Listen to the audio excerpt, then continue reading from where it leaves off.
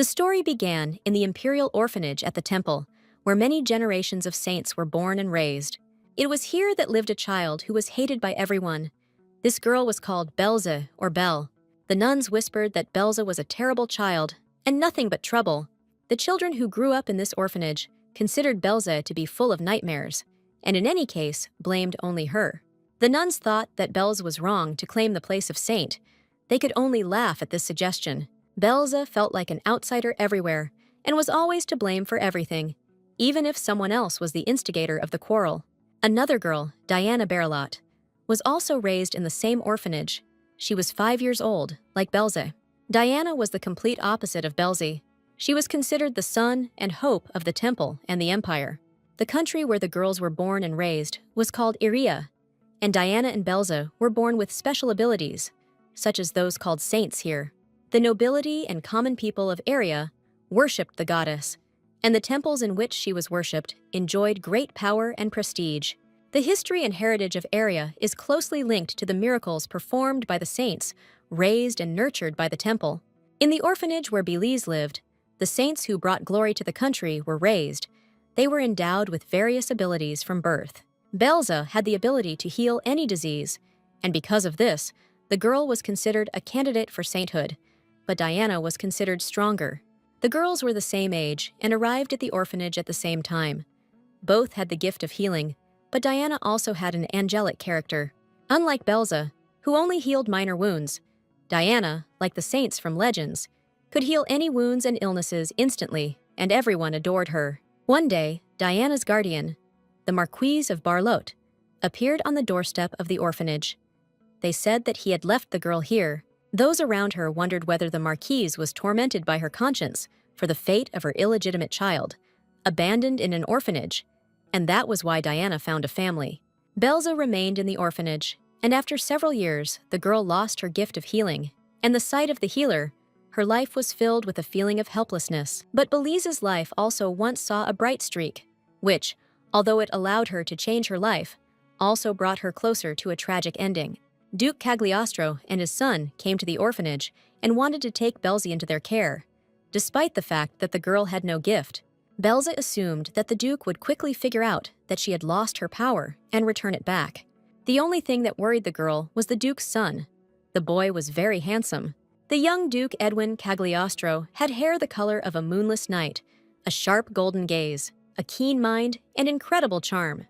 It is no wonder that Belze was enchanted by Edwin. To her, he was like a prince from a fairy tale. Belze saw Edwin and forgot about everything in the world. She stopped worrying even about the fact that she might not be taken into care again. The girl pointed her finger at Edwin's chest and declared, shocking those around her, that he would belong only to her. The abbot tried to apologize. He considered Belze's behavior unacceptable, but the Duke and his son liked her, and they decided to formalize guardianship. So Belze became part of the Duke of Cagliostro's family, and she immediately demonstrated her bad character by pestering Edwin. Many years passed, but Belze did not change. She lived and was raised in the Duke's family, but because of her bad character, she was not loved by either the servants or the aristocrats. They said that many ladies refused to appear in places where Lady Belze was present, and they gossiped that she was not Diana's equal.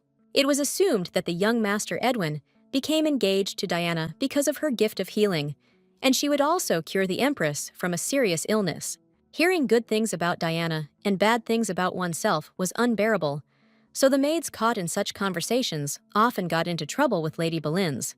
Wherever Belins went, Diana's shadow followed her, and she got everything Belins herself dreamed of. Diana even took the love of the man Belinza liked. It wasn't fair. Why take Edwin away from her? When Belins's anger and envy towards Diana became too much for her, a suitable opportunity presented itself to get even with the offender. One of the crown prince's subordinates contacted Belle and inquired whether she would like to break off the engagement between Diane and the young Duke Edwin and take the place of the saint. The envoy reported that Diana's family had conspired with the second prince to kill the emperor. Belle's was supposed to leave a letter and a vial of poison in the house of the Marquise of Barlotte. The girl thought it was strange, but she was blinded by hatred. In reality, the crown prince's goal was different, and Belize found herself in the role of a fool who was very easily used for the purposes of Cagliostro's enemies. Belle tried in vain to convince them that she had not intended to pour poison into the tea of the future Saint Diana. She was detained and not given a chance for acquittal. Bells was accused of treason and attempting to poison the saint, and the very letter was found in her room, which made the sentence harsher. Much later, Esther learned that the evidence implicating Berlot and the second prince had been altered to easily frame the crown prince and Duke Cagliostro. The Cagliostro family, which had preserved a centuries-old history of honor and valor, lost its title due to Belle's stupidity, and the girl herself ended her life on the guillotine. Belle was like the villain in the novella, and at the moment of her death, she realized that this was indeed the case, and the novella was called My Destiny to Become a Saint. But the main character of the novella was Diana, not Belze, and it was she who was supposed to become the saint. Every significant man Belins met belonged to a harem of male characters who surrounded and idolized Diana.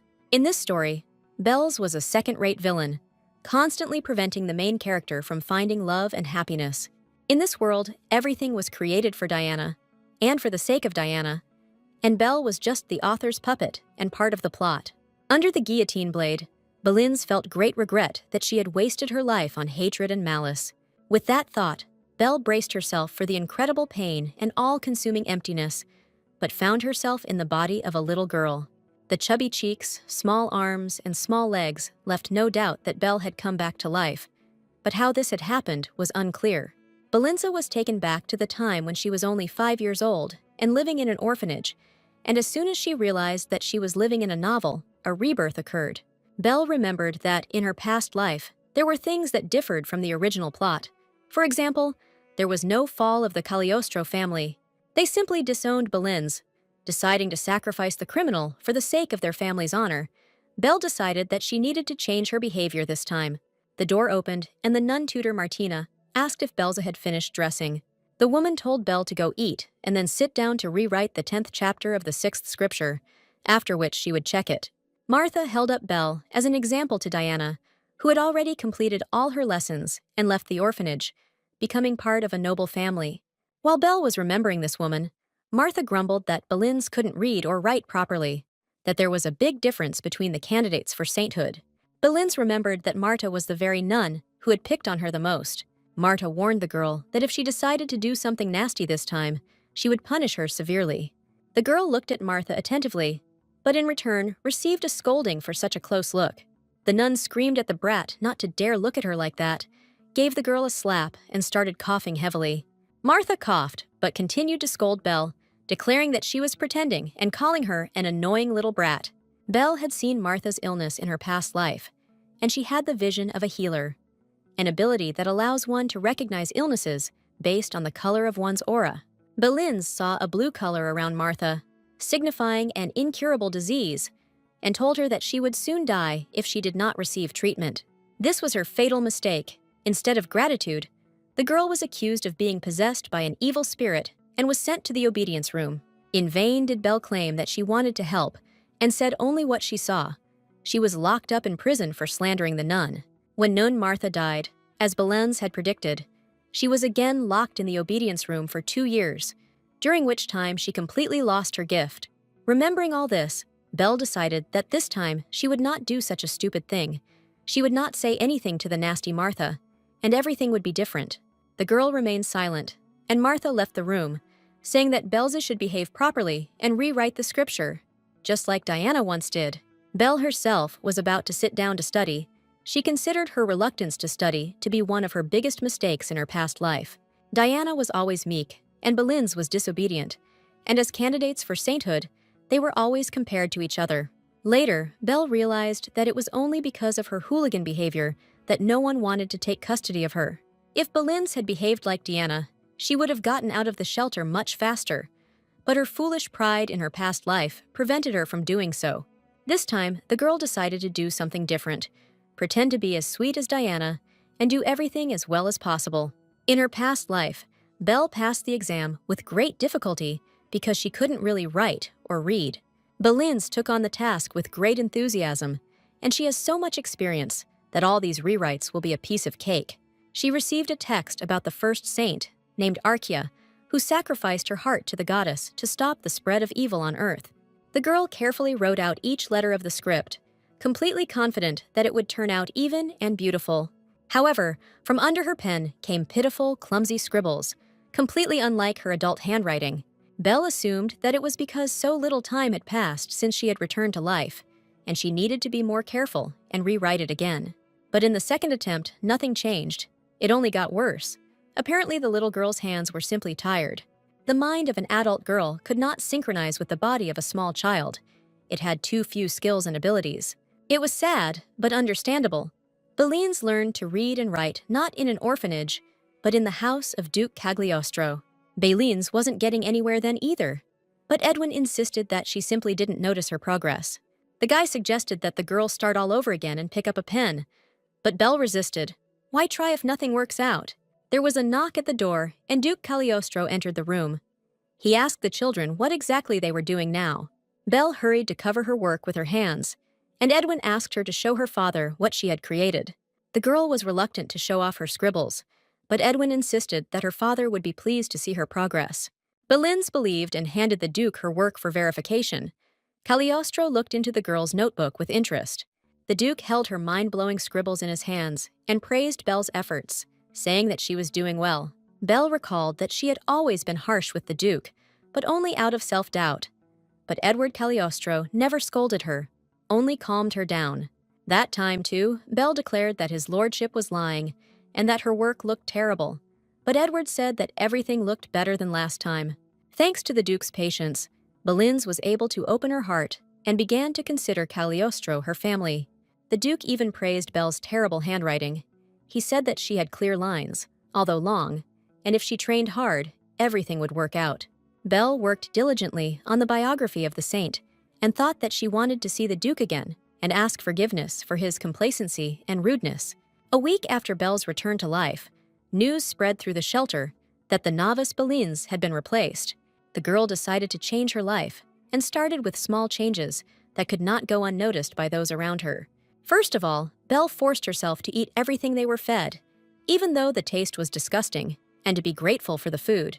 Dennis, a longtime enemy of Belle, advised the nuns to take a closer look at her and suggested that the girl had secretly thrown everything in the trash. Bellines could barely resist giving the impudent fellow a slap. She was trying to get her life together, but he was getting in the way. Belle made an effort, smiled sweetly, and said that Dennis was wrong. He himself saw that the girl chewed and swallowed every piece. The girl decided to forgive the guy this time and turned everything into a joke. She was now kind and accommodating, Belle told herself. Bellines had a long road ahead of her, but she was ready to take it and meet the Duke's family, so she started this life with a clean slate. The last thing Belle expected was that very soon she would be given a formal dress and ordered to change into it. The outfit was indeed very beautiful. Such dresses were issued only for meetings with noble guests, but it was still early for the arrival of Duke Cagliostro. The nun announced that an important person wanted to see Bellines, and she had to hurry. Bellines hurried, tormented by doubts, as if no one had a reason to look for her right now. In her past life, the girl met Cagliostro at the age of 7, after completely losing her gift. At 8, he took custody of her and took her from the orphanage. She was only 5 now, and no one was supposed to visit her, but the nun brought the girl to the door and announced her arrival. Belle entered the room. She was, of course, starting her life anew, but should that have changed the plot of the novella? In the office of the rector of the church, she saw exactly the man she had dreamed about all the time since returning to life. Belle did not forget Cagliostro, and how could she forget those who saved her and whom she, with her recklessness and stupidity, led to death? In front of Bellines stood Duke Edward of Cagliostro and one of his sons, Edwin of Cagliostro. The girl was told to greet the dear guests, but even without this, she bowed in the most graceful bow that she knew how to make. Belle could never have expected to meet Edward and Edwin Cagliostro so soon. Why did the Cagliostro family come for her now, and not in 2 years, as they did in her past life? Although in Belle's opinion, it was for the best, fate itself gave her the chance to become part of this family much earlier. She needed to make a good impression on the Duke and his son, but then Belle realized that she could not control her emotions. The girl tried to calm down, politely greeted the Duke, and said that her name was Belza. She was 5 years old, and she had the gift of healing. Duke Cagliostro was surprised by the excellent manners of such a young lady. Belle realized that the Duke was looking at her with a kind and warm gaze, and how she had not noticed this before. The Duke's voice was as kind as his gaze. He introduced himself to the girl and bowed his head. Valenza was immediately introduced to the Duke's son, Edwin Cagliostro, who was the firstborn and heir to his father's fortune and title. Edwin Cagliostro, as in his previous life, Belle made a stunning impression on her. The girl understood that if she looked up at him now, she would not be able to hold back her tears. She looked at the floor in front of Edwin when she greeted him. Edwin looked at Belle for a long time, and suddenly asked sharply if she really didn't want to tell him anything. The girl was taken aback, wondering what exactly he wanted to hear. The boy was indignant. Was he not good enough and didn't like Belle? Belle was already on edge. She felt it was unfair of Eddie to remind her of the events of her past life. As a result, Belinz simply burst into tears. She sobbed quietly, but continuously and inconsolably. Edwin called her a fool. The guy didn't like at all that the girl burst into tears at the very first meeting, and he muttered under his breath something about a possible mistake. The Duke was outraged by his son's behavior and demanded that he immediately apologize to the young lady. Belinz believed that she was the only one making mistakes, so this time she did something incomprehensible, burst into tears, unable to control her emotions. Belle looked at her little girl's body and was annoyed that it was so small and awkward. Abbot Pius asked for forgiveness. He justified the behavior of the novice, her youth, and the shock of his lordship's visit. Pius addressed the girl with an instruction. She must remember that in the Cagliostro family, a clan of iron blood, they do not know tears and raise masters of the sword. Belle remembered very well that the current duke had been known as a sword demon in his youth, but that was not why she was crying. The rumors about the Cagliostro family's cruelty are lies. They are kind. This is clear already because the duke did not abandon the useless Belle and always supported her.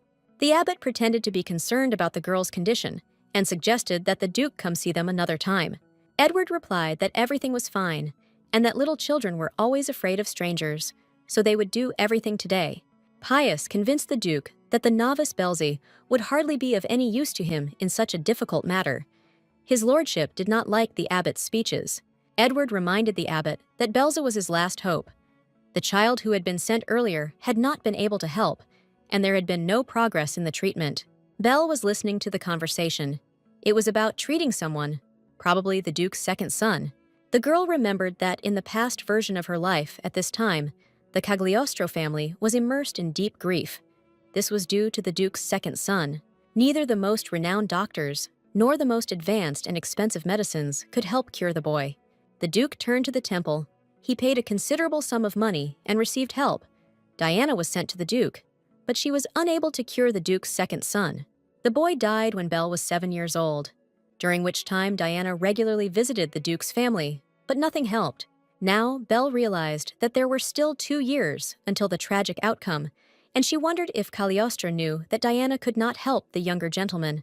The girl thought about it. When they met, Edwin behaved strangely. He asked if he wasn't good enough for Belle, as if he expected her to behave differently. Young Master Edwin acted as if he remembered their first meeting in a past life, and was indignant that today it was a little different. Belle's doubted that if this was true, then Edwin must know that she was the reason for the destruction of his family in the future. The Duke broke the silence and told the girl that one of his children was like her, just as reserved and polite. Belle's replied that she knew who he was talking about. His second son's name was Joshua. Did the Duke really want her to treat him instead of Diana? Belle admitted that she had already met Joshua last year, and there was no way she could pass up such a chance to help the Duke and leave the orphanage. In her past life, Belle used her powers on many people, one of them Joshua. But that incident was so minor that it was almost erased from memory. Belle dared to ask the Duke if it was true that Diana had failed to cure his son, and Edward was surprised how she knew this. The girl did not answer, but said that she could not promise to completely heal his son, but was ready to make every possible effort to do so. His lordship was moved by the girl's words. She was his last hope. In fact, Belle's had great doubts about her own powers. She was much weaker than Diana, but even she was unable to cure Joshua. Suddenly, Edwin's clear voice was heard, the boy calling Belle Dura because she asked the Cagliostro family for permission to treat his brother. The Duke pulled his son up and ordered him to watch his language. The boy was indignant, saying that they should be asking her for a favor, and not the other way around. Belle was about to burst into tears again. Edwin was indignant. What had he done wrong this time, that this girl was about to cry again? Duke Cagliostro extended his hand to Belza and asked if she would do them the honor of visiting the Cagliostro family estate. Belle replied that she would do it with pleasure. She could not believe that she would end up in the Duke's family so quickly.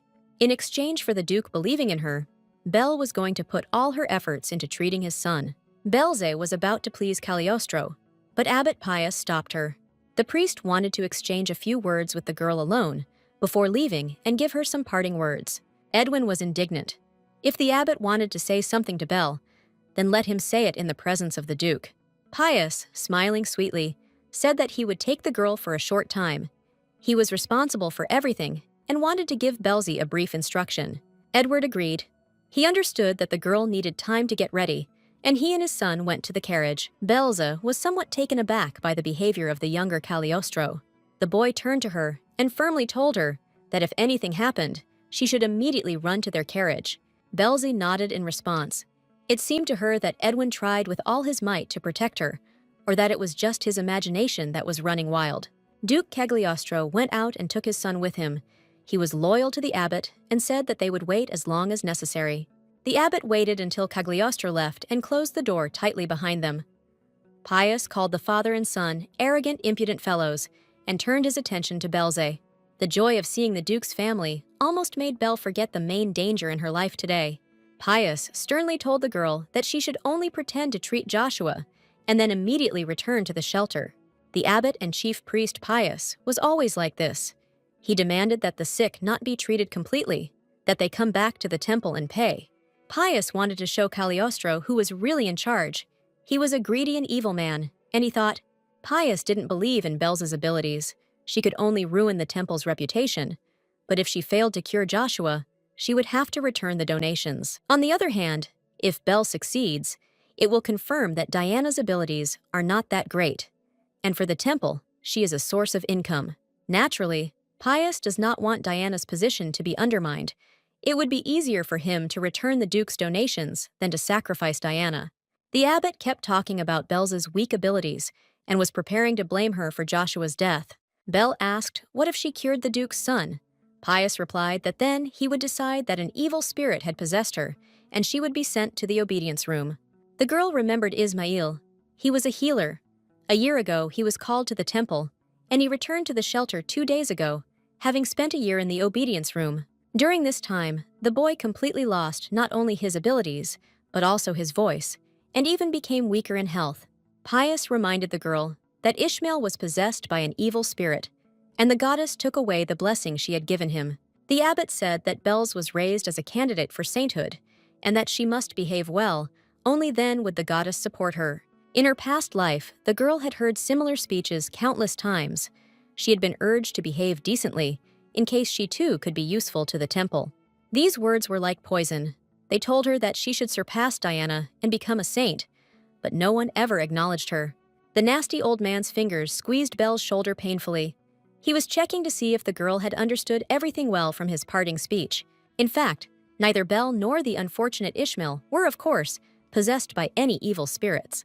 The only one obsessed here is Abbot Pius, and his obsession is the thirst for power.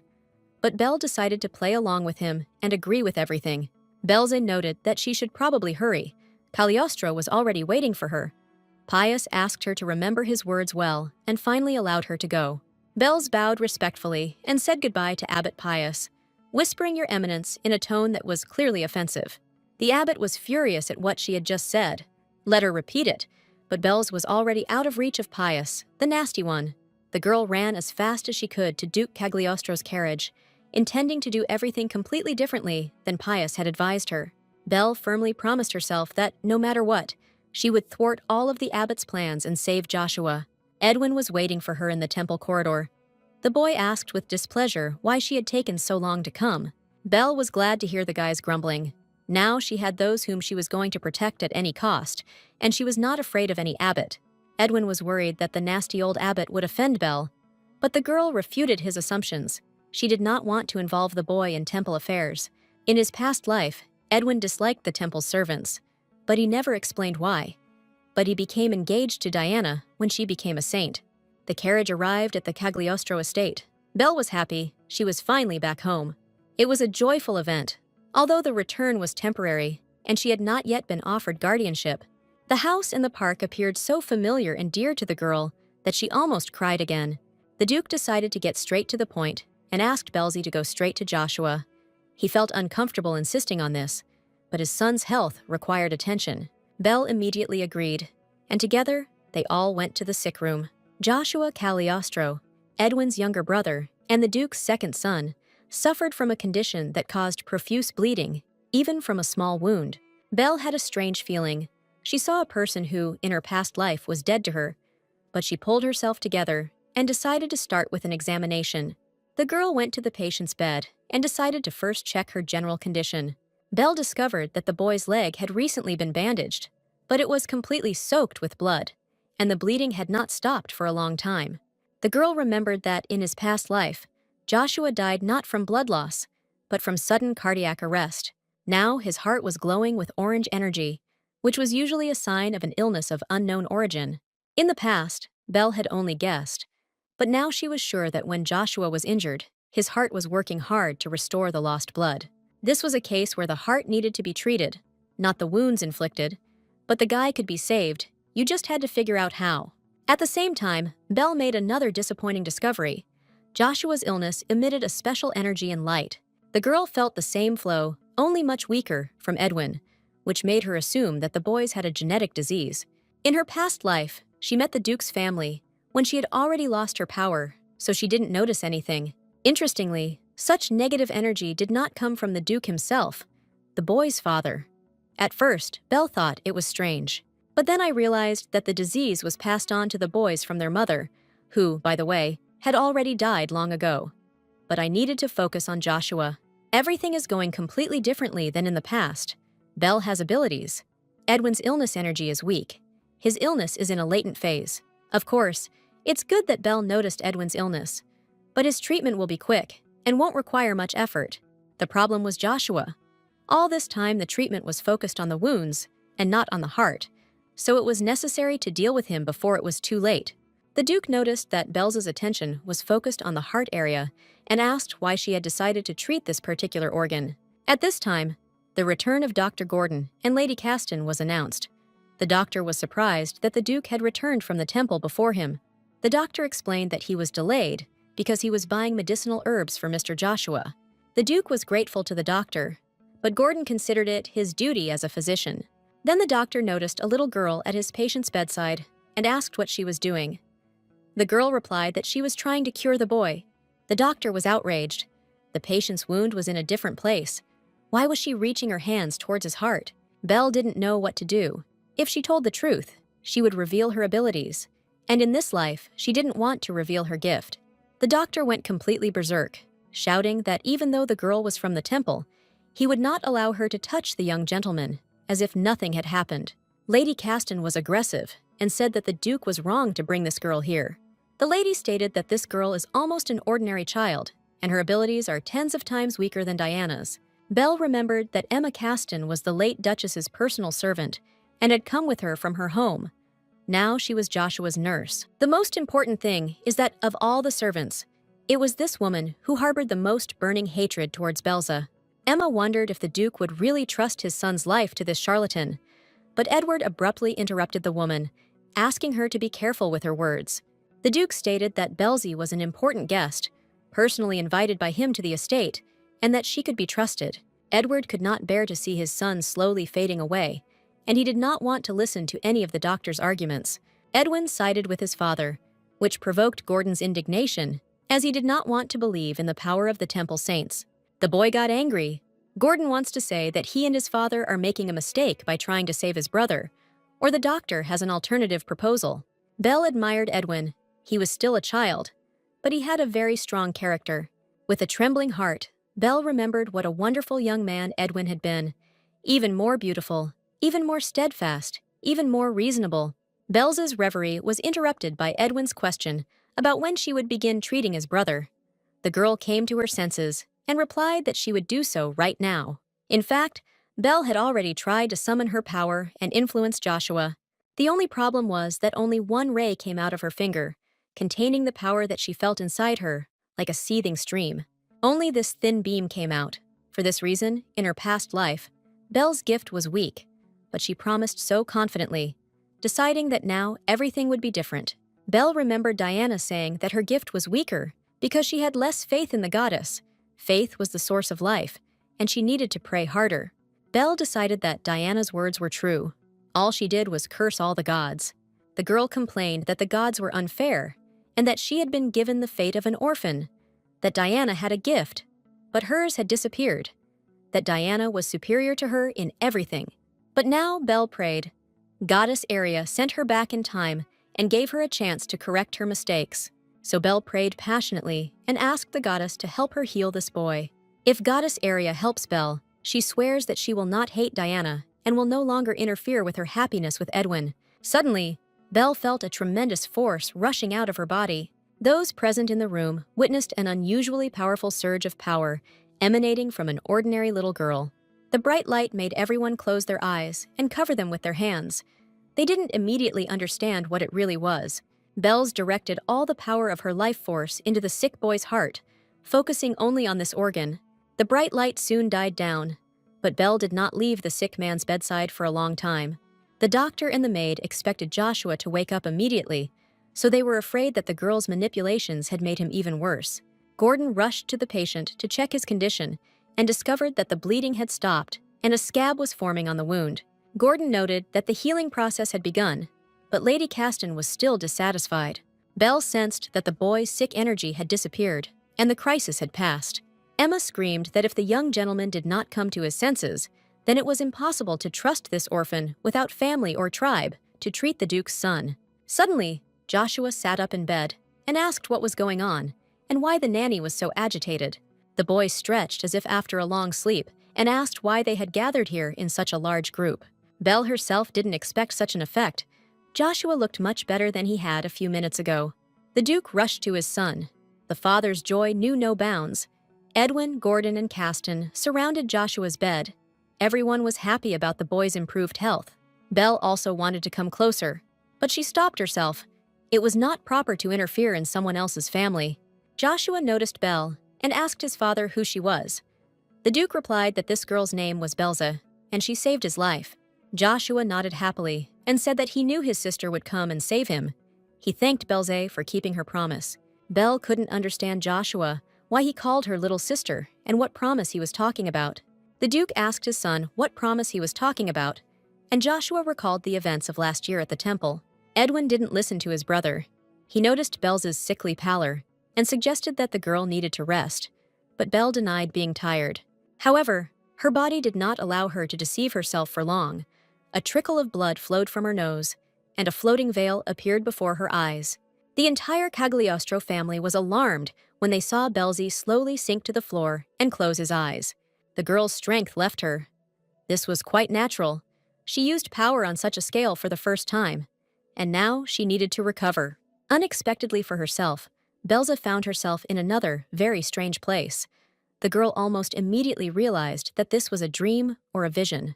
Judging by the surroundings, it was a banquet in honor of the day of worship of the goddess Aria, surrounded by priests, guests, and children from the orphanage. Belze saw that Abbot Pius was looking for her, but the girl grinned maliciously. He wouldn't find her today. Usually on this day, Belze would run away and hide in the forest, because she was tired of the attention of patients and people around her, and had to be somewhere here. Belle heard her own voice, telling someone that she had healed his wound. The girl found herself next to Joshua, and heard herself asking him to keep everything a secret and not tell anyone. Belle Real thanked the boy, and said that for his kindness she would heal him a little in the area of his heart. Belinza had a hard time keeping her astral body in the vision. The picture kept blurring. Suddenly, the boy's nanny's voice was heard. She was looking for Mr. Joshua and was apparently worried. The real Belze said that it was time for her to go, and promised that when they met again, she would heal Joshua completely. But in return, he would keep their little secret. That day, Belze, as usual, was looking for a secluded place to hide from everyone. Then she met Joshua, wounded and scared, and helped him. Belze quickly forgot about everything, which is not surprising. She was only 4 years old, but the boy remembered the promise and was looking forward to this meeting with impatience. Belle mentally apologized to Joshua for letting him down in his past life. and she would definitely heal him now. The girl opened her eyes and heard a loud boy's voice shout that her sister had woken up. Right next to the girl's bed stood the Duke's two sons, black-haired Edwin and fair-haired Joshua. For a moment, Belza couldn't tell the difference between a dream and reality, but the fog cleared, and she remembered how she had healed Joshua. The girl scanned the patient and determined that his condition had improved and the energy of the disease had weakened significantly, but had not disappeared completely. Belze praised the goddess. All that remained was to heal the remaining wounds on the boy's body, and everything would be fine. The girl asked for permission to finish the treatment. In her opinion, only a little effort remained. Edwin stopped the girl abruptly, asking what else she had come up with. Belle replied in bewilderment that she wanted to complete Joshua's healing.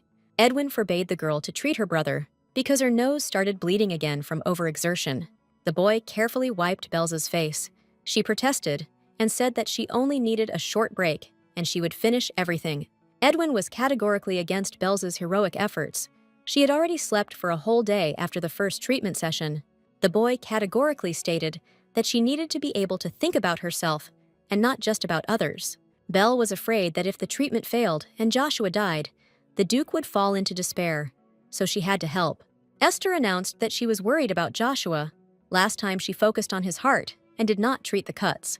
Joshua, of course, came to his senses, but the girl was afraid that the Duke would doubt her abilities, since the wounds on the boy's body remained. In this case, Belle's services would be rejected, and Joshua's condition would worsen, so the girl insisted on continuing treatment and that she had the strength. The Duke sided with his son, believing that Belza should stop treating Joshua. Belz was plunged into despair. Was the Duke refusing her services because she had not fully healed the wounds of his youngest son? The Duke declared that this was not so. He had not seen his son in such a state of animation since last year. Cagliostro remembered very well how Joshua never tired of constantly retelling the story of his meeting with the amazing girl who healed his knee. A picture formed in Belle's mind, and she understood why the Duke's family had taken her under their wing in her past life. After Joshua's death, the Duke discovered that he had died of a hereditary disease. Then they remembered how the boy had talked about her and set out to search. The Duke informed Belza that they would postpone healing Joshua until the girl recovered. Only after that, Belze would be able to continue the treatment. Belz looked at the Duke with gratitude and clearly understood the way in which she could repay him for his kindness. Joshua fully supported his father and brother. He could not watch indifferently as his little sister, that's what he called Belle, suffered. Unexpectedly, Dr. Gordon announced that he objected to continuing the treatment. The old man was devoted to the Duke's family, and his opinion was always taken into account. Edward wondered if Dr. Gordon still didn't trust Belzy. The doctor stated that this was not the issue. His doubts faded in the face of the girl's talents, and he was amazed by them as a doctor. But Gordon was categorically against Belzy continuing the healing, since the great power of the Holy Force could destroy her body. Gordon stated that he personally confirmed that the girl's heart stopped when she lost consciousness. Duke Cagliostro asked the doctor to explain the danger this posed to the child. Belle was scared. How could it be that her heart wasn't beating? Was she really on the verge of death? The Cagliostro brothers looked at the girl with alarm, as if a heart could not beat. This meant that a person had not lived for some time. In a vulgar life, the days spent in prison, where Belza ended up on charges of poisoning Diana, were no different from existence in the underworld. Belle had to endure torture and hunger, but she discovered another ability within herself. It was called the Blessing of the Goddess. Kilian Estard, the second prince of the empire, monitored Belza's condition and was pleased with the new opportunities, so he stole her heart, removing it from her chest and placing it in a vessel. Kilian was informed that the deepest wounds on her body healed quickly. Moreover, Belzy could live without a heart at all.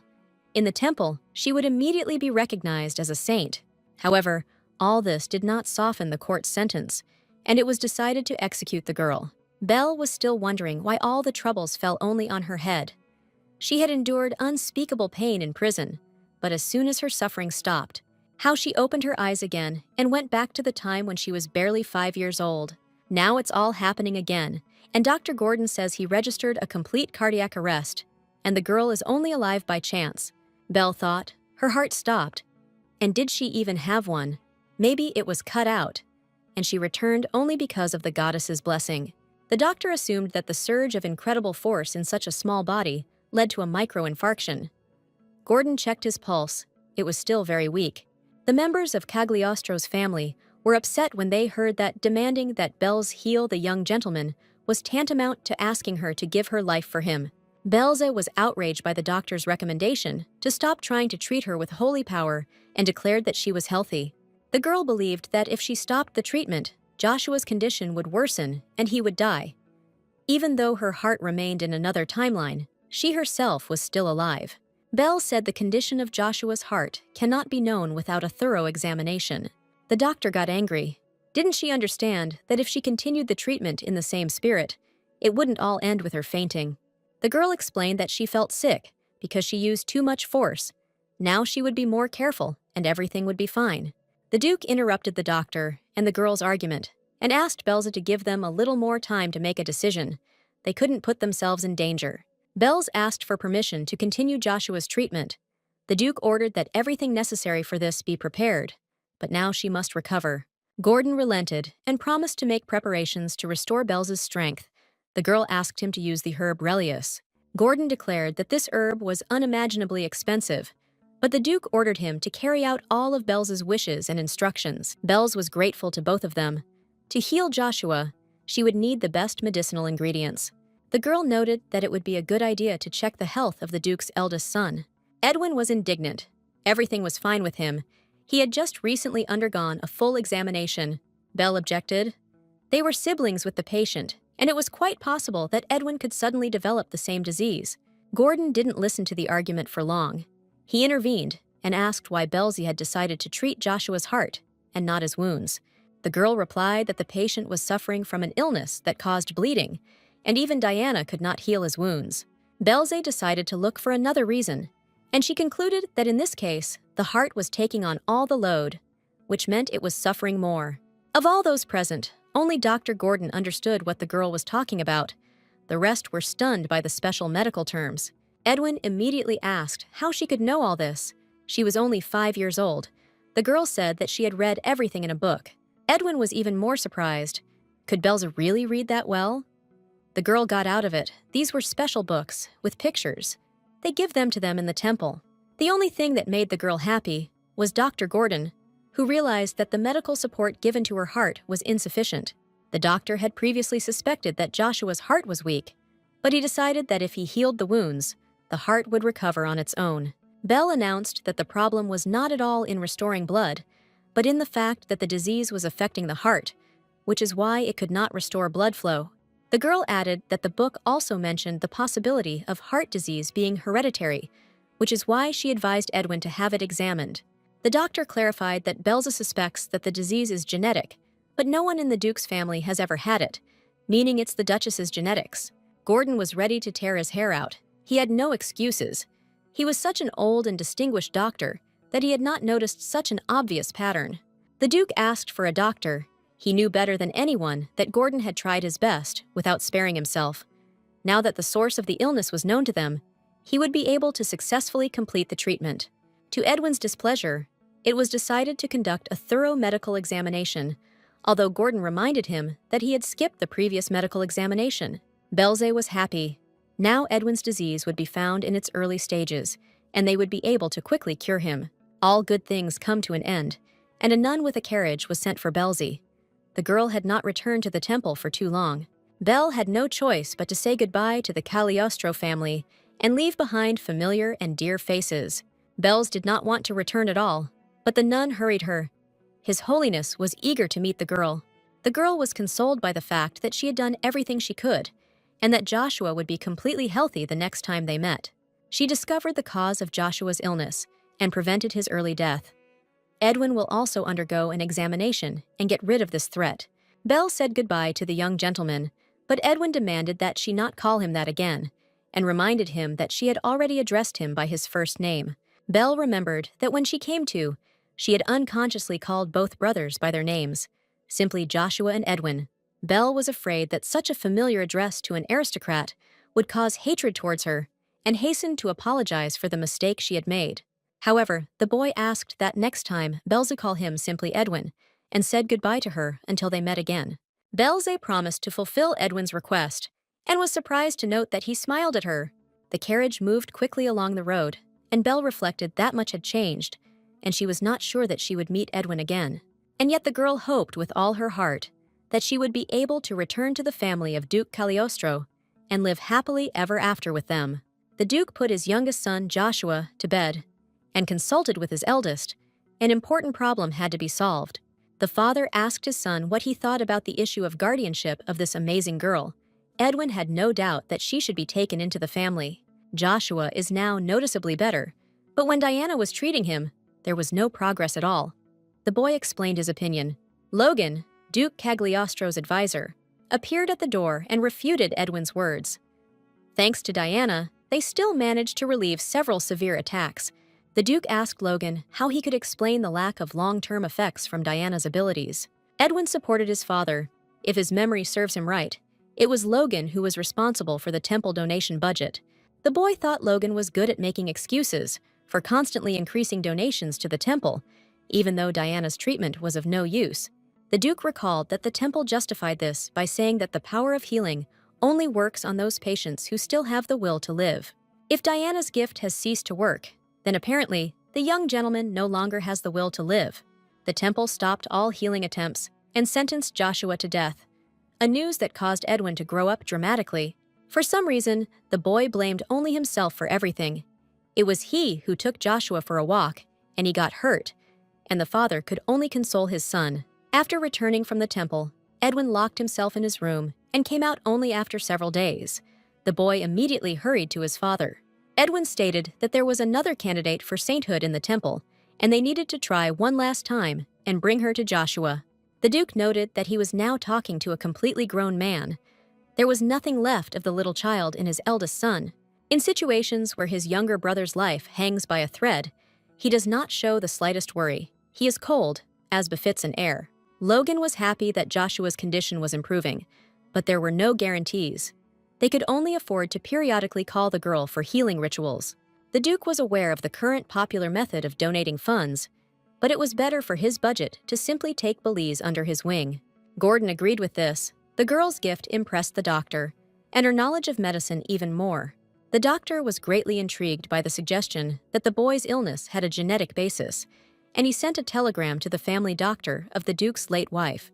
It turned out that in the Trabon family, there were indeed cases of sudden deaths from symptoms similar to Mr. Joshua's case. Gordon was expecting a package of medical documents from the Trabon family doctor regarding all such cases, and he had outlined a course of treatment. The Duke thought about it. He himself had not thought of writing to his wife's parents. They had a strained relationship, and after his wife's death, Cagliostro had become completely distant from them. Gordon continued to blame himself, but the Duke said that he should rather be glad that everything became clear not too late, and asked what he would say about guardianship. The doctor announced that if the medication and Belle's abilities were combined, the young master's treatment would be more than successful. The only thing that bothered Gordon was Belle's gaze. It was as if she saw right through people. Such a child could bring more than just joy. Edwin asked if Gordon was still angry with Belza for having shaken up his collection of rare herbs. Gordon didn't deny it, but that wasn't the point. The Duke announced that he had taken a liking to Belzy, and that he would stand by his decision. They would take the girl in and arrange guardianship. Cagliostro thought that Belze was very sweet and looked like an unfortunate little hare, especially since he always dreamed of a daughter. Logan decided that he had misheard, that the Duke had really called the girl cute, and then Edwin surprised him by saying that he liked Belle's sparkling eyes. Abbot Pius was furious. Thanks to Belze's help, the condition of Cagliostro's youngest offspring was improving, and he demanded an explanation. The girl mumbled that she was following His Holiness's orders and was only pretending to treat the boy. In that case, Pius inquired why Duke Cagliostro had sent him an interesting document. The girl read the lines carefully. The Duchy of Cagliostro expressed heartfelt gratitude to the temple for the assistance provided in treating its youngest son. Here the Duke asked the temple to establish sponsorship over Belze and transfer it under the complete guardianship of the Duchy of Cagliostro. Belz was delighted. That's what the Duke meant when he said he would support her in everything. The second point was even more interesting. The Duke wrote that during Belz's visit, it was established that Diana's treatment was ineffective for Joshua. However, he will not demand a return of the donations, but asks for an estimate of the expenditure of the funds received by the temple. Pius was angry. He had specifically ordered Belza to act as usual, but she had ruined everything. The girl justified herself by saying that she had used only a little holy power, but she had never thought that it would heal the boy, and that his wounds had simply healed. The girl suggested that it was the goddess herself who performed the miracle of healing, and that is why Mr. Joshua felt better. Pius was surrounded by purple flames, and he screamed, "Did Belzy, whose plans she had disrupted by curing this brat, imagine that he was supposed to die?" The girl looked at the abbot in surprise and wondered. She had never seen such a color. What, I wonder, was happening to Pius? Belle understood that the abbot wanted Joshua to die from the very beginning, which is why he ordered her not to treat him, but only to pretend. The girl clarified that the abbot had just said that she should have let the young master die. She had heard correctly. Pius came to his senses. He had said too much in the heat of the moment, and now this girl was an unnecessary witness. The abbot accused Belza of being possessed by evil spirits and ordered her obedience room to be abandoned. It didn't take more than a few minutes for Belzy to find herself where she least wanted to be, in one of the obedience cells. In front of the bars, Pius was blazing with a violet flame. The abbot himself decided to make sure that the locks on the girl's cell were secure. Here, according to the abbot, evil spirits will leave the body of the novice, and she must constantly pray to the goddess for this. Hidden deep in the temple's basements is a room of obedience, but it is not intended for the re-education of disobedient children. This dreadful place serves to strip the abilities of those called the Blessed, where they are locked up by order of the priest. This is how the gift of the divine voice was taken away from Ishmael, and in the same way, Belza was deprived of her gift of healing in her past life. Both gifts faded after a long stay in the obedience room, but this time Belle was determined to keep her abilities. It was feeding time, but Belle didn't want to take any risks. They might have mixed a sleeping pill or some other drug into the food. Belle decided not to eat or drink anything until she figured out exactly how they were depriving the blessed children of their gift. The girl was wondering how long she would have to endure hunger and thirst. The Duke had sent an official letter, meaning he would look for her. Belle's wasn't confident in herself. She was a child and wouldn't be able to endure it for long. According to her estimates, no more than 2 days. Suddenly, a strange, drawn-out sound was heard in the cell. Belzy thought she had heard it somewhere before. It was very similar to what Diana had taught in the past, some ancient dialect with a mysterious meaning. The girl immediately felt the purpose of this sound, and her strength began to drain away. Stunned, Belle realized that this was real magic, and then it dawned on her. Children like her and Ishmael are deprived of their powers. Their abilities are not taken away with drugs. This room absorbs magical power. They most likely add sleeping pills to the food and drain all the strength from the sleeping children. After this, the children continue to live, but like normal people. Belle's was alarmed. She needed to get out of this cell as soon as possible. She would lose not only the ability to heal here, but also her life itself. The girl clung to the bars and screamed loudly to be released. She was afraid of completely losing the skill that allowed her to use magic. Belle had to hurry, or she would lose everything again. Her mind was clouding over, and she thought her end was near. Through the fog of faintness, she saw Edwin Cagliostro. But how did he get here? The guy took the bracelets off the girl and replied that they didn't have time now. He would explain everything to her later. Now he had to get her out of here. Strangely enough, Belza saw both herself and Edwin as adults. The girl said that all this was happening because of her, and Edwin shouldn't have risked himself. Edwin took her out of the dungeon and ordered her to hide in the forest. He would deal with the pursuers in return for her. Belza asked Edwin to believe that she was innocent, that she had done nothing wrong, and swears to it. The girl claimed that she did not try to poison Diana, and did not know that the letter would contain evidence pointing to treason. Edwin ordered the girl to wipe away her tears, and gave her the heart that the prince had taken from her. Belle should not lose it. It would still be useful to her. Belze took the jar with the heart, and asked if Edwin didn't find her disgusting. The guy replied that she shouldn't be afraid. The members of the Calostro family didn't know about him. The girl replied that she was not part of this family, but Edwin said that the official adoption papers were ready. It was a gift for her name day.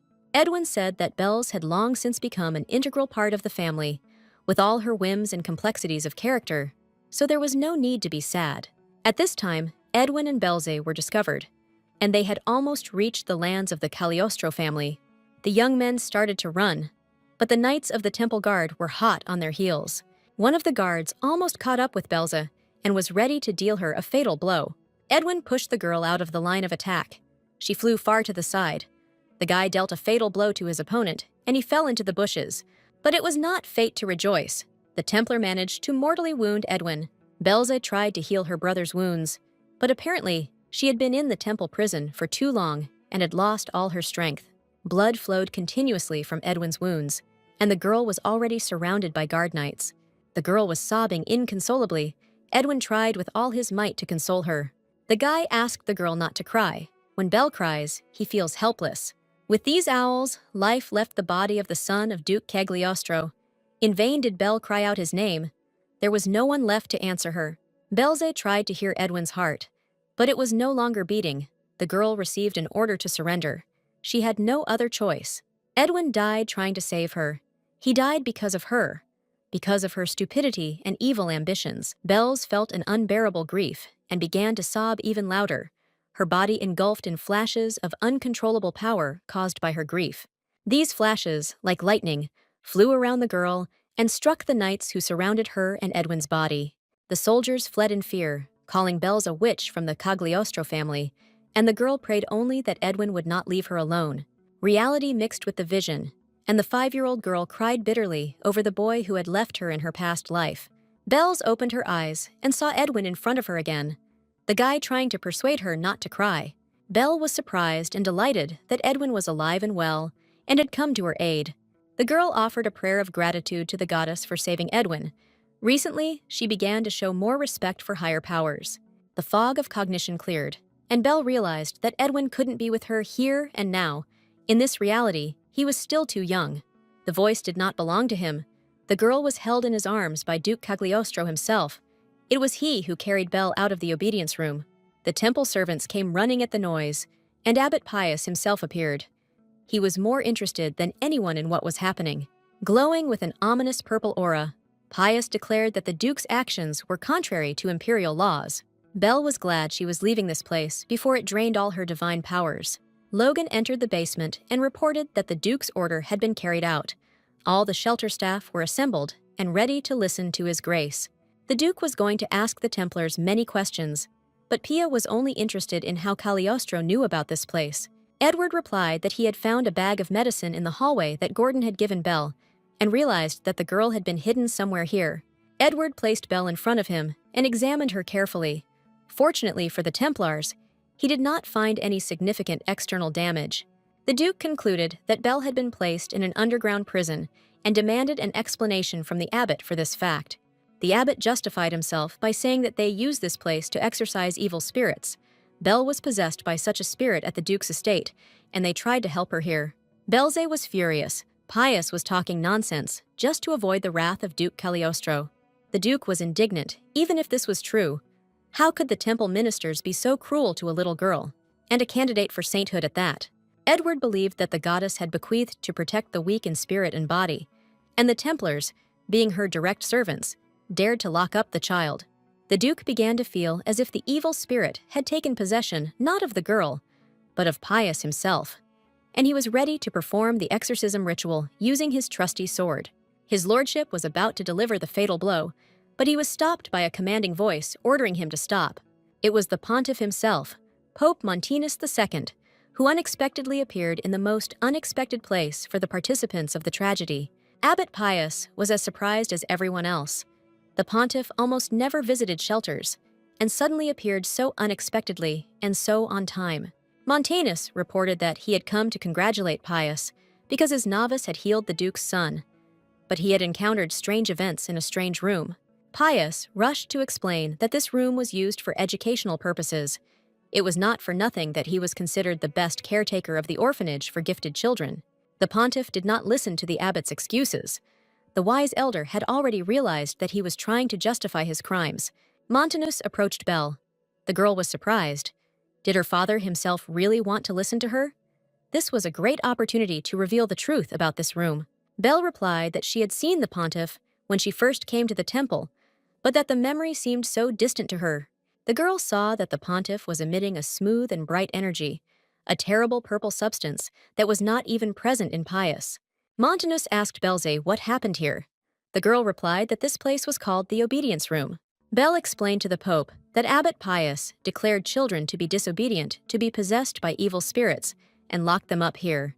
The girl began to cry and asked the pontiff to believe that she was not possessed by any evil spirits. Montanus stroked the girl's head. The wise old man saw that the child was telling the truth. The pontiff, without turning to Pius, declared that from that moment he excommunicated him from the temple and ordered that he be detained until the circumstances of the case were clarified. Montanus ordered that all other servants involved in violations be punished in accordance with the laws of the temple. The pontiff ordered that everything be removed from this room and the premises locked. Montanus understood that something was wrong here, but he did not understand the essence. Bell realized that the pontiff could not read the ancient writing on the floor of the cell, so she had no evidence of the crime. The only consolation was that after what had happened, the horrors that had taken place in the shelter would stop. That was already good. The Duke asked the pontiff to hand over the temple's documentation for examination by the Imperial Investigative Bureau, and for a verdict to be issued. Pius protested. Bell understood perfectly well why. If the case was transferred to the Bureau of Investigation, the abbot would look like a common criminal. Montanus hesitated. He still believed that these were the internal affairs of the temple, and whether it was worth going so far because of an overzealous minister. The Duke did not back down, and he also stated that he would soon take Belzi under his full guardianship, a document to this effect which Montanus had recently personally signed. The Duke said that he had returned to personally take the girl, but he had not expected to see such horrors. He was not going to let the temple get away with such an outrage. Montanus took into account the arguments of Duke Cagliostro and entrusted him with further investigation of the crimes of Abbot Pius. Bells watched the old man go and understood that he was a good man. It was a pity that he had no more than 5 years left to live, as evidenced by the white glow surrounding him. The girl knew that when a person's life comes to an end, it is impossible to avoid death. She could only pray that the goddess's blessing would be with him. Bell asked the Duke for permission to speak with the former abbot one last time. He was looking after her, and she wanted to say goodbye to him. The girl announced that since the abbot had been demoted, she would only call him by his first name. Pius flared purple and accused the girl of witchcraft. Bell realized that the same energy emanated from him as from the knights who had bewitched Edwin in his past life. Then she managed to destroy them with holy power. Now Bell, ignoring Pius's resistance, tried to rid him of this evil energy. Bell had to protect the Duke's family, and this man was dangerous because he, not the poor children, was possessed by evil. After Bell's manipulation, the former abbot lost all his anger. He fell to his knees and offered prayers to the goddess, not paying attention to those around him. In vain did the Duke's knights order Pius to rise and follow them. The former abbot was in a deep faint. Bells was happy with this outcome and wished Pius a successful stay in the cell of the Bureau of Imperial Investigations, and she was also glad that the abilities had not disappeared. Cagliostro eagerly awaited his future daughter.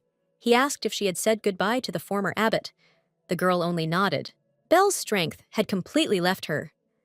Edward discovered that the girl had a fever and ordered a carriage to be brought and Dr. Gordon to be called to the estate. Logan offered to stay at the temple and perform a quick healing ritual on the girl, but Belle begged to be taken away from this terrible place as quickly as possible. The Duke understood Belle's condition perfectly well. Here they could only harm her.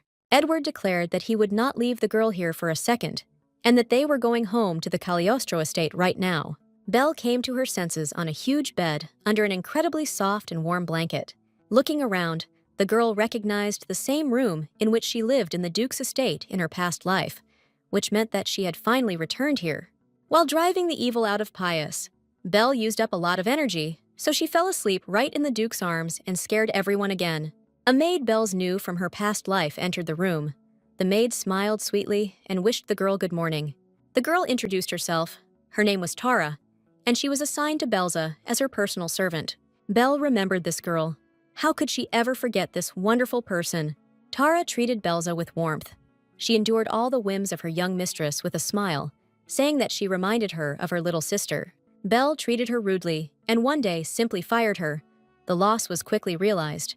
But it was too late. She was left without a loyal person. Now, upon meeting Tara, the girl's heart was filled with joy. She greeted the maid so warmly that she even felt at a loss. The girl moderated her ardor somewhat and said that her name was Belza. The Duke had taken her under his wing, and she would live with him on his estate. Now she knew how to appreciate people. Bells looked critically at her new dress. It wasn't too fancy, but it wasn't too simple either, just right. In the past, her outfits were constantly complained about and criticized, but now Belle approached their selection more critically, trying to maintain moderation. Tara thought that the dress suited the young lady incredibly. All that was needed was to adjust the sleeves a little. The maid was horrified by the girl's thinness and fragility. Was it really true that the children in the orphanage were not fed at all? Tara decided that she needed to take good care of her mistress. The girl reported that since she had recently fainted, Gordon had prepared a new medicine for her. Milady's temperature is already normal, but since she is often ill, the doctor's medicine will not be superfluous and will certainly strengthen her health. The powder was bitter, Tara insisted. Otherwise, my lady would not be allowed to treat the young master. Belle had to close her eyes and drink it all. Lady Caston entered Belle's room, clearly out of sorts, and declared that she had ordered the girl to be sent to her as soon as she woke up. Tara objected that Lady Caston had asked for Belze to be brought by 3 o'clock, but she objected that Joshua was waiting, and the sooner she came to him, the better. Lady Caston sharply declared that if it were not for the young master's illness, the ragamuffin from the orphanage would not have been allowed to set foot on the estate's threshold. Caston said that since Belle was here to treat the young master, she had to do everything to prove her right to stay in this house. Tara was outraged by the rudeness with which Nanny Joshua spoke to Belle. But Belle decided not to argue with the lady. In fact, she was right. Lady Caston was the late Duchess's personal servant and was respected on the estate. It would have been foolish to behave disrespectfully towards her. The girl announced that she was ready to continue the young gentleman's treatment and asked to be taken to him. Caston didn't have the best opinion of the girl, but Belle was going to prove that she could help Joshua and thereby change the attitude of this strict lady towards her. Belze found Joshua in the company of Dr. Gordon. The boy had injured himself again. But despite this, he joyfully greeted the girl and called her little sister. Belle returned the greeting, although she felt a little awkward about Joshua calling her little sister, but it was still sweet. The girl examined the boy, and to her delight, his heart condition had not worsened. Gordon assessed Belle's condition positively. His medications were clearly doing the girl good. Belle confirmed this and thanked the doctor. Gordon, like any scientist and elderly man, was vain and was delighted by the girl's gratitude. He had no doubt that Belle would get better. He is a scientist and knows everything about treatment. If the girl feels bad, she should immediately contact him. Joshua admired his sister's courage. He had a hard time forcing himself to take his medication. Belle stated that if today's session went well, Joshua would not need to take any medication, although the treatment process would not be very pleasant. Belle promised that if Joshua endured everything, she would ask the Duke to reward him. The boy replied that he wanted one wish and promised not to cry. Belze began treatment. Last time she suppressed the main source of the disease. Now she was going to eliminate the secondary symptoms of the illness. Belle felt the same way as when she was exorcising the evil from Pius. In order to prevent the serious illness from taking hold, she had to act carefully and attentively. Bells found metastases of the disease in Joshua's body and began to methodically and carefully get rid of each of them. There is very little time left until the end of the work. Suddenly, rough female hands threw Belle away from the boy and into the other corner of the room. Caston decided that the girl was not healing, but only causing pain to the boy. Lady Caston called Belle a witch and, ignoring Dr. Gaston's objections, hid Joshua in her arms. Belle rubbed her bruise. Because of this woman, she almost made an irreparable mistake. During the treatment, the patient experienced pain. This is common knowledge. Lady Caston objected to the doctor that if anything happened to Joshua, it would be the girl's fault. The young gentleman suffered from the pain she caused him. Belle asked how Joshua was feeling. The nanny blamed her for the boy getting worse. Gordon loudly expressed indignation at Caston's behavior. Joshua complained that his leg wound was itchy. Lady Caston did not want him to touch the wound. She was afraid that it would bleed again. However, under the freshly applied bandage, there was completely healthy skin. The wound healed completely, and regeneration was instantaneous. Belle was glad. The healing proved that her treatment was helping the Duke's son. All that remained was for Lady Caston to confirm this. Belle calmly turned to the frightened woman and said that she could cure the young gentleman. His condition was better, but the treatment needed to be continued. In this process, Belle will need full concentration. If Caston pushes her away again, The young master could be seriously hurt. Belle sincerely hoped that Lady Caston would no longer interfere with her treatment. Even such a polite speech infuriated Caston. She was ready to throw the scoundrel out of her favorite's room. Only Joshua's insistent voice was able to calm the enraged nanny. The boy claimed that the nanny had pushed Belle too hard, and that his sister had actually been trying to help him. Joshua reminded Lady Caston of her words, that if someone is wrong, they should ask for forgiveness, and the lady apologized to Belzy. The girl understood Lady Caston's anxiety perfectly well, but asked her to trust her. She would definitely cure the young master. Belle asked the doctor to prepare a painkiller for Joshua. It will be necessary for the final stage. The doctor decided that an extract from blue fireflies would help them. It would enhance the effect of heart-strengthening medications and ease the pain from treatment. Bells listened attentively to the doctor. She realized that his medicines not only preserved her strength, but also increased the effectiveness of their use. Bells openly admired the doctor and counted on his help in the future. Gordon replied that he was the best in his field, and that there was no doubt about it. The mutually beneficial and pleasant communication between two medical specialists was interrupted by the appearance of another character. Edwin entered his brother's room and asked if his treatment was finished for the day. Joshua was delighted to see his brother. Belle was a little confused. She reacted strangely to Edwin's appearance. The girl didn't expect to see the guy today. She felt awkward in his presence. Edwin asked how Belza was feeling. Belle wanted to answer that everything was fine, but she didn't know how best to address him. She could continue calling him young master. Edwin was indignant. They agreed to communicate by name. Joshua joined his brother. He demanded that Belle call him by name too. Joshua stated that the three of them could be friends, and Belzy would be considered their sister. Edwin laughed and said that when Joshua grows up, he might regret declaring Belza his adopted sister. Who knows how the relationship will develop? Joshua didn't pay attention to his brother's words. He had already told how Belzy had shone a miraculous light on him, and his wound had healed. It was cool. Edwin was glad that his brother's wounds had healed and asked to see it. While Joshua was showing Edwin the healed wounds, Belle noticed how negatively Lady Caston was reacting to the Duke's eldest son. Bells understood her mistrust of herself. But how could Edwin displease this lady? Caston asked, in an indignant voice, if Mr. Edwin should not be at training now. She thought it was time for him to leave. Joshua wanted to object, but the doctor said that he needed rest, and they all had to leave the room. The baby called out to Belle as she left and reminded her that she owed him one wish. Belza asked the doctor if she could stay with the baby and asked Joshua what he wanted. The boy asked Belza to stay and play with him. He knows a very interesting game and wants to teach Belza to play it. Dr. Gordon praised Eddie for finding time to visit his brother despite being busy, which is a commendable act. Edwin replied that he simply had a break between classes and didn't know what to do with his free time, so he came in. Eddie heard that Gordon had made medicine for Belzy. The doctor confirmed it, and while he was preparing the drugs for Joshua, he decided that Belzy also needed them. Edwin asked to take care of Belle, but when Gordon hinted that he had tender feelings for the girl, he became boyishly indignant. The doctor was worried that Lady Caston's relationship with Edwin had worsened since he had gone for a walk with Joshua.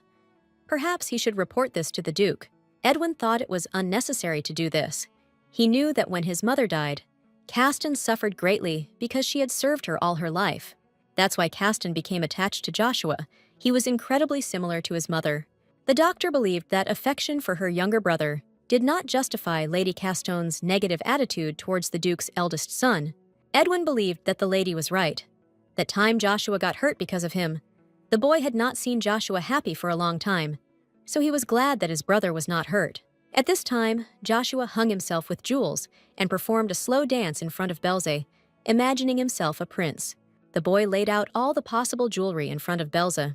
At first, they simply looked at them, and then he began to put on tiaras, necklaces, and rings. This was called playing prince.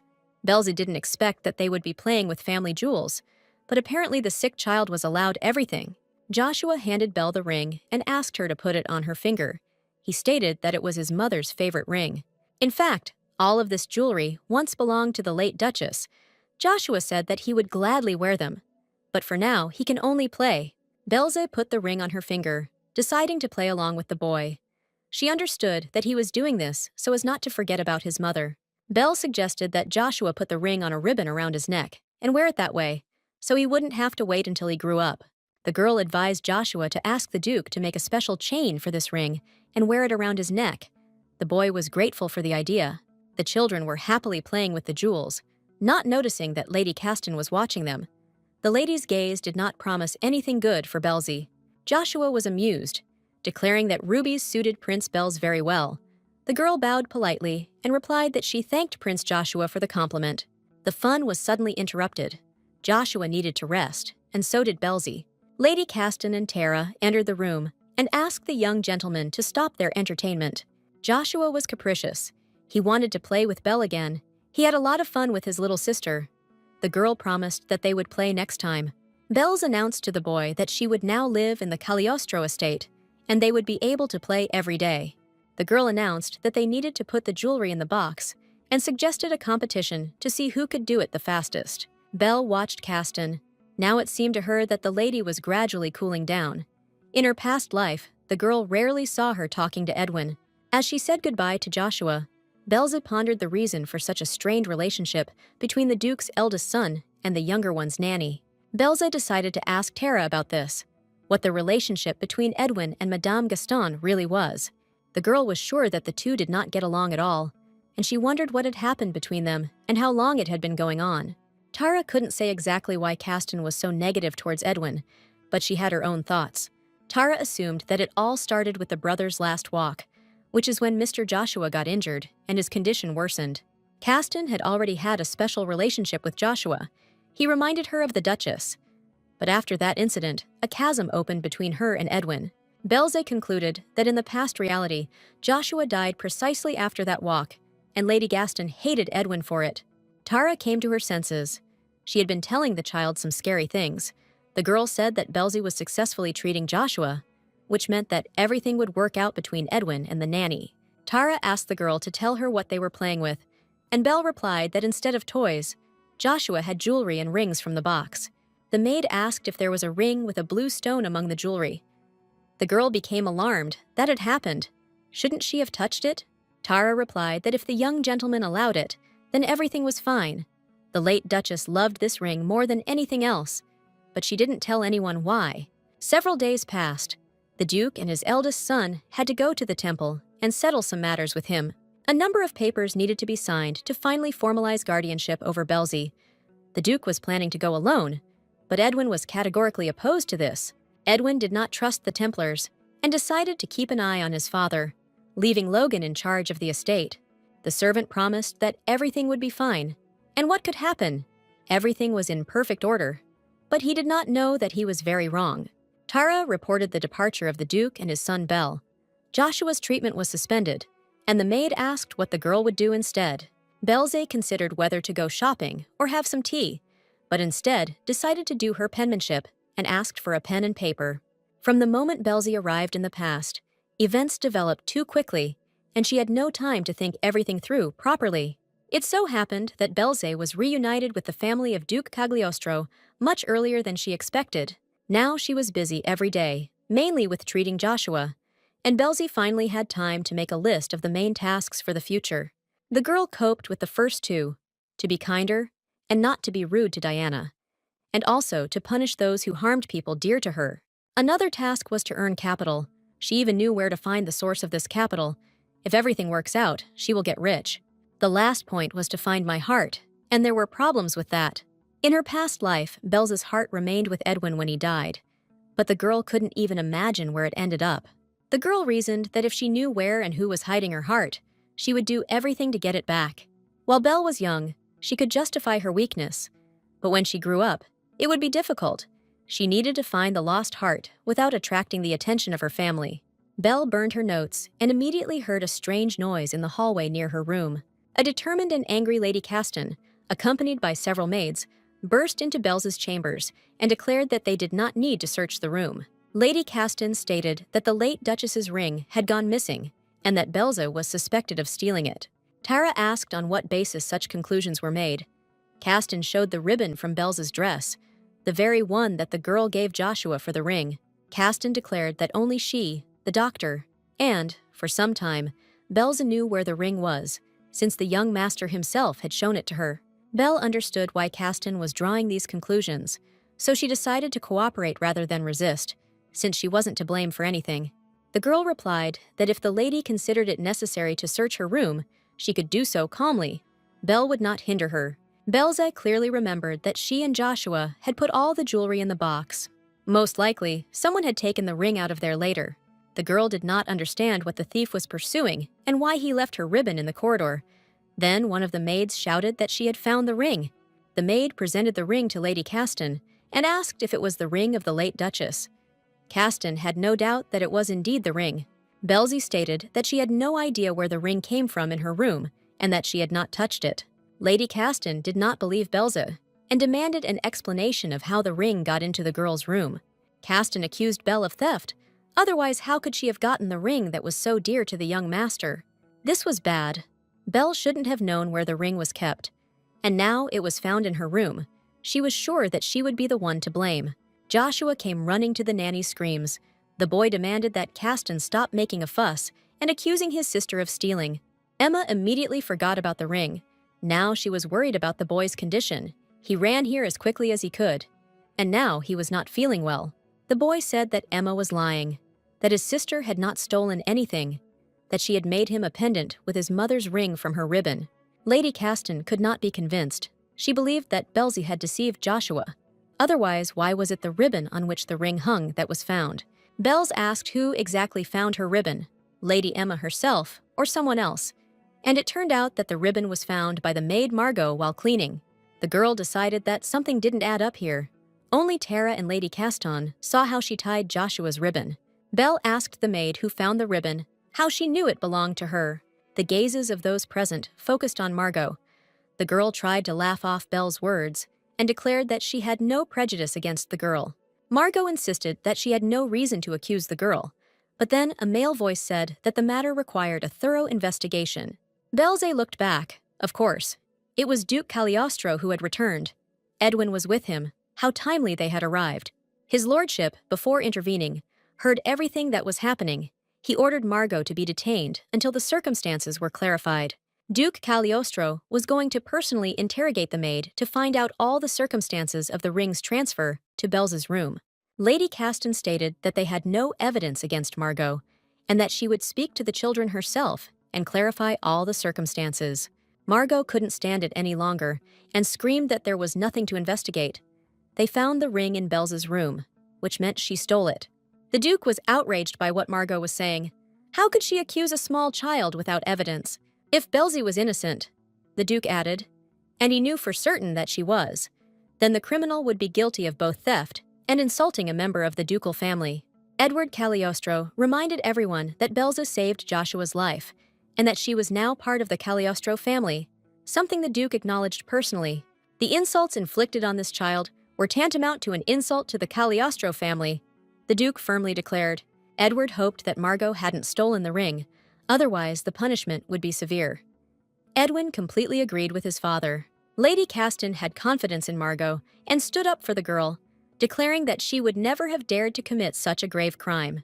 Margot fell to her knees and begged for mercy, saying she had no other choice. The maid complained that debt collectors were after her. She owed so much that she had to steal, which is why she stole the ring. Margot said that she overheard the conversation between Lady Caston and Logan and found out where the jewelry box was. She was knitting only one small ring.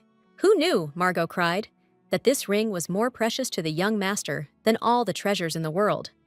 The loss was quickly discovered, and the maid had to lie.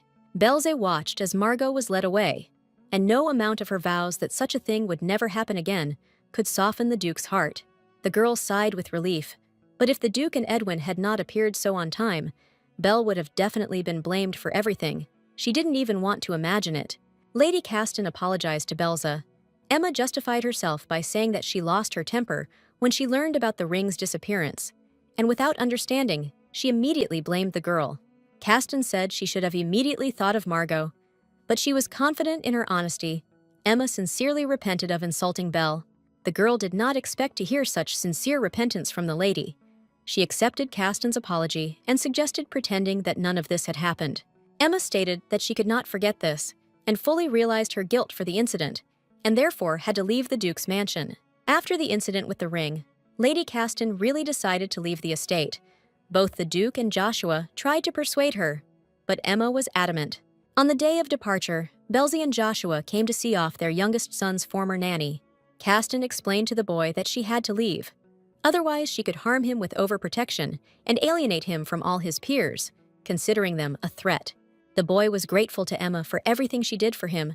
She not only cared for him, but also missed his mother. She taught him to play the prince. One day, Joshua saw how sadly Lady Caston looked at the things that used to belong to his mother. That's why she was so worried about the ring.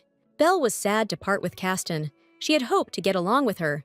But since Emma had decided so, the girl promised to take care of Joshua and cure him. The girl suggested that Emma didn't trust her because of Diana, but Caston replied that when she met Diana, she would tell her that there was no need to worry about Belle. Belle didn't quite understand what the lady wanted to say, but she explained to her that when Diana came to the Duke's estate, she was constantly worried that Belle's powers were weak. Diana, according to Lady Caston, was constantly worried and asked everyone how she could help her friend Belle and calm her down. Belza concluded that since Diana had spoken about her that way when she had visited the Duke's estate, it was not surprising that everyone treated her with distrust. The girl saw Caston's carriage off and wondered why Diana had said she had almost no strength, whether she was really worried about Belle or something else. From her experience with Diana, Belzy could assume that the reason was not only concern. Diana was too cunning for that. Joshua asked if everything was okay with his little sister. She looked out the window for too long and was silent. Belle replied that she was simply sorry about Lady Caston's departure. The boy said that he was sad too. He was incredibly upset by the departure of his beloved nanny. Belle had never seen Joshua so sad. Belle's decided that in order for Joshua not to be so lonely, she would simply spend more time with him and they would play. The girl remembered that she hadn't seen Edwin for a long time. Joshua replied that he was probably sparring, but he didn't like it when people watched his training. Bells remembered that Edwin had shown a talent for sword fighting, and she wanted to watch him practice, but it might be rude of her. Several days passed, and everything calmed down again in the estate. The servants began to treat Belza more respectfully, and another nanny was hired in Caston's place. When she had free time between Joshua's treatment sessions, Belle would go into the woods that grew on the estate. These walks were not idle. The girl was looking for a very rare herb that would make Bells rich. The source of Belz's future wealth was supposed to be fairy grass, but the girl could not find it. This herb was a magical plant, famous for its effects when used in skincare, and it grows only on the Duke's estate. Bells had been hunting for this herb for a long time. The novella had almost precisely indicated its growing place, but so far the search had been in vain. The girl heard the clanging of swords and remembered that there was a training ground nearby where Edwin practiced sword fighting. Bells decided to definitely look at this, approached the sound of swords, and saw Edwin. Belle assumed that there would be nothing scary if she looked quietly. Belle couldn't justify her curiosity in any way. Edwin fought amazingly. The girl expected nothing less from the guy. Suddenly, Belle heard Edwin's mentor yelling at the boy, saying that the boy had the wrong stance, that he was not fighting, but crawling. The mentor scolded the boy. He will not be able to become the heir of Cagliostro. Since he cannot move normally, he will only disgrace his father. Belzy didn't like this. Training is training, but you can't insult the young master like that. The mentor shouted that Edwin was not trainable, that when fighting a strong opponent, one must take a stable position. Bells watched this disgrace and remembered the name of Edwin's mentor. It was Sven Zoriak. Once upon a time, Sven was a knight of the Duke and fought shoulder to shoulder with him, but was wounded in the leg, retired, and trains young knights, including Edwin. In her past life, Belle had never seen Edwin train, so she didn't know how hard they trained the boy. But for some reason, the girl felt that Sir Zoriak was simply making fun of the Duke's son. In the end, Belza could not stand to hear insults directed at Edwin, came out from behind the bushes, and demanded that Sven apologize to the boy. Belza indignantly shouted that Sir Zoriak had no right to speak like that about the Duke's son and future heir to the title and estate. The girl declared that Edwin would become a most worthy duke and lead the family to prosperity and glory. No one has the right to insult the eldest son of Duke Cagliostro, and Sven doesn't have it either. Zoriak must immediately apologize to Edwin, Belle shouted. This case was handled by Duke Edward Cagliostro himself. It was strange to hear both sides. The famous Sir Sven was beaten by a little girl. Zoriak laughed. Rumors about this candidate for sainthood were true, But the brave knight did not expect such aggression from a small child. The girl turned out to have rather heavy fists, and Belle justified herself by saying that she was defending Edwin from Sir Sven's insults. Edwin claimed that he had specifically asked his father and mentor to conduct the training in this manner. The boy said that he wanted to become strong as soon as possible, but now he was so weak that he could not protect the people dear to him. Bells asked Sven if this meant that the words about the air were also part of the training. The knight replied that this was true. He had deliberately provoked Edwin. In the heat of battle, emotions can run high. The enemy provokes you even more, and if you get carried away, you can lose the momentum of the fight and lose. In the end, the young lady fell for the provocation, something Sven hadn't expected at all, and the Duke asked Belza if she had ever heard of the Shadow Squad. Bells knew that this was what they called the Duke's men, who stood guard over order in the country. They were the most trusted people, and always acted from the shadows. Belle didn't understand why the Duke remembered them so much. Edward explained that his eldest son wanted to take command of part of the Shadow Squad. Edward and Edwin agreed that the boy would lead part of this detachment only after he defeated Sir Sven in a sword fight. So Sven increased the intensity of his training, adding elements of psychological pressure, and rightly so. With the Shadow Squad at stake, Edward considered Sven his faithful comrade. He had saved the Duke in battles more than once. Cagliostro trusted him as he trusted himself. Belle felt a little ashamed. How could she have been so wrong? The Duke had entrusted Sven with the most precious thing, his son, and the girl had treated him so rudely. Bells asked Sir Sven for forgiveness for this misunderstanding. The knight was not angry with the girl. He asked if she wanted to become a knight. The Duke asked Sven not to mock the girl. The knight replied that he was not joking. Belle had shown herself to be a fearless person, and she was strong beyond her years. Sven said that he greatly appreciated Belle's courage in rushing to help Edwin, but sometimes the desire to sacrifice oneself can lead to disaster. Zoriak patted the girl on the head. She shouldn't make others worry about herself. Belle was annoyed. She almost slandered a good person. The girl understood and accepted everything, but then Edwin asked what she was doing on the training ground and how she ended up there. Belze replied that she had found a plant reference book and decided to see what species were in the estate's forest. Edwin asked if they were looking for a specific species. Belle replied that she was looking for a herb with heart-shaped pink leaves and a pleasant, sweet aroma.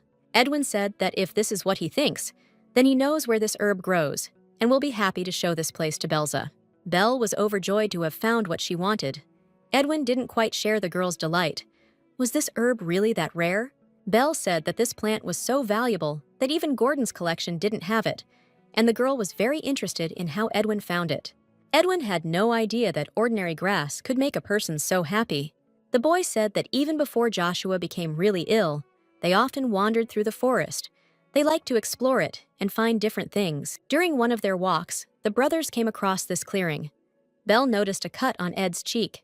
The boy thought it was nothing and that it would heal on its own. Bells replied that this was not possible and that she would heal his wound immediately. She moved closer to the guy and began to use force. Suddenly, Edwin pushed her away and stepped aside himself. He sharply declared that Belle should not dare to do this.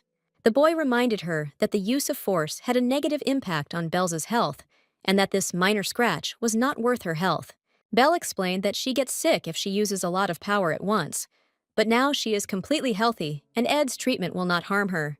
The boy said that Belle always said that, even when she was completely out of order, she was too often fearless. Edwin was outraged that Belle was not taking care of herself. Last time she overexerted herself and lost consciousness, everyone was worried and waiting for her to wake up. Edwin winced in annoyance. He didn't want to scare Belle and swear at all. He just wanted to say that he was worried about the girl's health. The boy asked Belze to remember that she must take care of herself for the sake of him, her father and brother. If something happened to her, it would be unbearably painful for them. The girl was pleased that they were all so worried about her, and she promised to do everything possible to worry her loved ones as little as possible. The children agreed that Edwin went to see Dr. Gordon, who treated the wound on his cheek and put a bandage on it. Belle couldn't calm down, even though command of the Shadow Squad was at stake. But she still felt that Sven was too rude. Gordon agreed with Belle. Sven often goes too far. Edwin is absolutely sure that everything is fine. The boy was annoyed. They discussed everything. Why again? Belle thought that Edwin should know better. since he was the one training, but she was worried about the boy's safety. Dr. Gordon called the girl to him and handed her a bag of medicine from the Relius plant, which she asked for. Now she will not faint. This was wonderful news. Thanks to this remedy, Bells will be full of energy and will heal everyone. Gordon warned her to handle the medicine with care, as it required many expensive ingredients to make it. The girl announced that she also had a surprise for the doctor, and it was even better than the Relius herb. Belle handed Gordon a bag of collected fairy grass. The doctor immediately recognized the smell and was surprised that Belzy had really managed to find this rare herb. In his past life, Belle Gordon also collected rare herbs from all over the world, but his collection had several gaps, including the fairy herb. Dr. Gordon almost choked with happiness. Where on earth could my lady have found this rare herb? The girl announced that it was a company secret, and Edwin was again surprised that this herb was really so valuable. The doctor explained that fairy grass is a rare plant that has an amazing effect on the skin, and it is said to rejuvenate the skin at any age. Belza wanted to learn how to grow this herb and asked the doctor to help her with this. The doctor liked the girl's idea. If successful, the herb could be used in many areas. But how to do this? The seedlings would definitely wither. Gordon believed that if there were a lot of seedlings, then success was quite possible. The doctor tried to find out where the grass grew, but the girl did not say. Belle was about to leave. If the doctor wasn't going to help her, then she wouldn't tell him anything else. Gordon didn't refuse to help. He needed information at least about the conditions in which the fairy grass grows. The girl said that she found the grass where there was little sunlight and an old tree grew nearby. Will this information be enough for Gordon? The doctor asked if there were other plants or a water source nearby, but the girl replied that there were none of those. Gordon concluded that the fairy grass was a parasitic plant and asked the girl to bring him some bark from the tree under which the grass grew and a soil sample. The doctor asked how Belza was going to use the fairy herb. It helps the skin, but it is not good for tea. The girl said that she knows a way to preserve the wonderful aroma of the herb with a small amount of it, but this is another of her secrets. The doctor was offended again, but Belle immediately handed him a bag of fairy grass and said that she was giving it all to him as a gift, and Gordon's resentment disappeared. Belle joked that this was not just a bribe. It was a bribe to the doctor, and now they were accomplices. Gordon understood that the plant he was holding in his hands was priceless. In addition to its scent and skin-improving properties, it had many beneficial properties. Edwin asked if Belle was sure it was necessary to give Gordon such expensive gifts. The girl had no doubt, especially since she knew where to get more. Dr. Gordon was suddenly overcome by a fit of uncontrollable euphoria and promised Belle that he would plant the entire estate garden with this herb. Bells had no doubt that Gordon would solve the problem of growing fairy grass. But this was only the beginning. In this world, there were medicines, doctors, magic that saved from diseases. But there was no drug that slowed down aging and cared for the skin. Belle planned to use the fairy herb as a basis and start her own cosmetology business. Gordon would be the chief physician of the clinic, and she would be the director. The doctor no longer doubted that Belle would not tell him why this herb needed to be grown. She was determined to keep it a secret. Gordon was no longer interested in this. He dreamed that if he succeeded in cultivating this herb, it would be a huge breakthrough in medicine and plant growing. The doctor became Belle's partner, but he believed that if he knew where the herb grew, things would go faster. But the girl decided to keep this place a secret. Tara appeared in the room and declared that Gordon had to stop arguing with his lady, as they were shouting so loudly that the entire estate was in an uproar. Tara announced that Milady Belzy wished to see his lordship as soon as possible. Edwin was about to go to his father with Belle, but Tara warned him that the gentleman wanted to discuss something important alone with his lady. The girl hurried to Duke Cagliostro. He was patiently waiting for her in his office. Edward reassured the girl that this wasn't about the incident with Sven, but rather that he wanted to show her a family secret. The Duke openly said that he had wanted to do it later, but so much had happened recently that he changed his mind. The Duke manipulated the books on the shelf, and a secret passage into a deep but bright basement opened up before the girl. Edward invited Belzy to follow him. The Duke wanted to introduce her to someone the girl would definitely like. Belle followed the Duke down. She figured that this passage had always been in the estate, but in her past life, she knew nothing about it. The secret passage was long and deep. Its end was lost in the flickering light of the torches. Then the Duke took the girl in his arms. He was afraid that she would stumble. The Duke and Belle continued on their way. and Edward explained that the passage led to a vault that only members of the Cagliostro family had access to. Edward recalled that their family had participated in religious wars many years ago, and this vault contained trophies left over from those battles. Bells didn't expect to see so many ancient artifacts at once. First, she recognized Archaea's arrow. With its help, the saint defeated the demons of darkness. In another display case, the girl discovered a ring from a dark heretic cult. It turns out that there were also objects from a heretical cult from a past era. Belle was incredibly interested. She had read about everything in old chronicles. But why was the Duke showing her all this? Edward drew the girl's attention to a cute teddy bear in one of the display cases and said that he was giving it to Belza. The Duke explained that this was not just a toy, but an artifact created by a secret cult that trapped souls in various objects. Edward asked Belza to say hello to the bear and give him a name. From that day on, he would be her protector. Belle couldn't understand how this cute teddy bear would protect her. No matter how you look at it, he was just a toy. The Duke replied that this was not entirely true. First, Belle must imbue it with power. Once she does, it will become her protector and a symbol that she is under the protection of the Cagliostro family.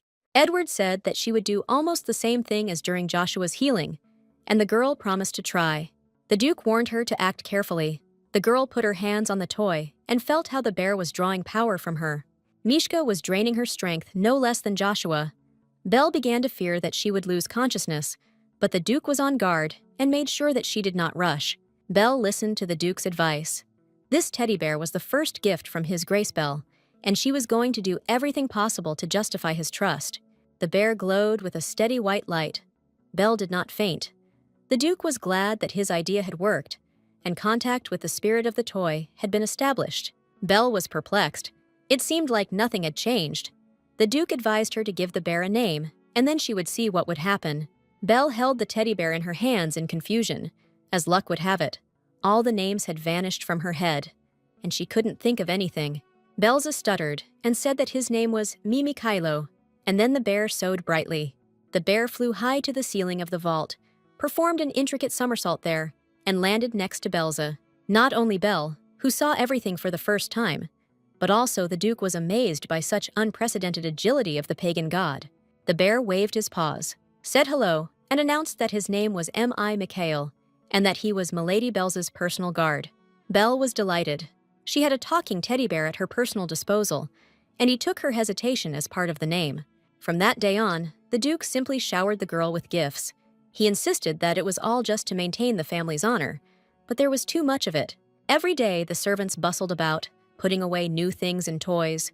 Tara hurried everything, convincing them that it was impossible to put it off until tomorrow. Belle was moved to a larger room and given dresses, accessories, and furniture. Every day, a whole mountain of various gifts rose up near Belza's room, and all of this had to be sorted out and put back in its place. To avoid getting under the servants' feet, Belzie decided to go for a walk, but she had absolutely nothing to do. Joshua was busy with cardio training and strengthening his heart today. Gordon was working on his plants, and where was Edwin? Probably training. The butler informed the girl that young Master Edwin was currently busy training with Sir Sven. Logan knew they were about to have lunch and asked her to help him take the food to the young master. Belle was ready to do it. Ed's training was intense. Belle could make mistakes, but it looked like the strong bullying the weak. The girl arrived a little before the break started and decided to wait until the training was over. Belle again heard Sven scold Edwin for his supposedly inept fighting, but the most frightening thing in the hands of the trainees were the real combat swords. The girl entered the training room and stopped in bewilderment. It seemed to her again that Sven was too aggressive. The knight called the boy a weakling, and declaring that he was already exhausted, the boy said that he was ready to continue the fight. Sven praised Edwin. In battle, the enemy knows no mercy, and begging him to take a break would be stupid. Eddie noticed Belle and worried about her safety. Edwin knew that Sir Sven often got carried away and then became enraged, and he attacked any opponent regardless of their faces.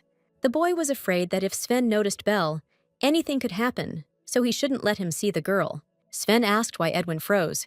He saw someone behind him, but they were alone in the hall. Then Edwin went to extreme measures and asked if Sir Sven regretted saving his father. The knight was clearly angry. The boy reminded him that Sven had just spoken about the weak commander, so he thought that he regretted sacrificing himself for the Duke. Edwin knew that this topic was unpleasant for Sven. Now the knight would definitely focus on the guy. Belle would be safe, and Eddie would finish the sparring. Sven got angry. The guy had so much impudence that he was talking about such things during training. If Ed won, then Sven would answer his question. Edwin saw that Sven was preparing to attack and decided to increase the distance a little. But Sven turned sharply and rushed towards Belza. Knight Sven had seen the girl enter the hall for a long time. Apparently, he had completely lost his mind since he decided to attack her.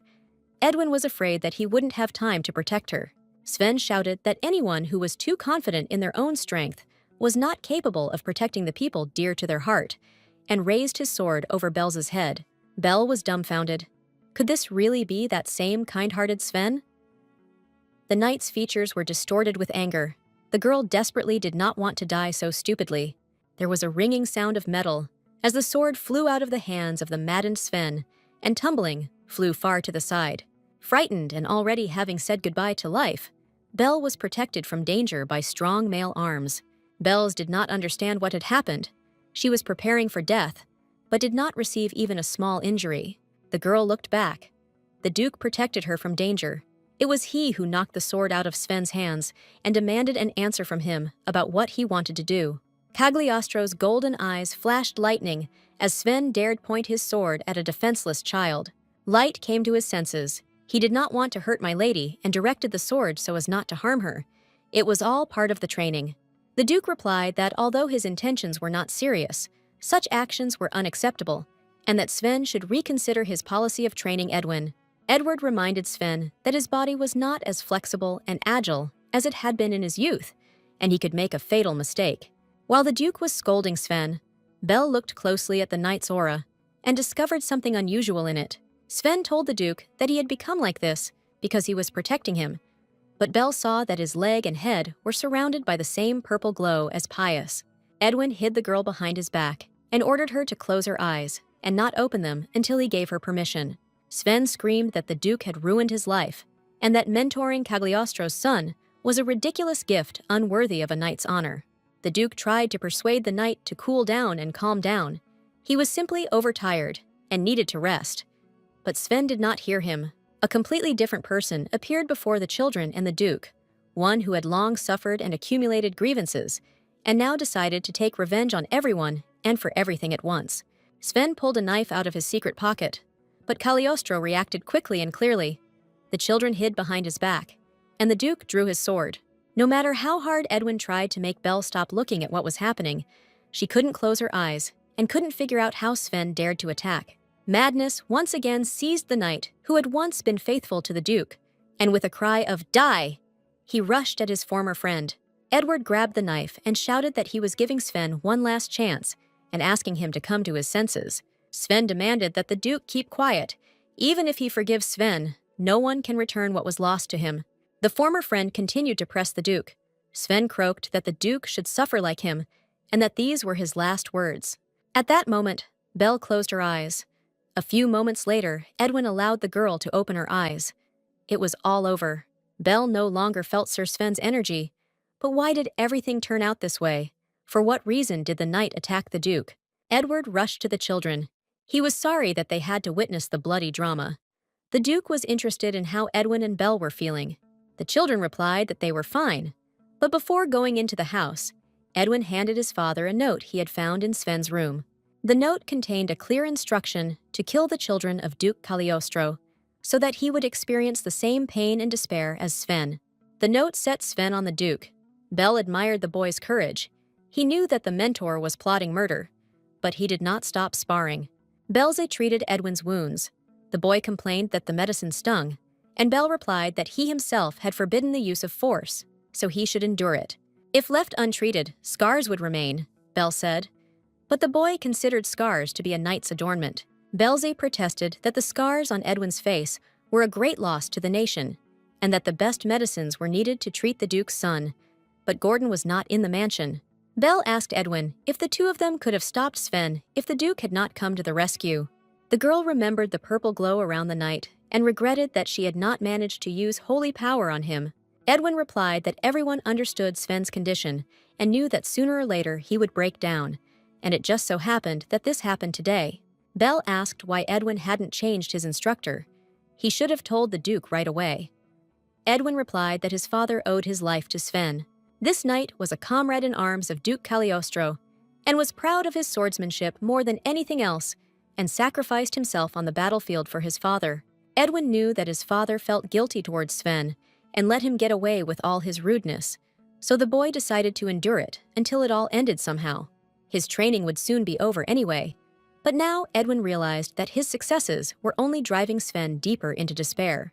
And then someone unknown took advantage of Sven's weakness and pushed him to betrayal and murder, so Belze had nothing to do with it. Belle hugged Edwin gratefully. He had also suffered something similar in his past life. She asked the guy what he would tell her if something like this happened. Edwin promised that he would tell Belle about any suspicious events in his life, and together, they are strong. Edwin understood that Belle's sadness was caused by the incident with Sven and tried to think of how to distract the girl from this event. The boy saw a familiar toy in the room and asked if Belle's father had given her this teddy bear. Belle was curious how Edwin knew that the bear was from the Duke. The boy said that his father once showed him this bear. Edwin asked if Belle had already activated the bear and if she knew about its other modes besides the guard one. Edwin explained that the bear has toy, guard, and warrior modes, and his favorite is giant mode, which is very useful when you need to get higher. Belze laughed cheerfully, imagining Edwin sitting on the shoulders of a giant teddy bear. The girl clarified that the bear had previously belonged to Edwin, since he knew how to use it. The boy replied that this was natural. He was the heir to the title. Edwin's classes were canceled today, and he wanted to take a nap. But didn't he have anything else to do? Belle asked. Edwin objected. They were just children and had suffered a lot of terrible psychological trauma today. Belle understood that this was how he was calming her down. The girl tried to thank Edwin, but he ordered her to be silent and sleep. Sleep is like medicine for nerves. Even Dr. Gordon recommends it. Bells looked at the boy with love and gratitude. He was always kind, and that was what the girl loved most about him. Several months have passed since Bells moved to the Duke's estate. All this time, the girl lived happily on the estate, without any particular worries or problems. She spent her days giving Joshua treatment and her evenings with Dr. Gordon. Everyone considered Belle a full-fledged member of the family. She was convinced of this and calmed down. Life flowed calmly and slowly. Quiet walks and conversations with Duke Cagliostro and cheerful games with his sons made up Belle's leisure time. One day, a rich carriage drove into the courtyard of the estate. Belle saw it through the window and wondered who it could be. The girl knew that no one had announced their visit today, and no guests were expected at the estate. The butler looked into Belle's room and informed her that a visitor was waiting for her downstairs. The girl was perplexed. She certainly wasn't expecting anyone to visit. The butler reported that a lady from the Berlot family had arrived to see Milady Belze. She introduced herself as Lady Diana. Tara tried to dress Milady Belze in something magnificent. The young lady's outfit evoked only admiring emotions from the servants. Belle didn't quite understand why she had to dress so nicely. She was absolutely sure that Diana had come to see Joshua. The reason Diana decided to visit Duke Cagliostro's estate unannounced was because she learned that Belle had healed Joshua. Diana came to apologize for not being able to cure the boy. Of course, Diana's strength is greater, but the chance of failure is not excluded. One does not apologize for that. Tara explained to the doubting Belle that Lady Diana was asking for a personal meeting with a childhood friend. That is, with her. So she decided to choose the best dress. Belle remembered well that since Diana moved in with the Marquis of Berlot, they had never crossed paths. Maybe Diana was bored. Belze decided to use this chance and show Diana how much she had changed. In this life, they would definitely become friends. Belze waited with bated breath to meet her friend. She sincerely believed that Diana had only good intentions. The girl knew that Diana was waiting for her outside the door, and for some reason she was nervous. She really wanted to make a good impression on Diana. The girl couldn't figure out how to start a conversation with her old acquaintance. Should she just say that they hadn't seen each other for a long time? Or maybe it would be better to apologize first. Before Belle could say a word, Diana rushed towards her with hugs and shouts that she missed Belle very much. Diana's maid confirmed that her mistress had not slept all night before meeting Milady Belze, and she believed that Diana was now happy. Diana reminded her maid Lily to get the cake they had just bought from the capital's most fashionable pastry shop. Lily confirmed that Milady Di had bought it especially for Milady Belle, as she had certainly never tried anything like it. Tara found these words offensive and stated that their estate employed the best pastry chefs, and that was why they did not buy takeout food. Lily replied that it was a chance to try something new. Tara announced that she had tea from the Imperial Palace, and she would now serve it with cake. Belle found it strange that Tara had decided to finish off poor Lily. Diana meant that they weren't fed cakes at the shelter, so why get so worked up about it? The maids brought tea and served cake, and left the girls alone, wishing them a pleasant conversation. Belle felt awkward. She had never spoken to Diana in an informal setting before and didn't know how to start a conversation. The girl decided to apologize for the past first. This was supposed to be the beginning of a new relationship. Belza said that she regretted a lot and asked Diana for forgiveness for bullying her at the orphanage and would like to be friends with her.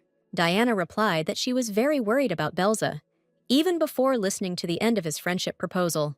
Belle was sure that Diana was interrupting her on purpose, or maybe she was just imagining it. The girl asked why her friend was so worried about her, and Dee replied that it was because she had to live on the Duke of Cagliostro's estate. Diana stunned Belle with the news that the Duke was holding the girl in the estate against her will because Diana had not cured Joshua. This is what the Marquis told her to Diana. It made her feel guilty. The Duke took the second candidate from the shelter and pretended that she had managed to cure Joshua. Belle was surprised by these words. Perhaps she had misunderstood Diana, but she claimed that she had heard that the treatment had in fact failed. Belle decided that Diana was speaking this way on purpose to evoke negative emotions in her. Diana asked to confirm her words. Belzy didn't understand why Diana was so sure that Belle had failed Joshua's treatment. Belle replied that she was nowhere near as good as Diana, but she had the ability, and it wasn't for nothing that she was made a candidate for sainthood. Diana wondered why Belle had run away from the goddess's festival. If it was because she was unsure of her gift, Belle ran away then, because she was fed up with the constant comparison with Diana, but she didn't say it out loud. She simply replied that Diana was wrong. Belle explained that she was simply bored at the festival, and she had always been a troublemaker and couldn't stand being boring. But she really did heal Joshua. The cure was not instantaneous, Belle said, which is why she lives on the estate, monitors the boy's condition, and continues to treat him. Diana didn't believe it. She said that Belle could be frank with her. Di knew that the Duke found Belle in the obedience room, took pity on her, and brought her to him. Belle was surprised where such information came from. In fact, every child who passed through the obedience room took an oath to remain silent about it. All the other pupils of the orphanage, and especially the most obedient Diana, were not supposed to know anything about this place. Belle asked Diana how she knew everything.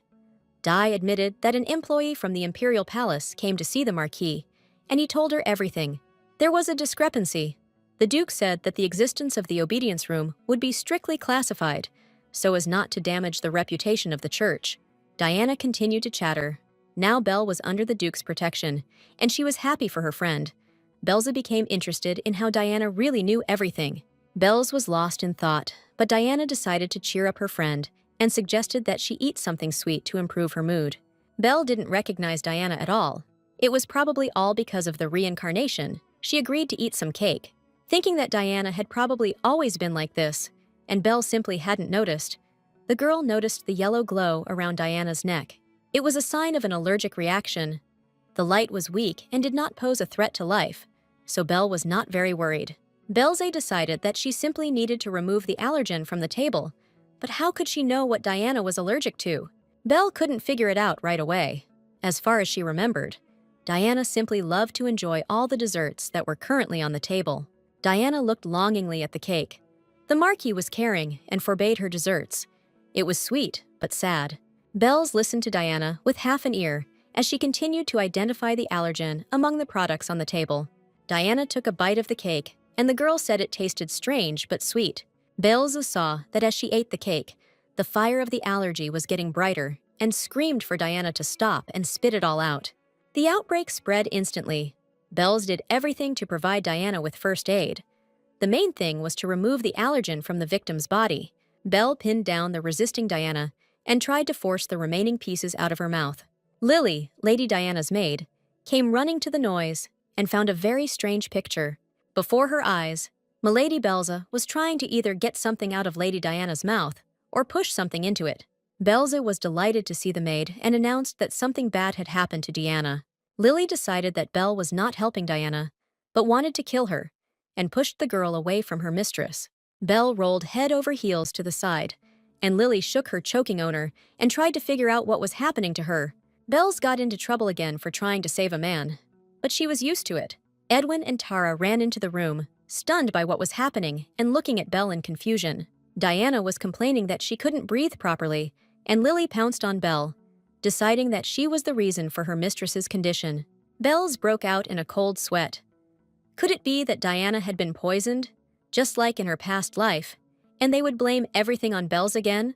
Then Belle was tricked and made to feel guilty, even though she never even thought about physically eliminating Diana. Diana was in great pain. She almost died, but Belzy had to pay with his life for his blind trust in those around him. Edwin saw that Belz was on the verge of hysteria and grabbed her by the shoulders, trying to calm her down. The girl cried and tried to convince her brother that she had not harmed Diana, but the boy replied that he knew that Belle was not guilty of anything. Lily screamed that Madame Diana showed signs of poisoning and that it was definitely Milady Belz's fault and no one else's. Edwin demanded that Dr. Gordon be called immediately to determine what had happened to the guest. The young Duke Cagliostro was no less terrible in his anger than his father, and he demanded that Lily watch what she said. Edwin stated that Lily would answer for slandering a member of the Calypso family and asked Tara if she had tested the food for poison. The maid replied that everything had been checked thoroughly. There was no hint of poison anywhere. She swore to it. Belzy noted that Edwin, as in his past life, stood up for her and forbade her from making baseless accusations. The girl nevertheless decided that she could not rely only on Edwin and announced that Lady Diana was having an allergic reaction. Belzy approached the victim and wanted to influence her with her power, but Lily did not allow her to do so. Belzy stated that if they did not do something immediately, the swelling would spread and Diana would die. The girl asked Lily whether she wanted her mistress to die or whether she would still allow her to be cured. The maid allowed her to take Milady from her and put her on the bed, where Belza could help her cope with an attack of allergies. Belle finished. The whole difficulty was that allergies can never be cured completely. You can only avoid or dull the attack.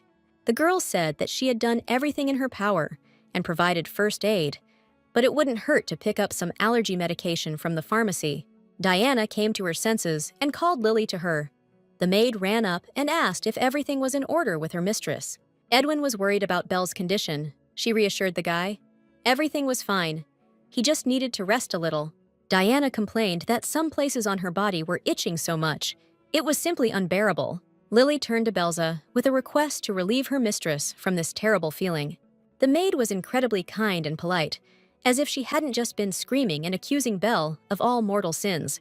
Belzy agreed to help, confident that she could handle it quickly and easily. Edwin intervened and forbade Belle from continuing to treat Diana, stating that she had just treated her at full strength and that overexertion would be bad for her health. The young duke suggested waiting a little. His father and the doctor would come soon. They would decide everything. Lily winced with annoyance and expressed dissatisfaction with the young gentleman's decision. The Marquis, Diana's guardian, burst into the room. He was told that his ward was ill, and he rushed in as fast as he could.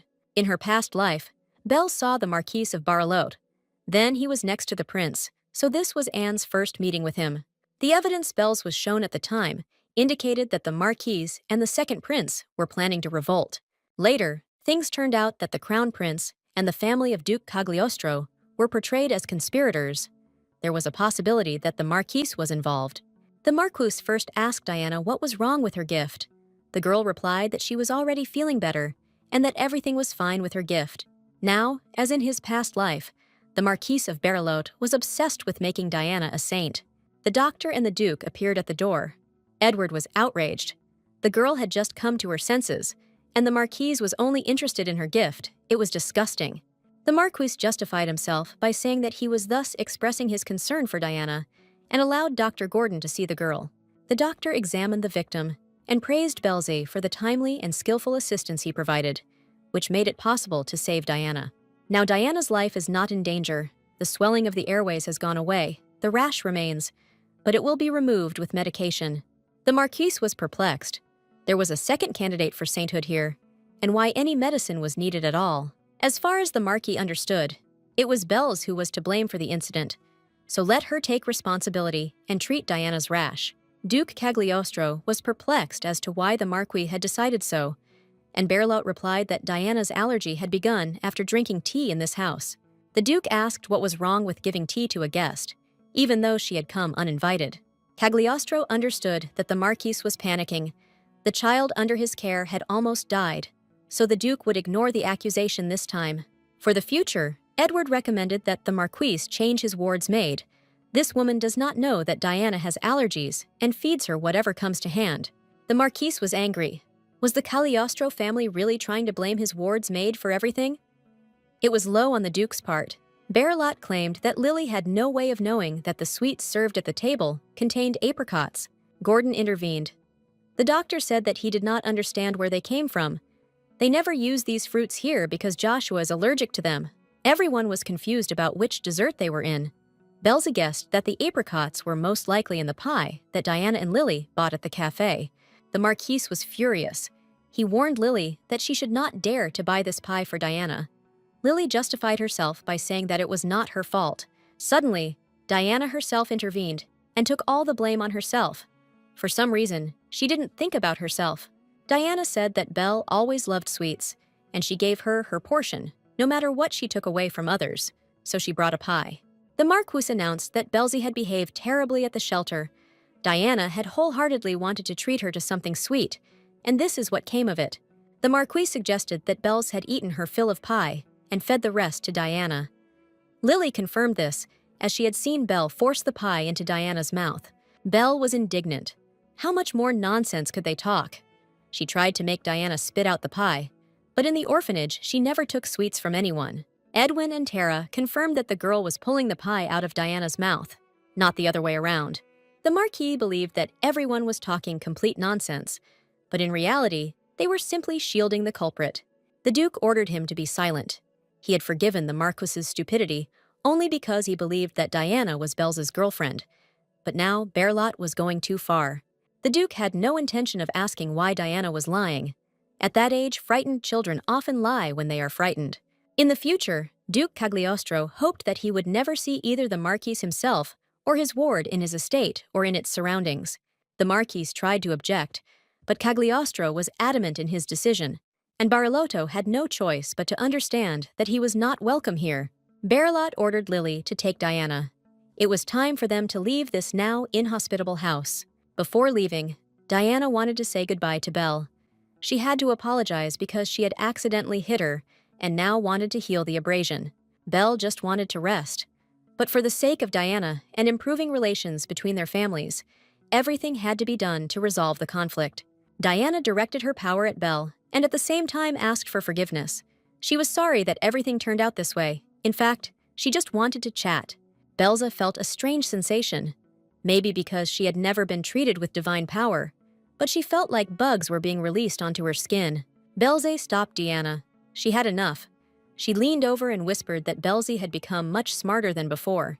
Belle saw a purple glow around Diana, and there was a whisper in her ears that she was again trying to take away from Di what should belong only to her. Belze was taken aback by Diana's words. She couldn't understand what his would-be girlfriend meant. Marquis Berlot called Diana sharply. If the girl had finished her manipulations, then they should leave. Diana left victorious. Her eternal enemy had already become weaker. She tried. The Marquise and Diana would show her who was worthy of becoming a saint and repay her for today. Diana stopped again and asked the Marquise to give her a couple more minutes to talk with Belzy.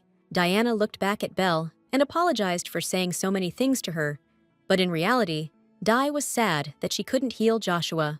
Diana justified herself by saying that she was worried about her failure, and therefore the Marquis lied to her, apparently to calm her down. Today, Diana saw Belza's strength with her own eyes and envied her a little. Diana said that she had done wrong, that she was sorry, and asked for forgiveness. Belz thought that she was an adult in a child's body, but Diana was an ordinary child, and it was not easy for her. Belle believed that this was the first time Diana had found herself in a situation where the two of them were being compared, and the girl knew perfectly well that this was unpleasant and forgave Diana. The girls said goodbye as practically friends and promised to see each other at the festival in honor of the goddess. After leaving, the Marquis family acknowledged their mistakes and sent the Duke a letter of apology. Whether it was the result of using force or it was because of excitement, Belle lay in bed for 2 days. A few days later, Belle was able to get up, she reasoned.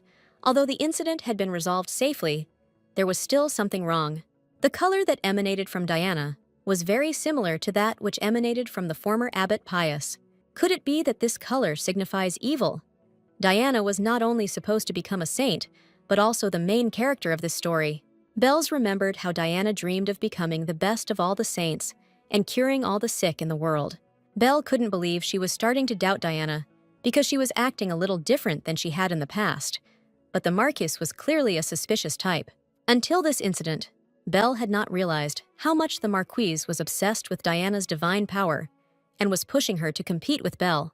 The Marquise had long planned to deal with the Duke's family, but now Belle decided to act differently, and if she noticed anything suspicious here, she would immediately inform the Duke.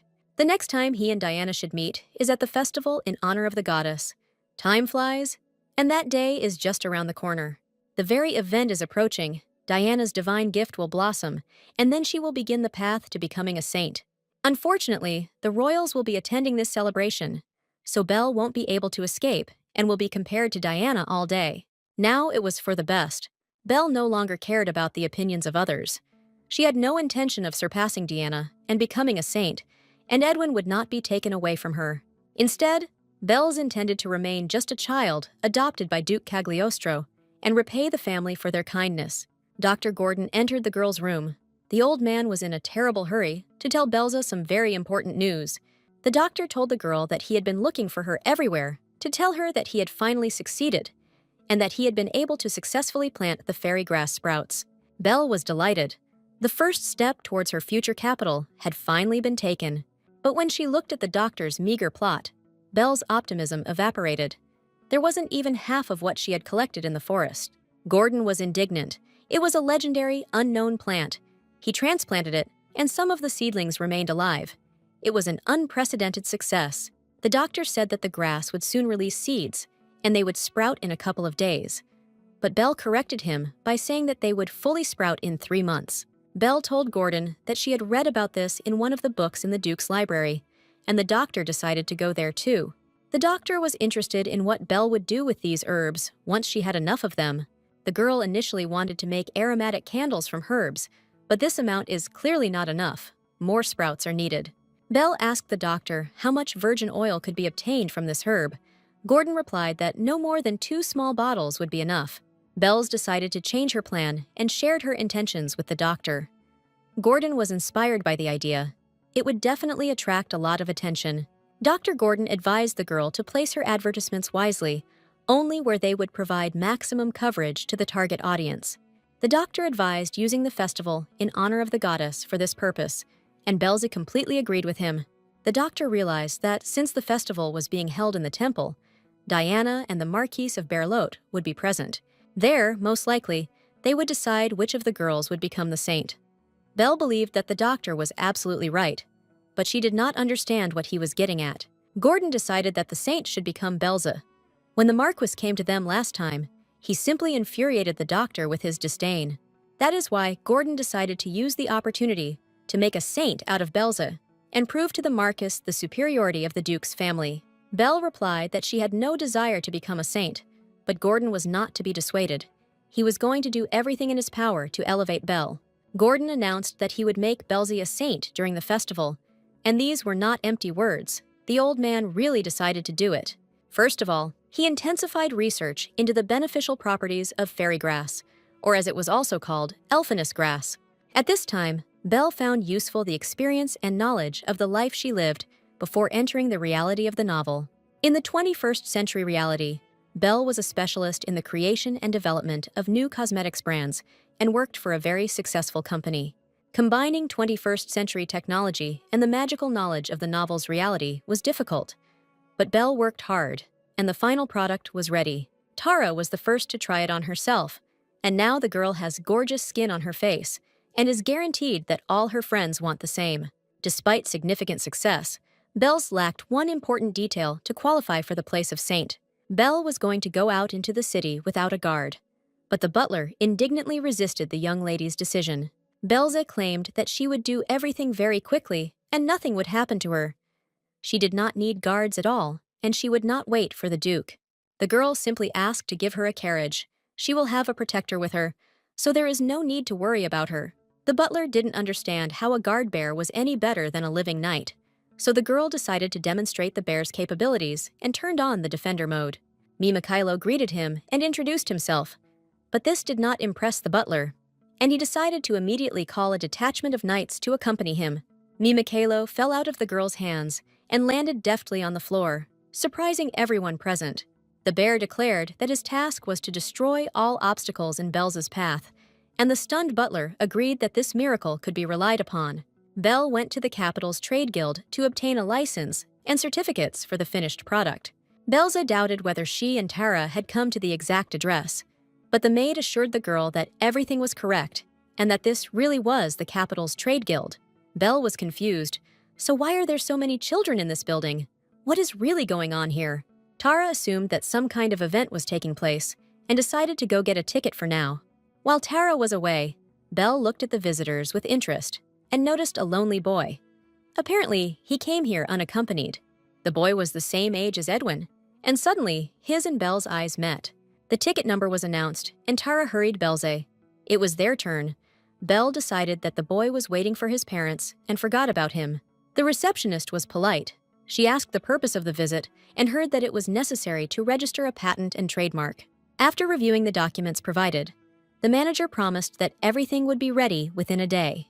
Belze had to fill out the appropriate form and put the name of the guarantor in one of its columns. The girl decided to use the name of Dr. Gordon. The manager announced that registration would take some time and that Belle could participate in the event that was being held at the guild in the meantime. It was a competition organized by the imperial family for the title of the best young entrepreneur, with a prize fund of 500 gold coins. The sum was significant for the empire. Belze immediately agreed, and she was immediately added to the list of participants. Belze needed startup capital. If she won, it would mean that the imperial family would be helping her. The girl felt someone's gaze on her, looked around, and realized that the same lonely boy was looking at her. Belze took a closer look and decided that he was certainly not as handsome as Edwin, but he was quite attractive, and most likely also a participant in the competition. Belze felt a little uneasy competing with the kids, but it would be stupid to lose the money. Belle raised her head proudly and announced that the prize fund would belong only to her, a statement that somewhat stunned the unknown boy. The hood moved off the boy's head, and Belze saw that he had bright red, almost red hair. The manager gave Belze the documents for participation in the competition and wished her success. The girl looked around. The mysterious red-haired guy was no longer in the guild room. Tara asked what was bothering her mistress. Belle didn't tell her anything. It was time for them to return home. On the way, the girl realized that bright red hair and light green eyes in area are a sign of belonging to the imperial family. The purer the blood, the more pronounced the signs are. So the second prince was distinguished by slightly reddish hair and dull green eyes. The guy Belle met had bright red hair, which meant it could only be one person. The crown prince of Area, Caesar Estelord. Belze wondered if this was really the prince and what he was doing in the guild. The girl did not recall any information about his participation in the competition. There was only talk of an attack by mercenaries sent by the Empress. Belle jumped up as if scalded and told Tara that she had forgotten something and would pick it up and come back. Belle knew that after the attack, Diana would heal the crown prince's wounds. But during his illness, he would lose all his allies and end up in prison. And this was also her fault. The girl decided that if an attack happened today, she just needed to warn the guards, and she would be able to calmly return back. Belle looked around, but did not see the prince. The girl intuitively looked into one of the alleys. Here, Belze discovered a silk scarf and a precious brooch, items that could only have belonged to the crown prince. It was necessary to hurry. It was too late to rely on the guards, and Belle, with the faithful Mikhailo behind her, set off on the trail of the crowned youth. She didn't have to walk for long. Soon the girl came across the prince and his pursuers. The boy was on the verge of death. Caesar Estelord, the young crown prince of the Area Empire, was saying goodbye to his life. What could a small child do against a warrior armed to the teeth and trained? The attackers laughed at why the crown prince would come to such a banal competition. But for them, it became an opportunity to get rid of him. The children's entrepreneurship competition was positioned as an event to identify talented children, while simultaneously seeking intelligent advisors for the nobility. Anyone who was in any way connected to the imperial family was under the authority of the empress, and because of this, no one could be trusted. Therefore, Caesar needed a gifted man, outside the empress's sphere of influence, a peer who shared the same values. The crown prince had been observing the event's participants undercover, but apparently a leak occurred, leaving Caesar in a dangerous situation. The guy only had to manage to escape the clutches of his pursuers and find himself in a crowded place, which is what he tried to do. The empress's agents were experienced people, and Caesar was unable to escape far. He was surrounded again. The heir to the throne fought with the desperation of a cornered wolf cub. But what could he do against the warriors? When his fate was already decided, a miracle happened. A shrill, girlish scream rang out, commanding some teddy bear to join the fight, and the bandits flew apart from the blows of the funny teddy bear. The bear cub delivered precise blows, not forgetting to politely introduce himself to each of his opponents and inform them that they had better get out of there. Mikhailo loudly declared that he felt a pleasant tingling sensation in his paws and that he needed comrades for further games. But there were no more volunteers. Caesar did not understand what had happened, how this amazing girl with a wonderful bear appeared here, admiring her pet no less than the prince himself. The little girl turned her wonderful eyes to the prince and asked how he was feeling. He recognized her as the stranger from the guild. Belz was not surprised by Caesar's wariness. The assassins had caught him by surprise, and the boy was frightened and confused. Belle was just as scared as the prince, so she ordered the bear to activate assassin mode. The girl told the prince that they were safe now, and that he should not worry, but Caesar said that he did not need her help. Belle wasn't offended. Such behavior was natural for someone who had miraculously escaped death. She had stopped the killers, the prince was fine, and that was enough. Treating royals was not Belle's job. It was time to leave before she became even more embroiled in the imperial family's intrigues. Belle decided that since the prince was standing on his feet and being rude, he was quite capable of getting home. And apparently, he had a way to call the servants. The bear continued to beat up one of the bandits, more out of sport than from any sense of danger. Mikhailo told the owner that he had defeated all the bandits in this alley and received praise from the girl. It was time to return. Belze was about to leave. But at that moment, Caesar swayed and fell right onto the pavement. It was impossible to save the crown prince from the assassins and just leave him to die on the street. Belle found a deep wound on Caesar. He was simply bleeding out. She stopped the bleeding, but the situation was still critical. Belz hoped that the crown prince, as a candidate for the place of the main character of the novella, would not die. But there was no certainty of this. So much had changed in the plot. Leaving the boy here was out of the question, and Belle remembered the giant mode the bear could switch to, which Edwin had told her about. This was a great way out of the situation. The bear could easily carry the guy out of the dangerous place. Mikhail received the necessary command and immediately carried it out. It seemed to Belle that he did it with great pleasure. A second later, Belle, sitting on the paws of her faithful guard, was giving instructions to the bear to carefully carry her and the prince to the backyard of the Merchants' Guild. Belle had hoped that if she moved the prince to a crowded place, he would be replaced and helped.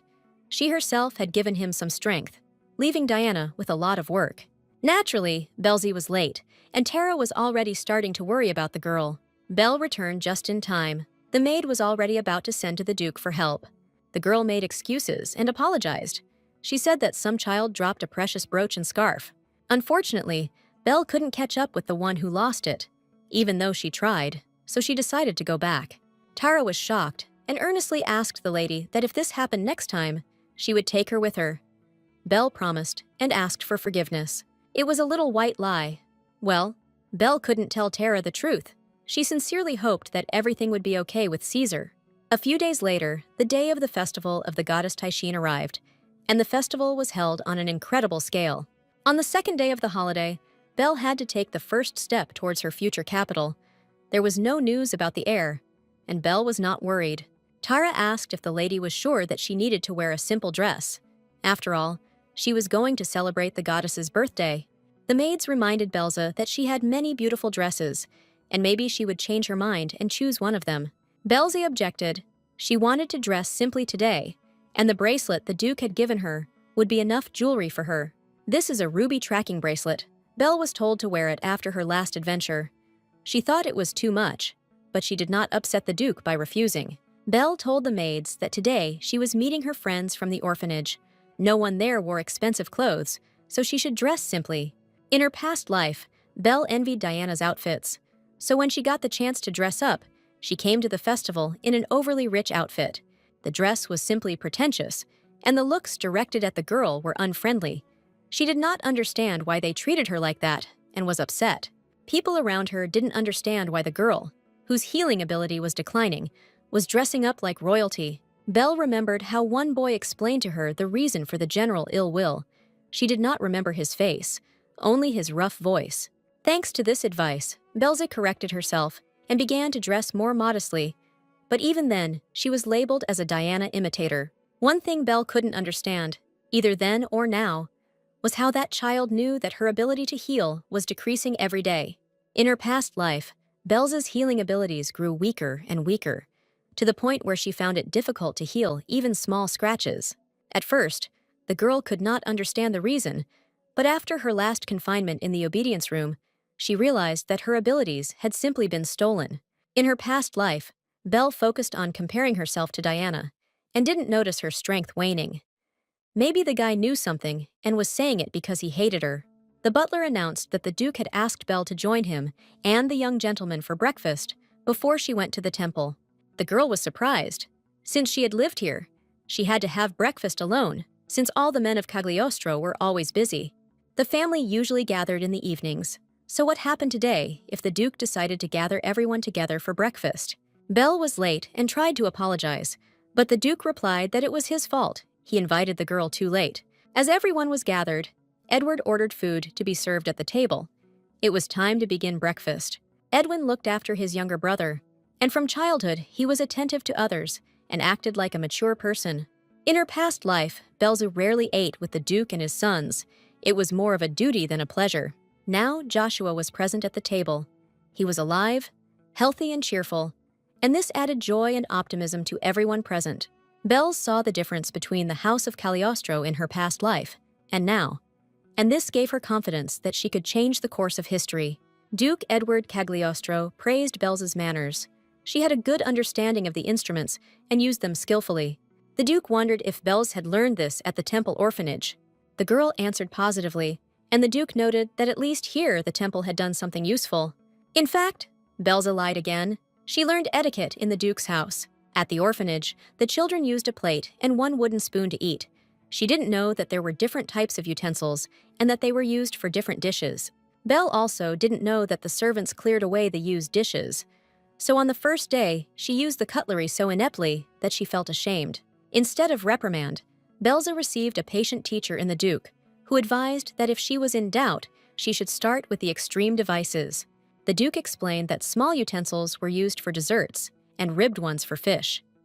Belle remembered only good things about Duke Cagliostro.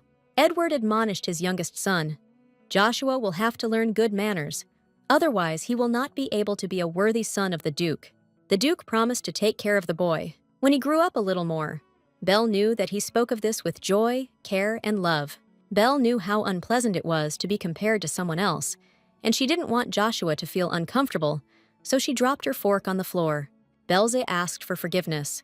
Her hands were still weak. The Duke noted her youth and said that she and Joshua would definitely learn everything. Belle asked what holiday they were all celebrating at breakfast.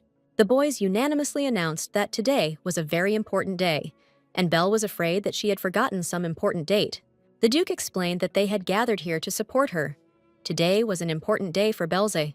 The Duke reminded that the child who has earned the most service talents is chosen as a saint, and a talent is the temple's currency, equal to gold. During the days of services, the nobles exchanged gold for talents, and only then were they able to sell things made by the orphanage children and their abilities. The child who received the most talents was chosen as a saint. Belle appreciated the Duke's support, but did not want to become a saint in this way. Belle wasn't eager for the saint's place. The Duke noted that her words differed from what Gordon said, but Belle worked hard, wasn't it, for the saint's place? Belle realized that the doctor had told her everything, and she decided to ask permission to use the fairy herb commercially. The girl promised the Duke to tell her what she was for when she made a profit. Edward remarked that if she was able to pay for the raw materials, she was counting on making a profit.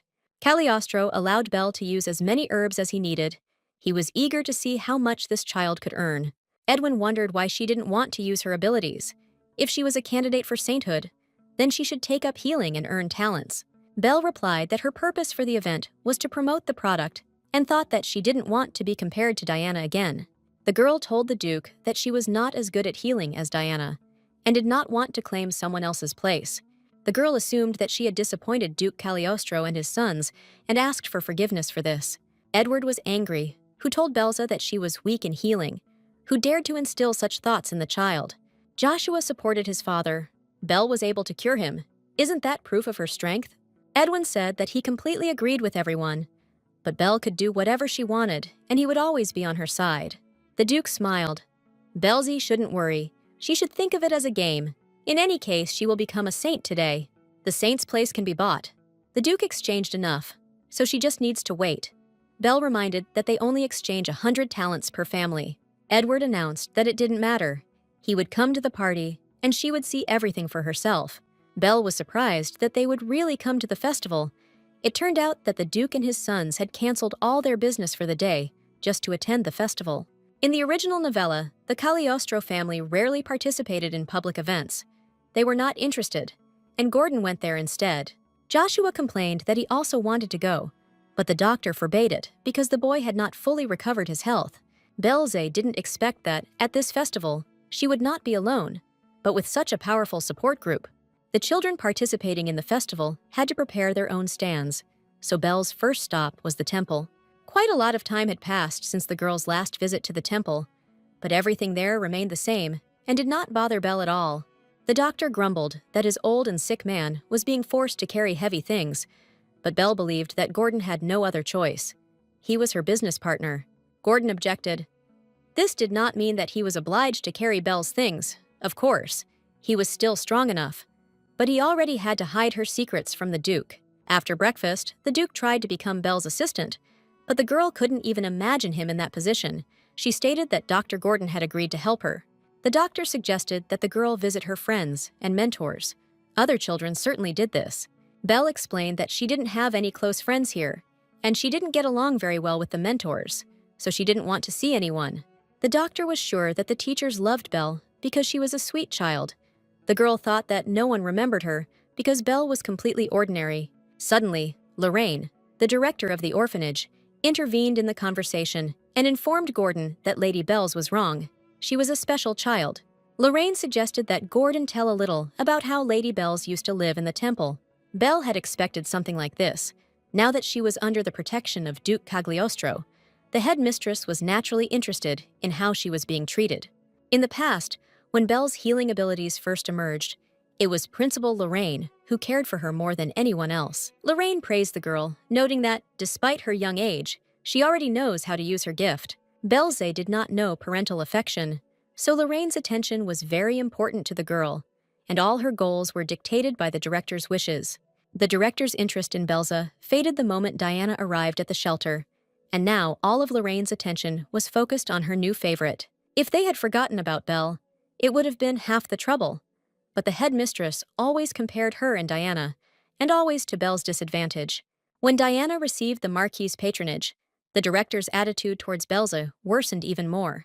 Perhaps it was Director Lorraine who gave Belle the inferiority complex towards Diana, which is why Belle became so embittered as she grew up. Gordon was delighted and asked the director to tell him about Belle's. The girl did not want this and said that it was better not to be distracted, but to put things in order. The doctor decided that Belle was simply shy, and the girl was sure that the director was going to laugh at her and her appearance. As if they had been waiting for just this, 2 teachers, nuns, approached them and croaked that Belze was a troublemaker in the orphanage. Having looked the girl over from head to toe, the teachers concluded that things were not going smoothly for her in the Duke's family either. They had not even sent a personal maid with her. Instead, they sent an old servant. The nuns advised Gordon not to get attached to this child. She would probably soon be returned back to the orphanage. The women said that Belze had done what was required of her. She had finished what Diana had almost completed. The nuns laughed. They felt sorry for the Duke's doctor. Most likely it was he who cured the boy, and Belze took credit for his achievements. So nasty and rude. Gordon interrupted the nun's chatter and stated that Belle might not be the most polite child he had ever met, and that she might even be a troublemaker. Only he, Gordon Villainess, Duke Cagliostro's personal physician, can personally vouch for the fact that this child is gifted with a unique gift of healing. The doctor handed the ladies his business card. Belze did not expect such a tirade. He was clearly worried about her reaction to the nun's words. The director and her companions were stunned. The name Gordon Villainess made a stunning impression on the women. He was known as a professional of the highest level. The doctor said that for healing the young Master Joshua, Duke Cagliostro highly values Belze and is ready to fulfill all her wishes. The girl was pleased with the doctor's words, but she was no longer hurt by the words of these people, so there was no need for protection. However, since Gordon started that conversation, she had a chance to wipe their noses and announced that the Duke had given her a ruby bracelet so that she wouldn't get lost. And Edward Cagliostro will come to see her stand a little later. They can feel free to come and greet his lordship. The headmistress changed her tune right in the air. She apologized for the nun's rudeness and began to say that Belze had always been good and would be able to forgive them. Belle didn't need these apologies. The event was about to start, and there was no point in making a fuss. The girl declared that she wasn't offended by them. The nuns quickly retreated, leaving Belle to prepare the stand. But Gordon was outraged that such a confident lady had turned into a weak child here. Belle explained that she let them get away with it because Gordon had already stood up for her, and the director was already suffering from constipation, and in revenge, she would simply not treat her. Belle chose the most prestigious location for her stand, the center of the square, but it had one drawback. Diana's place was nearby. "Remember the ray, here is the sun." Diana appeared. She smiled her most welcoming smile and said too loudly that she missed Belle's. Belle was always given the best seats in the temple, but this was only so that the girl would become a backdrop for Diana's radiance. When Diana was around someone who had no friends or abilities, she naturally shone brighter. Today, Diana was wearing an incredibly elegant dress, which Belle thought was strange. In her previous life, Belze, Diana chose modest outfits. The outfit Diana was wearing was almost the same as the one Belze had worn the day Di came to visit her at the estate. Diana announced that she had wanted to dress as modestly as Belze, but the Marquise had recently bought her several new dresses, and she could not resist. It was something new. In her past life, Belle was compared to Diana, and she tried to imitate everyone's favorite. But today, Diana copies Belle. It's incredibly interesting, the girl thought. Diana and her paths are now completely opposite. In any case, Diana imitating her. It's cool. Naturally, everyone admired Lady Di's outfit and called her a real princess, but Belle no longer cared. Diana greeted Dr. Gordon, trying to demonstrate to the public their supposedly long and close acquaintance. Di asked why the doctor had come here. Gordon replied that he was Belze's assistant and was helping her cope with the stand. Diana was a little surprised. It was unexpected for her that Belze was able to become so close to such a famous scientist. Duke Cagliostro's personal physician is helping Belze at the festival, Diana reasoned. That upstart is lucky. Diana's new maid intervened and asked if the doctor was really helping Belze or would simply be healing her in her place. The doctor declared her words nonsense. Belze herself had prepared everything for today's festival. Why would they lie at such an event? Diana feigned concern. Belle must understand that if another person treats her for her, it will be a violation of the rules, and she could be kicked out for it. Diana said that she found it strange that Belle had hired a doctor as an assistant. It should have been a maid, and people started whispering that Belle was breaking the rules. Belze appreciated Diana's move, even if everything was fine. Such words in this situation still created the feeling that she was actually breaking the rules. If it had only been about her, Belle would not have paid attention to it. But Dr. Gordon was also drawn into the intrigue, and the Duke's prestige could have suffered. Belle snapped back that she knew perfectly well that earning talent at the expense of others' skill was against the rules. Diana blinked rapidly and said in an offended tone that she was worried about Belle's, and that she was wrong to be angry with her. Belle replied that she wasn't angry at all. She believed that Di was worried about her. They really were friends, weren't they? Belle stated that she came here to advertise her product, and she plans to earn talents using her own abilities. As a candidate for sainthood, for some reason, Belze didn't want to lose today. The girl stated that if Diana or her maid felt that she and the doctor were breaking the rules, they could report it at any time.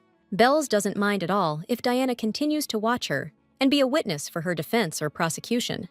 Belle extended an open palm to Diana and offered her a fair competition, but promised to surpass her opponent in everything today. Diana accepted Belle's offer, shook her hand, and wished her luck. Belle offered Diana a competition on terms that were not entirely favorable to herself. She looked confident, but doubted her absolute success. Sometime after the fair began, doubts about its success also came to Dr. Gordon. Belza behaved absolutely calmly. She was confident that everything was going as planned. Gordon was perplexed. The fair had already lasted for half an hour, and not a single person had approached them during that time. Belle's counters were blocked by a huge queue, slowly moving towards Diana's section. It seemed as if all the sick people of the empire had lined up to see Diana. Of course, most of the nobles who came to the fair rushed to Diana for treatment. Diana set the price at only 10 talents, much less than the prices in the temple, so no one was surprised that such a huge line formed for her. Diana's services were in demand even without advertising, and her guardian was even more diligent, identifying the most eminent aristocrats and giving them access without waiting in line. The Marquis used his connections without any embarrassment, and the queue to see Diana showed no signs of getting any smaller. Gordon was incredibly upset. His faith in the success of Belle's event was hanging by a thread. The doctor thought that if things continued like this, they would not be able to sell anything until the Duke arrived, which would be a shame. Gordon, of course, thought that the Duke would simply buy up all of Belle's goods, and since the eminent nobles arrive later, Cagliostro would only appear at the end of the fair. Belle reassured the doctor that it had only just begun. There was still time, and their product was unique. No one else here offered anything like it. Gordon agreed. Their product is more than unique. It is his main masterpiece, Belle corrected. It is their common main masterpiece, a secret weapon made overnight. Gordon and Belle's conversation was interrupted by a loud announcement. Madame Cloud, the current emperor's aunt and the former emperor's sister, had arrived at the fair. This lady looked much older than Gordon and was the very big fish that Belzy was hunting. The Marquis immediately appeared at Madame Cloud's side and led her to Diana without waiting in line. Belle understood his motives perfectly well. Diana left all her patience and turned all her attention to the person of imperial blood. Only Belle saw perfectly well that Diana's healing power would not help Madame. Her pure white aura was the result of aging and meant that Madame did not have much longer to live. So the Marquis was trying in vain. His behavior only irritated the other aristocrats, who were already waiting an incredibly long time for their turn. However, Madame Cloud still sat down in the chair in front of Diana and prepared for the healing session. Belle's noticed that, despite all the attention directed at the high-ranking guest, her rival constantly looked in the direction of Belle's plot. Diana even smiled and waved to Belza, wondering if everything was okay with her neighbor. Belle saw her smirk, her ostentatious kindness, and the incredible fear in the depths of her eyes.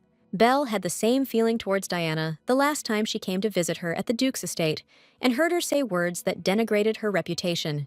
In Belle's past life, this would have been unthinkable. Diana recognized her as an equal rival and is now nervous. Belza wondered if she herself had changed, then perhaps Diana was also very different from her previous version. In her past life, Belle had hated being compared to Diana, but now she felt a slight gratitude for the same thing, and she was confident in herself. Belle told Diana that she was fine and that she could safely continue receiving people who needed help. Gordon asked why Belle kept looking towards the line of people lined up to see Diana, and the girl replied that it was time to show people their wares. Belle picked up the megaphone and grinned slyly at Gordon. The doctor decided that he had teamed up with the treacherous devil. It was midday, the sun was shining brightly, and the nobles were exhausted from the long wait for Diana to heal them. Suddenly, the silence of the fairground was broken by the loud sound of a girl's voice, amplified many times over by a megaphone. All the attention of the aristocrats was immediately riveted to the little girl who was being held in the arms of a gentleman of a very respectable age. Belle announced that right now she is giving away a bottle of a product that can energize you from the first sip to the first 10 clients. For today's fair, Belle and Gordon prepared drinks from fairy grass, which was a remedy for fatigue. Since the quantity of the magic herb was extremely limited, the remedy was created in a hurry, but its effectiveness surpassed all known drinks. In addition, the drink made from fairy grass had an incredibly fresh and pleasant taste, which should have further attracted customers. Bell announced that the remedy helps with mild colds and minor ailments, and its effectiveness is guaranteed by Gordon Feliacci himself. The Marquis immediately launched an anti-advertisement. He hissed that all these were made-up characteristics, just to sell sweet water. The exhausted nobles were glad to have the opportunity to refresh themselves, and for free, too.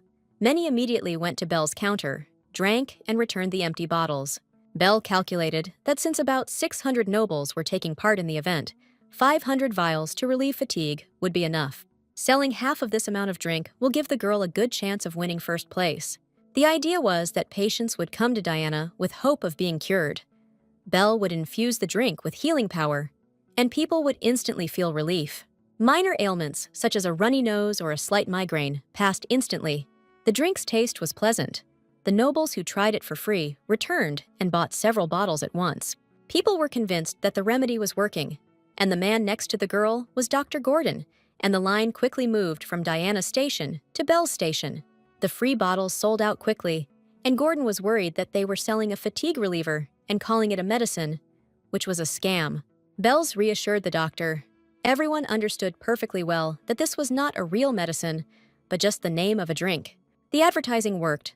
Perhaps the nobles bought the drink because they were thirsty, perhaps because of the low price, perhaps because they hoped to be cured. But sales were brilliant. People kept coming, and Belle waited for the moment when she could find a buyer for the goods from which she intended to make real money. Then the Marquise showed up and made a complaint that Belzy was taking advantage of Diana's proximity and trying to steal clients right from under her nose.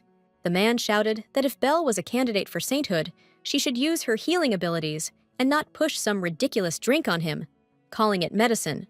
Belle understood why the Marquise had come to her kiosk and was saying all this so loudly. He was trying to make it clear to everyone that she was unworthy of a place as a candidate for sainthood. Now it didn't matter.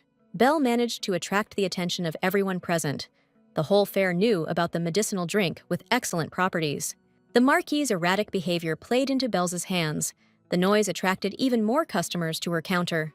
I became interested in the Belle's drink and the healing that had already taken place with Diana, Madame Claudie. The Marquis diligently criticized the drink. He laughed at the price of only one talent, and at the promise that one sip of the drink already gives a surge of strength. Belle just smirked. Let him continue chatting. He was giving her excellent publicity, attracting the attention of others. People would approach her, at least out of interest. Belle pointed to a board with additional information, which stated that the product was not effective for life-threatening injuries or terminal illnesses. The stand listed all the restrictions. Belle could not be accused of deception, but the Marquise accused her of mocking adults and that her remedy was useless. Belle was perplexed.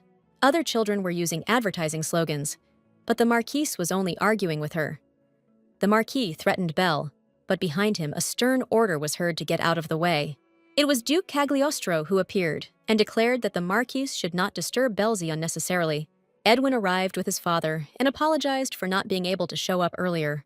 Edward noticed that the Marquise was still hanging around and asked if he had any important business in this place. The Marquis stated that he had come to see what the candidate for sainthood was selling, in addition to her healing abilities. Belza frowned. He must have changed his shoes so quickly. As soon as the Duke arrived, he immediately started making excuses. Cagliostro declared that if the Marquise had satisfied his curiosity, he should take care of his child.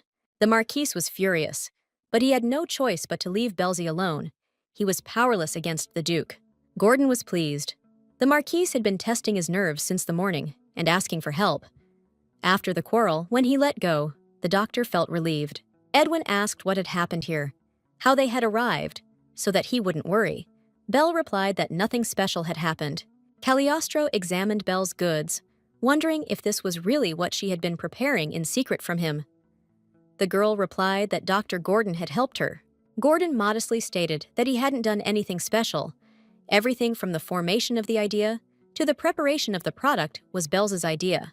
The Duke was amazed that such a small head could contain so many amazing ideas, and asked Belle to sell him and Edwin her drink. Belle wanted to give the Duke 5 bottles for free, but Edward declared that he was buying 100 bottles from his ward. Gordon was delighted, but Belle was speechless from surprise. That was 100 talents, the maximum amount that one family could exchange. The Duke regretted that he could not give more. Belle objected that if he bought her drink, he would not be able to buy anything else at the fair. Cagliostro declared that there was nothing else here that he needed. Edwin confirmed that he had not found anything else interesting to spend money on. Belle's had decided to package the goods beautifully, especially for the Duke, when Madame Cloud approached her counter. The Emperor's aunt addressed the Duke with a greeting. They had not seen each other for a long time. Cagliostro hastened to bow to the member of the imperial family. The Marquis tried unsuccessfully to keep Madame Cloud's attention near Diana and prevent her from visiting Belle's counter. Madame told the Marquise to stop treating her like an old woman and stated that after today's session with Diana, she had not noticed much improvement.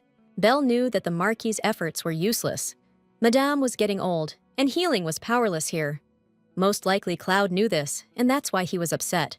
Madame turned away from the Marquis and continued her conversation with the Duke, asking how Cagliostro had managed to get here. Due to his son's illness, he had stopped going out in public. The Duke replied that he had not attended social gatherings when Joshua was ill, but thanks to this girl, his son had gotten better, and he had been able to attend. Edward introduced Belze to Madame and informed her that she was a candidate for sainthood, whom he was sponsoring. Madame Cloud was pleased to meet her. In a past life, Madame had been an important client of Diana's, but now Belle saw her for the first time, but did not remember her playing an important role in the original plot. Madame Cloud asked if Belle's was selling her healing abilities, and the girl replied that she was selling medicine. The Duke reported that the remedy had been developed by Belze in collaboration with his personal physician, and suggested that Madame Cloud try it. Madame liked the idea, a cure for a candidate for sainthood, and since this was the first thing she had been given without asking for anything in return, she did not refuse. Cloud couldn't open the bottle herself, but Edwin came to her aid and made her laugh. The madam praised the guy and drank the drink with pleasure. Belze considered Madame Cloud the most suitable person to present her secret weapon and hoped that she would like the fairy grass drink. Cloud appreciated the excellent taste of the drink, and Belze decided not to miss the opportunity to advertise her main product. The Duke offered Madame to buy several bottles of the drink. Madame had already agreed to the purchase, but then Belze intervened. The girl suggested that the Emperor's aunt try another of her products. The lady clarified that it was some other medicine, developed jointly with the doctor. The Duke was puzzled. He had never seen this remedy before, and there were only 10 bottles of it. Belze replied that it was a special remedy that she saved for special people, such as Madame Cloud. This product is a facial spray based on fairy grass. Its effectiveness is linked to the power of the plant and allows you to treat your face without touching it with your hands. Madame Cloud was loudly surprised by such an original use of a rare plant, and the ladies walking around Belle's counter heard about the herb and began to whisper. It was said that there was a legend that fairies accidentally dropped pollen from their wings onto this herb, and it became the legendary beauty herb. Gordon confirmed that fairy grass is a rare plant that is effective for whitening skin, reducing pigment spots and smoothing wrinkles. Cloud asked again if the spray really contained such a miraculous ingredient, and Belle confirmed it and vouched for its effectiveness. The desire to look young, even in old age, is common to every person. Belle understood this perfectly and suggested that Madame try the effect of the spray. Madame Cloud agreed, and Belze kindly invited her to go behind the screen. Belle treated Madame's face and warned that it would take at least an hour for it to take effect.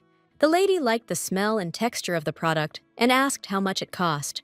The girl stated that the best cream for signs of aging skin made from fairy grass costs 50 talents. The price knocked Madame Cloud off her feet. It was a fortune, even by the standards of a member of the imperial family. The lady left, and Gordon, burning with curiosity, peered behind the screen. The doctor was incredibly interested in how the presentation of the spray went. Belze announced that the deal was made. If the effect appeared within an hour, then the product would be bought. The doctor was surprised. She really managed to sell it, and what did she tell Madame? Of course, Cloud was stunned by the price. 50 talents was half the amount one family could spend at the temple fair. Belle knew this perfectly well, but she needed to win over Diana, and most importantly, her product was exclusive and high quality. The girl guaranteed Madame Cloud that she would return to her in an hour for the product, and later she would want to buy more. Belze fearlessly declared that if nothing happened, she would pay Madame Cloud 50 talents. The madam liked the little girl's courage. She believed her word and promised to return in an hour. Gordon was worried. He had no doubt that there would be an effect, but the price seemed greatly inflated to him. Edwin asked how much Belle had asked the lady for the spray and why Gordon had been hanging around. The girl named the price, and the guy was no less surprised than everyone else. Gordon reported that while Belle was busy with Cloud, the Duke and the young master sold another 50 bottles of the drink. This was good news. They had already earned 200 talents just from selling the drink. Belle was happy and thanked Edwin. The boy modestly claimed that he had not done anything special for her yet. Belle wanted to thank the Duke too, but he went away on business. She asked Edwin if he shouldn't be with his father, and he even got a little offended. Edwin asked if Belle really wanted him to leave. The girl was glad that Ed was there, but she assumed that he wanted to meet his friends as well. The guy said that he was tired of his friends and that he would rather guard Belle, because today many people wanted to cause trouble for her. Edwin thought that Gordon was too old to handle people like the Marquise, and that he had trouble moving boxes of goods. Thanks to the Duke's connections and Edwin's help, sales of Belle's goods were successful and profits grew. The shelter director suddenly appeared and announced that she had received a report of a violation of the fair rules by participant Belze. The woman reminded Belle and Edwin that the penalty for the first violation was a fine, and for the second, disqualification. Gordon asked how they had broken the rules, but he believed they were following all the rules. The director pointed out that a participant can only have one assistant at the counter, but Belle is assisted by both the young gentleman and the doctor at the same time. Edwin pointed to the Marquise. He is helping Diana, but she is not being fined. The director explained. The Marquis is standing behind the counter, and Edwin is involved in sales. Belle wanted to object that Edwin had only moved the boxes once. Of course, only the Marquise could have seen this and immediately reported it to the director. However, the girl decided not to argue with the director until she applied more severe measures against her and agreed to her demands. Edwin felt incredibly sorry that he could not stay by Belle's side, and he apologized to her for his powerlessness before the temple employee. Belle declared that Edwin had protected her from the Marquise's bullying, and that this was the main thing. The girl always enjoyed being in his company. Belle's decided that they could handle Gordon together, and Edwin should go and have fun with his friends. Belle was incredibly grateful to Eddie for the help he had given her, and would continue to give her if he walked around the fair and told everyone about her goods.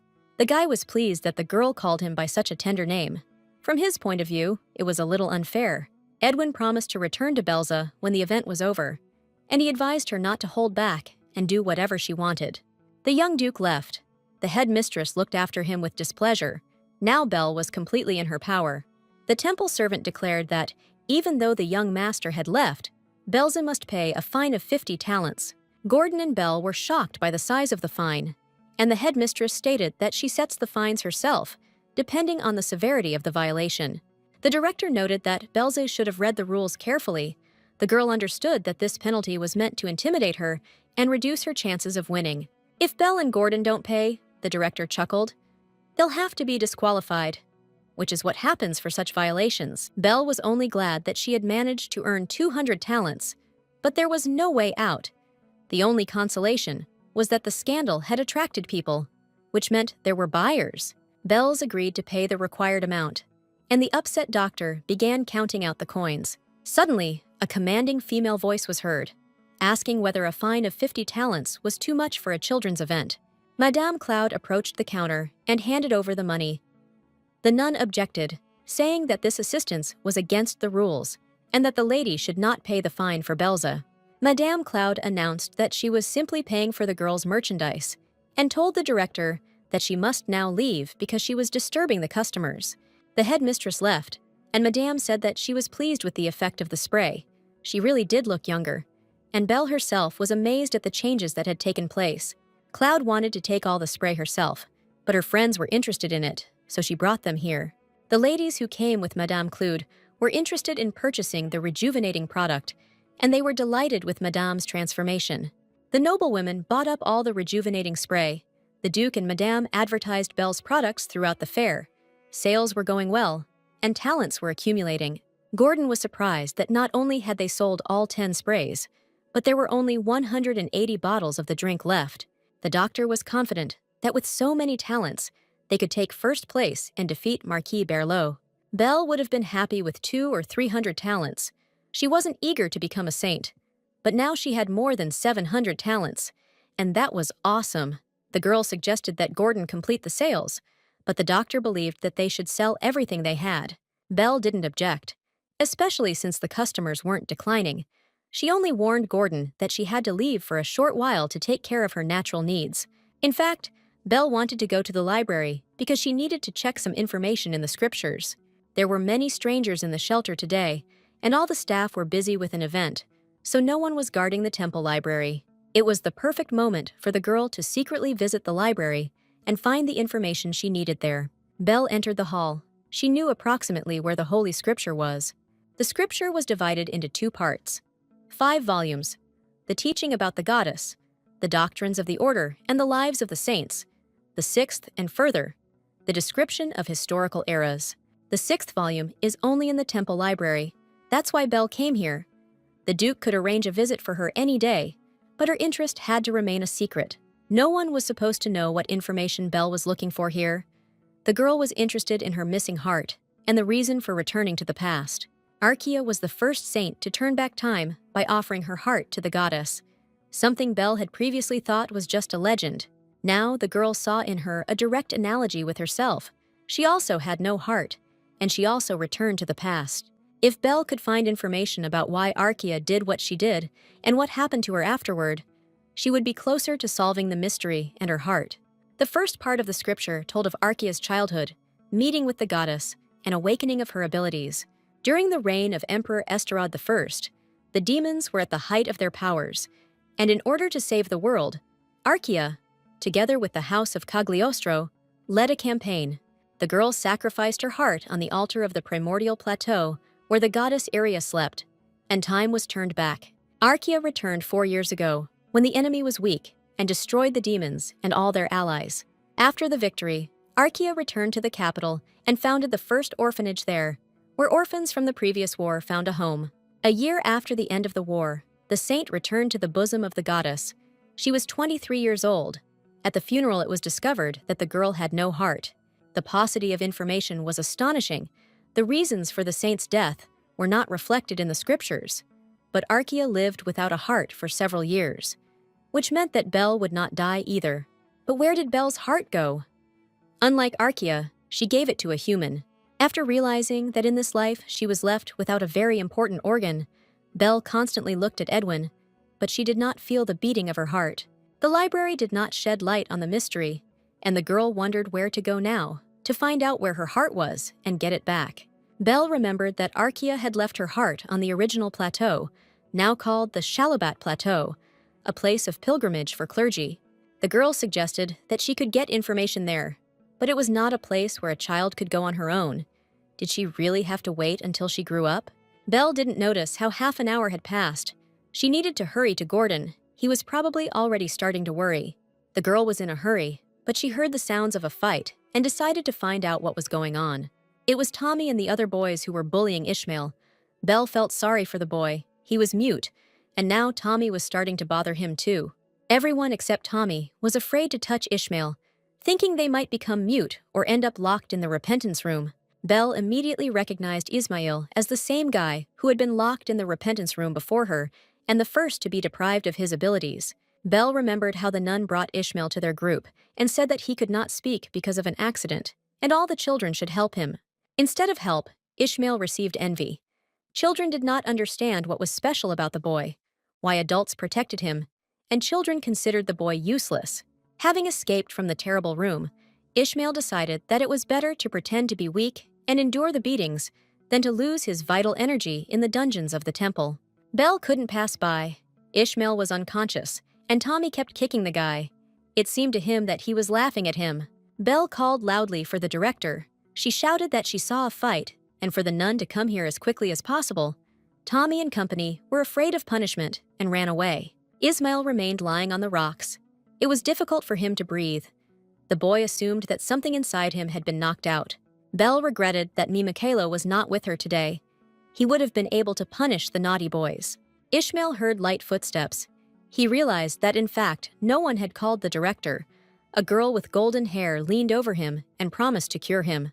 This was the same girl who was always arguing with others and being mischievous for any reason, always walking around with a dissatisfied expression on her face. Ishmael looked at Belle in surprise. How could she become so confident in herself? She clearly got much more than Ishmael. Previously, all that was felt around Belle was fear and despair. How did she manage to get out of this nightmare? Maybe she could help him do the same. Belle continued her treatment, but she couldn't shake the feeling that she had missed something, of course. How could she not have figured it out before? Ishmael had gray-brown hair and bronze-colored eyes. If you look closely, their facial features were similar, even if you take their age into account. Belza remembered who Ishmael was, or rather, who he was in her past life. Everything matched, there was no doubt. Belle remembered the harsh male voice telling her that he didn't sense any holy power in her. To this man, it was funny that Belzy still considers herself a candidate for sainthood. It was Pope Montanus III. The discovery stunned Belzy. She had once again stumbled upon one of the main characters of the novella. Ismail was unconscious, but Belle's treatment had a positive effect. The boy was breathing evenly, and his pulse had returned to normal. Pope Montanus III was adopted by Pope Montanus II and was one of Diana's main love interests, along with Edwin and the two princes. In the original novella, after the death of the current pope, Pius was a contender for his post, but even then, he failed to take the papal throne. The reason was the absence of a signet ring, necessary for accession to the Holy Throne. The Pope himself gave it to his successor before his death. A time of troubles and anarchy set in, and the Church decided to elect a pope by vote. The main contender was, of course, Pius. In the midst of the voting, the late Pope's adopted son appeared at the meeting, presented his ring, and took the post. In his past life, he was referred to as Montanus III. In the original, his real name was not voiced, so Belle did not immediately guess that he was one of the main characters. In a past life, when Belle turned 18, on the eve of the sainthood ceremony, the young pope forcibly made Belle one of the candidates for sainthood. At the official ceremony, Montanus III unexpectedly announced that he supported Diana. Belle's was furious. How dare he insult her like that and make her out to be the most worthless person in the world? There was no official decision yet on who would become a saint. Belle's was angry. Even the temple supported Diana. Breaking the law of neutrality, couldn't Montanus show a little respect for her? The Pope was outraged by what Belzy had done as a candidate for sainthood, walking around with a sour, dissatisfied face and criticizing everyone, that's all. While Belzy was idle, citing a lack of opportunities, Diana healed the sick and fought demons on the northern border. Montanus accused Belza of not having fulfilled a single duty as a future saint, of having no power, and of how dare she continue to consider herself a candidate. At that time, Belle considered this attitude towards herself unfair, but now she realized why Ishmael sided with Diana. He made the best choice. Now Belle only wanted the child from the orphanage, whose sacred power was taken away against his will, to feel comfort. Belle's experienced firsthand that terrifying state, when you feel like your strength is draining away from your body in a thin stream, and you can't do anything about it. The girl diligently poured life force into Ishmael's body. She had no doubt that her efforts would bear fruit. It was Belle's first time treating multiple wounds at once, so she was nervous, but everything went well. The girl used up a lot of strength, but she didn't get a nosebleed or feel dizzy. She had already learned to control her strength. Ismail woke up. The guy felt much better than before the beating. An announcement was made throughout the temple and orphanage that the fair would soon be ending, and that all children who had participated in it must personally hand in their talents. Belle needed to get back to her kiosk quickly. She told Ishmael that he would be fine, but she needed to hurry. Suddenly, the guy grabbed the girl by the hem of her dress. He wasn't going to let her go that easily. Belza began to say that she urgently needed to go, when suddenly she heard Ishmael's voice, asking to be allowed to thank his savior. Belle wondered if Ishmael had lost his voice and strength in the temple's dungeons. Ishmael replied that he had only been pretending all this time, that he had completely lost his voice and strength. If the guy hadn't done this, he would never have gotten out of the repentance room alive. Ishmael revealed his secret to Belle, but wanted her to keep it to herself, that he could speak, and was capable of other things. Belza promised to keep Ishmael's secret, and asked the boy to let her go. Suddenly, Ishmael looked up and said that he knew how Belle always wanted to surpass Diana, and he could help her become a saint. The only thing Belza needs to do is follow Ishmael's instructions. When they announced that the talent collection was over, and the saint selection ceremony was beginning, Belle was already sitting next to Gordon. She had still managed to hand in her talents. If it weren't for the Duke, who grabbed Belle in his arms and ran to the place where the proceeds were being handed over, she would never have made it in time. When Belle saw how the Duke, forgetting dignity and propriety, carried her in his arms, she understood that when Cagliostro wants something, he gets it. This was not done for the sake of defeating Diana, and not for the prestige of the ducal house. He did it only for Belzie. Belle wanted to become a saint, so that the Duke could be proud of her. He would, of course, say that the girl was valuable to him even without the title, but this made him want to win even more. Gordon grumbled while Belle was wandering off somewhere. He earned another 111 talents. The doctor said that some guy came to their counter and bought 100 bottles at once. He hid his face, but looked about the same age as Belle. Belle thought that Edwin might have asked a friend, but then Gordon handed her a note from this buyer. It said, "This is payment for the treatment. See you later." Belle's guessed that it could only be the Crown Prince, and behind the hood he hid his bright red hair. Belle remembered that today was the very day when Diana would first meet the second prince. The girl looked closely at the place where the imperial family was supposed to appear.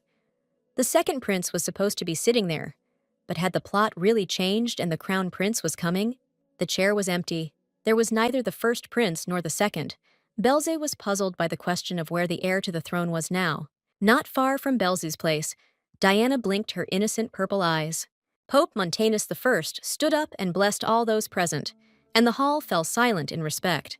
The pontiff thanked everyone who took the time to participate in this event, where children had the opportunity not only to showcase, but also to measure their talents. Montanus I proposed to begin identifying the child who had received the most love from the goddess. Montanus called the presbyter Magnus and ordered him to begin measuring the talents earned.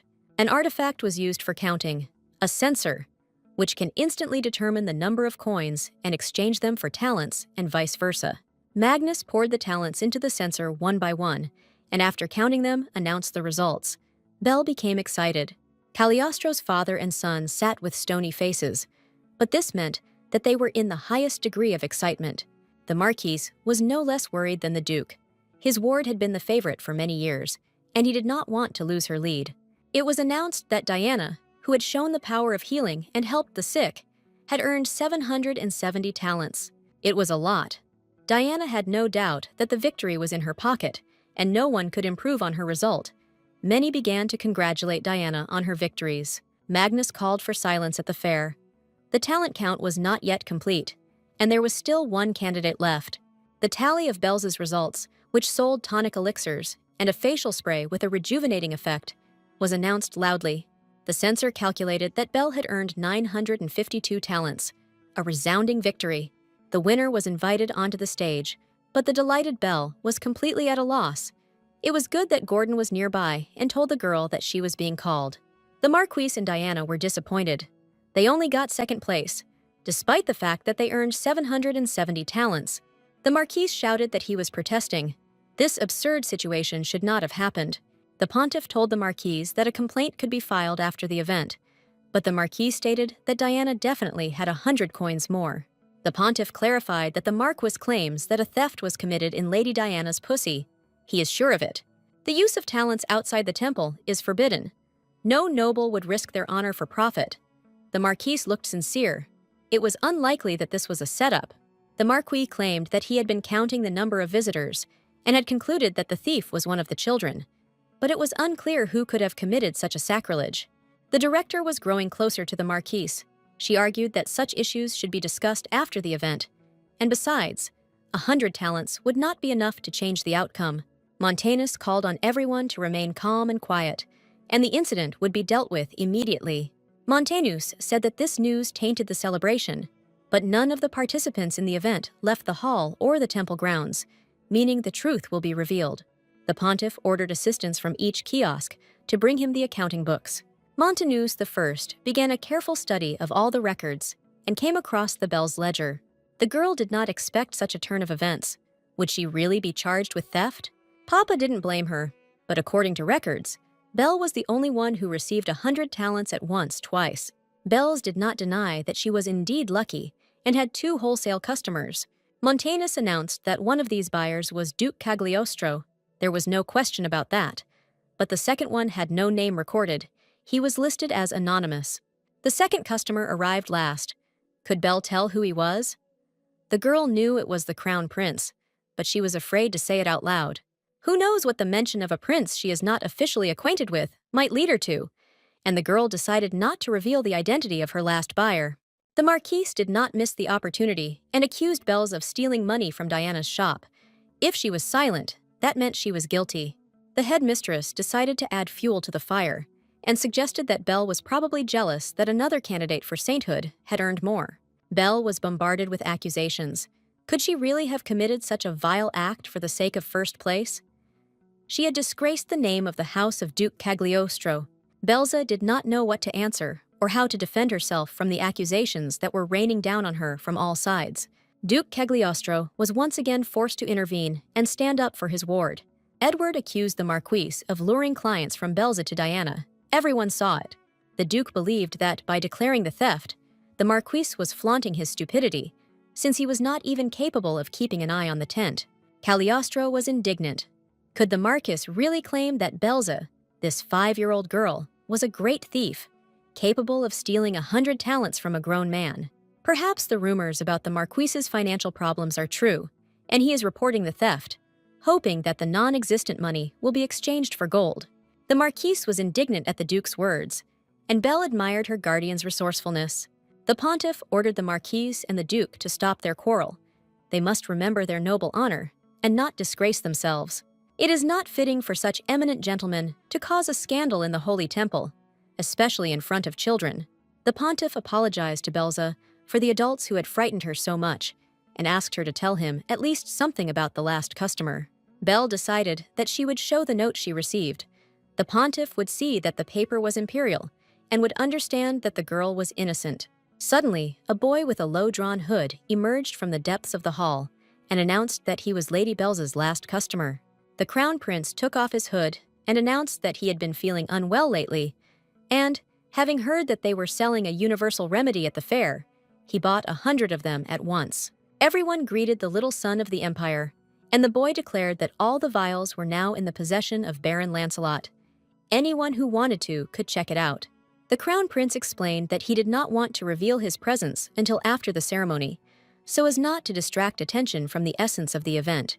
Bells did not expect that the Crown Prince would openly come to her defense. It was even pleasant. Magnus drew the Pontiff's attention to another strange point in Lady Belza's accounts. Other shops also have fines, but they do not exceed 10 talents. But Belzy has a fine of 50 talents. The award ceremony was suspended, and the Pontiffs and all those involved in the scandal retired to a separate room for discussion. The director was charged with abuse of power for imposing an unjustified fine of 50 talents on the Belle. Montanus discovered that the amount of fines in the accounting book and the actual amount collected differed by more than 100 talents. The director was engaged in large-scale embezzlement. It was decided to conduct an investigation and punish the culprit. The headmistress fell at the feet of Montanus and declared that the Marquise had incited her to commit the crime. Barlot tried to shut the director up, but the woman announced that he had given her 50 talents for fining Belzy a larger sum, and then given her another 100. The Marquise claimed that he had given the director only 50 coins.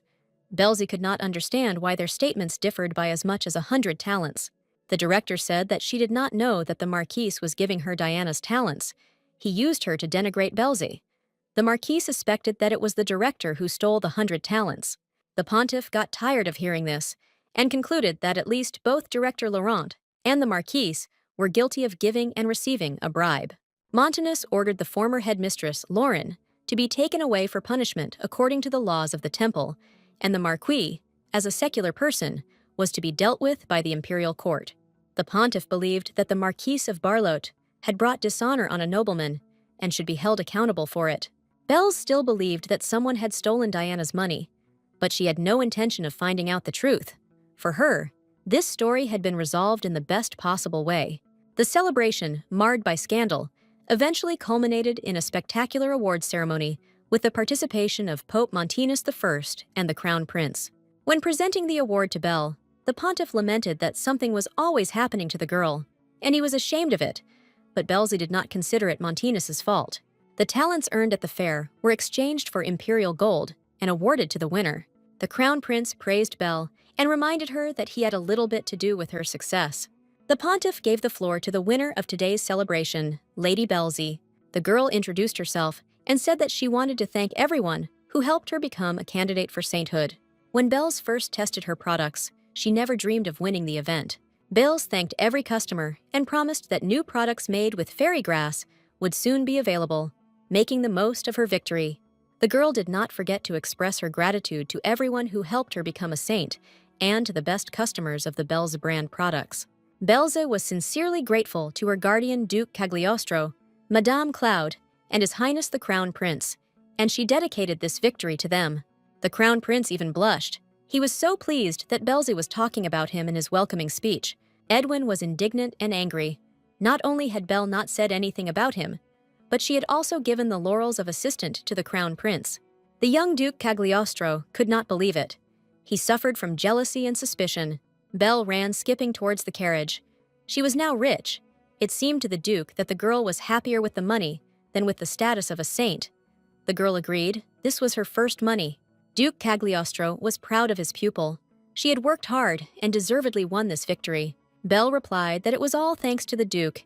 He helped her when she needed to hand in her talents, and he took her side when the girl was accused of stealing.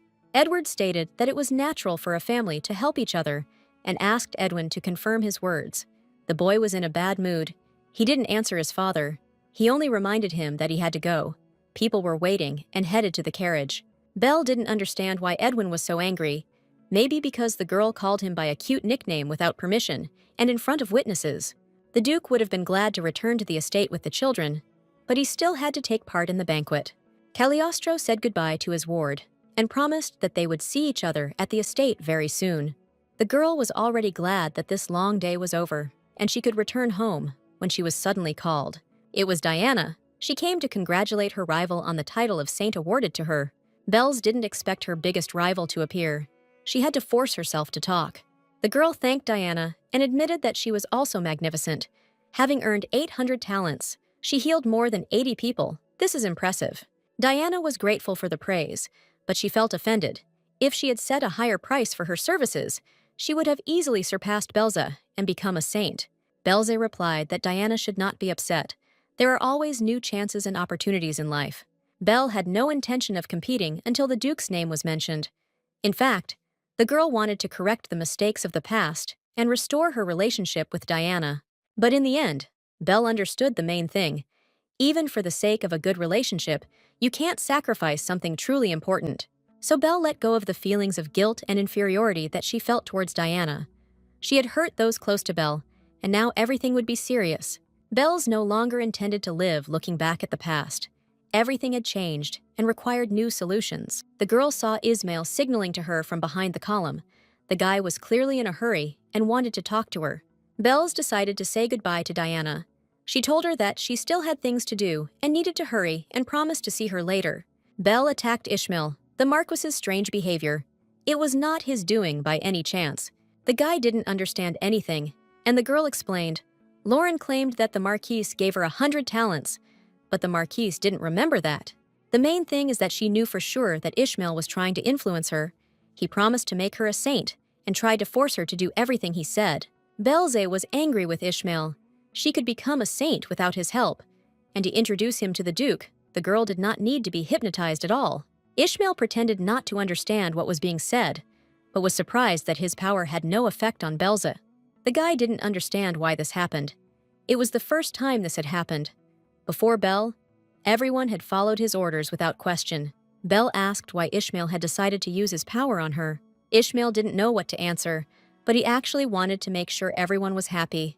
Belze stated that she wanted to defeat Diana personally, without anyone's help. For her, it was a matter of honor. Ishmael apologized and admitted to Belle that he could control people with words. If a person didn't suspect anything, he wouldn't even remember it. Ismail wanted to negotiate with the Duke and force the Marquise to make Belle a saint in exchange for her taking him with her to the estate. But he had no guarantees. Belle was indignant. Did Ishmael really think everything through and just want to use her? The guy admitted that this was indeed the case, but his power had no effect on the girl, and she would have won without his intervention.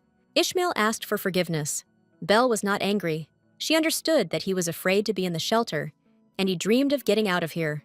Belle knew that even without her help, Ishmael would become a pontiff and succeed in everything. But he asked her for help, and she would try to come up with something. Edwin appeared and asked what Belle was doing there, and who this young man was. The young duke asked menacingly why Belza was making him wait so long, and why he found her here with this strange boy. Edwin grabbed Belza's hand and told Ishmael not to touch it, and not even dare to come close. Belza didn't understand why Edwin was so angry, and what Ishmael had done to him. The young duke said that she shouldn't protect this guy. Ishmael grew gloomy and was ready to defend himself. Belle was afraid that it would come to a fight. Edwin demanded that Belza tell the truth. The girl said that this guy was her friend, and she was not lying. Edwin looked back at Belle and asked again if he really was a friend. This was her chance to prevent a conflict. Belle called out to Ishmael that they would see each other later, and then she ran into Edwin and pushed him out of the alley. Edwin and Belle walked to the carriage. The girl sighed with relief. She managed to prevent a fight. Edwin asked if that guy was really Belza's friend. She said that she didn't have any close friends at the shelter. The girl replied that this was her new friend, whom she had only met today.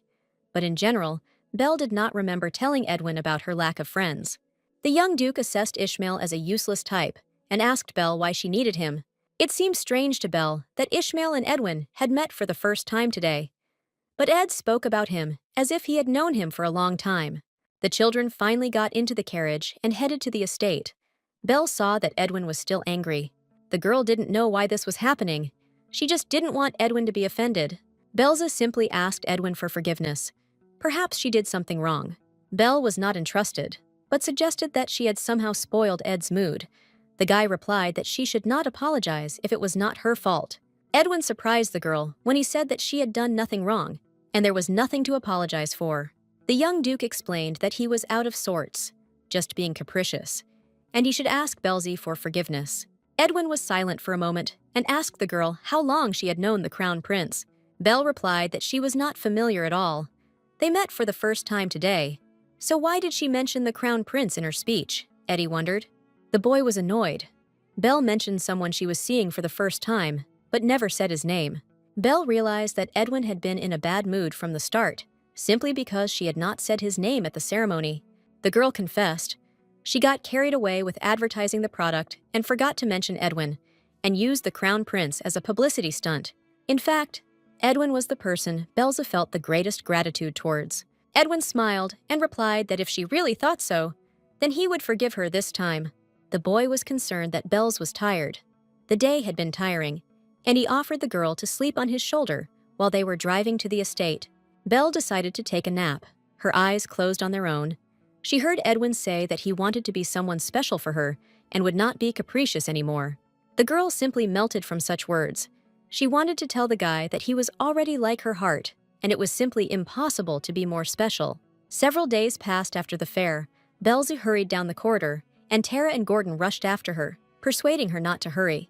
This time the title of saint went to Belle, not Diana. The girl urgently needed to meet the Duke, and she was in a hurry. Belle, out of breath from running, tried to tell Edward that she needed to talk to him about the usage fee she had mentioned earlier. Cagliostro smiled. He was not going anywhere. Belle could take a breath and speak calmly. Belle rattled on about how she brought in half the festival's proceeds, but she really had something else to offer. Belle's announced that she had managed to develop a new variety of fairy grass, and that she wanted to grow it on the estate and produce it. Instead of a one-time payment, Belle offered the Duke to invest in her business and receive a permanent income from it. The Duke asked the girl if she had a business plan, and she replied that she did, and that she needed to open a store on Main Street.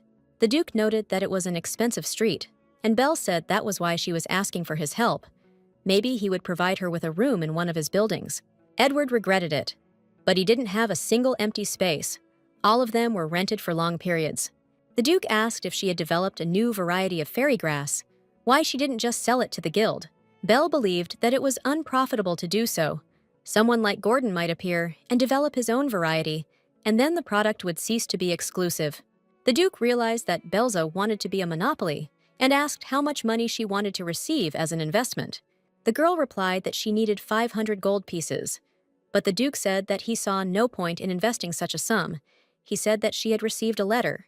More precisely, it was a notice from the imperial court that the Duke read first. It was a notice to the winner of the children's competition that Belle had taken first place and should appear at the palace with her legal representative, Gordon. The doctor reminded the girl that she was entitled to a prize for first place. She remembered this. The prize should be 500 gold coins. This was the exact amount the guild worker told her when the girl in the basement submitted documents for participation in the competition. Belle was delighted with her wealth, and Gordon read the lines of the letter carefully. He noticed that the girl had listed him as her legal representative, but only indicated her first name. The doctor was indignant. He told her that his name was Gordon Feliacci, so why did she write Old Man Gordon and not Gordon Feliacci? The girl didn't see the difference. But then it dawned on the Duke that Old Man Gordon was acting as Belle's guardian in this case. The Duke took pity on the girl. Her guardian was strange. He had no available premises on Main Street, and with the opening of the store, the doctor would not be able to help her. Gordon's only field of magical herbs could be taken away at any moment. Cagliostro was perplexed why the girl had chosen Old Man Gordon. This man would not be able to protect her in any way. The doctor asked his lordship to forgive him, and humbly prayed that he would personally take upon himself the burden of being Belle's guardian. The Duke pretended that he agreed only because of the doctor's persuasion and immediately called the butler. A power of attorney was immediately drawn up, transferring guardianship of Belze from Gordon Feliacci to Duke Cagliostro, and everyone calmed down. It was decided to go to the Imperial Palace the next day. Duke Cagliostro was in a great mood. He smiled and told Belle funny stories all the way to the Imperial Palace. In the Imperial Palace, the Duke took Belze in his arms and thus walked through all the corridors. Belze insisted that she could walk and everyone would be looking at them, but Edward replied that she was still small and should move in the arms of her guardian. Besides, the Duke noted, the Imperial Palace is a dangerous place. No one knows what might happen to Belle here. Belle continued to grumble, but to be honest, she felt calm in the arms of Duke Cagliostro. Suddenly, there was a cold blue, and the Duke asked if Belle was okay. She suddenly became cold. From the moment she entered the palace, the girl did not stop shivering. Belle wanted to quickly get the money and return home. Without the Duke, she couldn't take a step here because of the memories of her past life. The Crown Prince was surprised to find that Belze was accompanied by Duke Cagliostro himself. The little son of the Empire noticed that the guardian column indicated Old Man Gordon. The Duke prepared himself. He announced that the guardian had changed and provided a notarized guardianship. The Crown Prince didn't particularly care who Belze's guardian was. He ordered tea to be brought to everyone. Chamomile tea for Belze. The prince said that even at the festival, he noticed that the Duke was worried about Belze. From the outside, one might think that she was his secret daughter. The Duke replied that everything was almost like that. Belle was surprised by the Duke's words. Cagliostro declared that this child was like a daughter to him, and he never hid his affection for her, and asked the prince to take this into account. Belze didn't like the fact that the prince and the Duke were squabbling among themselves. The girl knew for sure that she was powerless to stop the Duke, but maybe the prince would listen to her, and she desperately waved her hands so that he would stop contradicting Edward. The prince noticed that they had not yet greeted each other, and Belle was glad that he had thought to change the subject of the conversation. The Duke and Belle ceremoniously greeted the little son of the Empire. The prince replied that such ceremonies were not necessary between them. He was glad to see Mishka.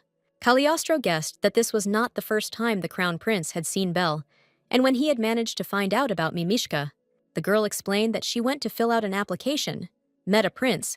Mikhailo was with her. He accidentally activated, so the prince calls her Mimishka. The Duke couldn't be fooled. He realized that Belle had activated the toy on purpose, but the prince apologized. He hadn't intended to involve the girl in his problems. Belle apologized for not reporting everything earlier. The Duke was not angry, but they must conduct further affairs together as guardian and ward. The Crown Prince regretfully announced that they would still have to wait for the remaining victors, and that the Duke had a council meeting. Edward replied that there was still plenty of time before the meeting, and he would be happy to spend it in the company of the Crown Prince and his ward. The Duke's secretary entered the room, greeted the little son of the Empire, and asked permission to address the owner. The secretary informed him that the meeting had been suddenly adjourned and that his lordship should go there immediately. Cagliostro was terribly unhappy with the current circumstances. He did not want to leave Belle alone with the Crown Prince. The Duke left, but promised the girl to return soon. He ordered her to keep Mikhail close to her. The girl was curious when the other winners would appear, and who shared first place with her. The Crown Prince asked Belze if the Duke didn't give her pocket money, and the girl asked why he decided that. The prince replied that she had fought desperately for the prize money and was very prejudiced against him. Belza had no choice but to bow and sincerely ask forgiveness from the empire's little son. The crown prince laughed. Bel looked so funny, and he was just joking from the very beginning. Besides, if he offended Bel, the duke would not forgive him. The crown prince himself wanted to apologize, but that time he was too busy and didn't have time to thank her. Now he has to say thank you to Bel for her help. Bel saw that the prince still had a scar on his hand. Hadn't he called Diana? If he had, the scars would have disappeared without a trace. The prince said that there were doctors in the palace, and if the wounds did not hurt, then there was no need to turn to healers. He was already satisfied with Belza's treatment. Bel was confused and asked the prince how he knew she had used the power of healing. The prince explained that his condition after fainting was so good that it was difficult not to guess about it. The prince's secretary noticed the teddy bear in the girl's hands and assumed that this was the very toy that had been possessed by the evil spirit and saved the heir. Belz objected.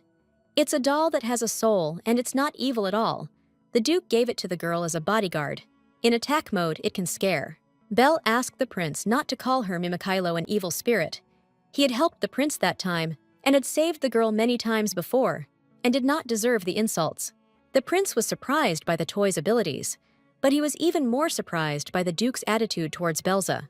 The crown prince thought the duke was helping the girl in exchange for healing his son, but he gave her a rare artifact, meaning he values her more than just a healer. His Highness was annoyed that Cagliostro had gotten ahead of him. If he had found Bel first, he would have left her with him. The girl did not hear what the prince was muttering, and His Highness did not voice his wish. The crown prince said that as a token of gratitude for saving him, he wanted to offer Bel something. The girl reminded him that he had already repaid her by buying her a drink. The prince was offended. He had only paid 100 talents. Did Bel really value the life of the heir to the throne so little? The secretary handed Bel a lease agreement for the building. The prince knew she was looking for a vacant space on Main Street. It turned out that the actions of the contestants were being recorded. His Highness offered to give the entire building to Bel for her needs. It was tempting, but what would the prince demand in return? Bel clarified what the prince would demand from her for this. His Highness liked how quickly his new acquaintance understood. His Highness wanted Bel to collect information about the aristocrats and pass it on to him after the store opened. In addition, the crown prince hoped that Belz would help him create a secret fund. Of course, this fund would be created at the prince's expense. He was going to give her part of his personal funds, which she would have to manage. Belz was convinced of her suspicion that the competition for young entrepreneurs was organized to find talented allies for the prince. This was mentioned in the original novella, but if the prince is willing to ask such serious favors from a child, it means he has no allies at court at all. Belze acknowledged the prince's sad situation, but she had no desire to get involved with the imperial family, much less work with the secret fund. Bel replied that she could not take on such responsibility. She explained that it was difficult for her, and the duke had provided her with premises for the store. It was not in the crown prince's interests to quarrel with the duke, and the young man decided not to insist that Bel preferred his support. But how sorry he was. He understood perfectly well that Bel would eventually become a very strong ally. She could be useful to him even now. Besides, Bel was a beautiful girl. The prince invited her to sit next to him. He was not offended. He had another winner. While Bel was clarifying who the second winner was, the prince's secretary saw a carrier pigeon in the window and let the bird into the room. The prince told Bel that the second winner should arrive soon, and then he would introduce him to the girl. The secretary apologized for interrupting the prince's conversation and announced that an urgent dispatch from the second winner had just arrived. He reports that the ship of the Galagos Trade Guild encountered a kraken on its way back, and therefore the second winner will not be able to arrive at the palace today. The prince became worried. He asked if Adolf himself and his ship were okay. If there was any serious damage, fortunately, there was no major damage. Bel never thought she would hear that hated name again. Adolf Galagos was the one who pushed her to commit rash acts.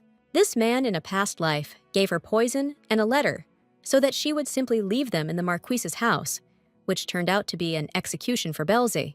Adolf seemed to be a loyal ally of the crown prince. The heir trusted him as himself. But soon after, the influence of the Duke of Cagliostro's family was ended.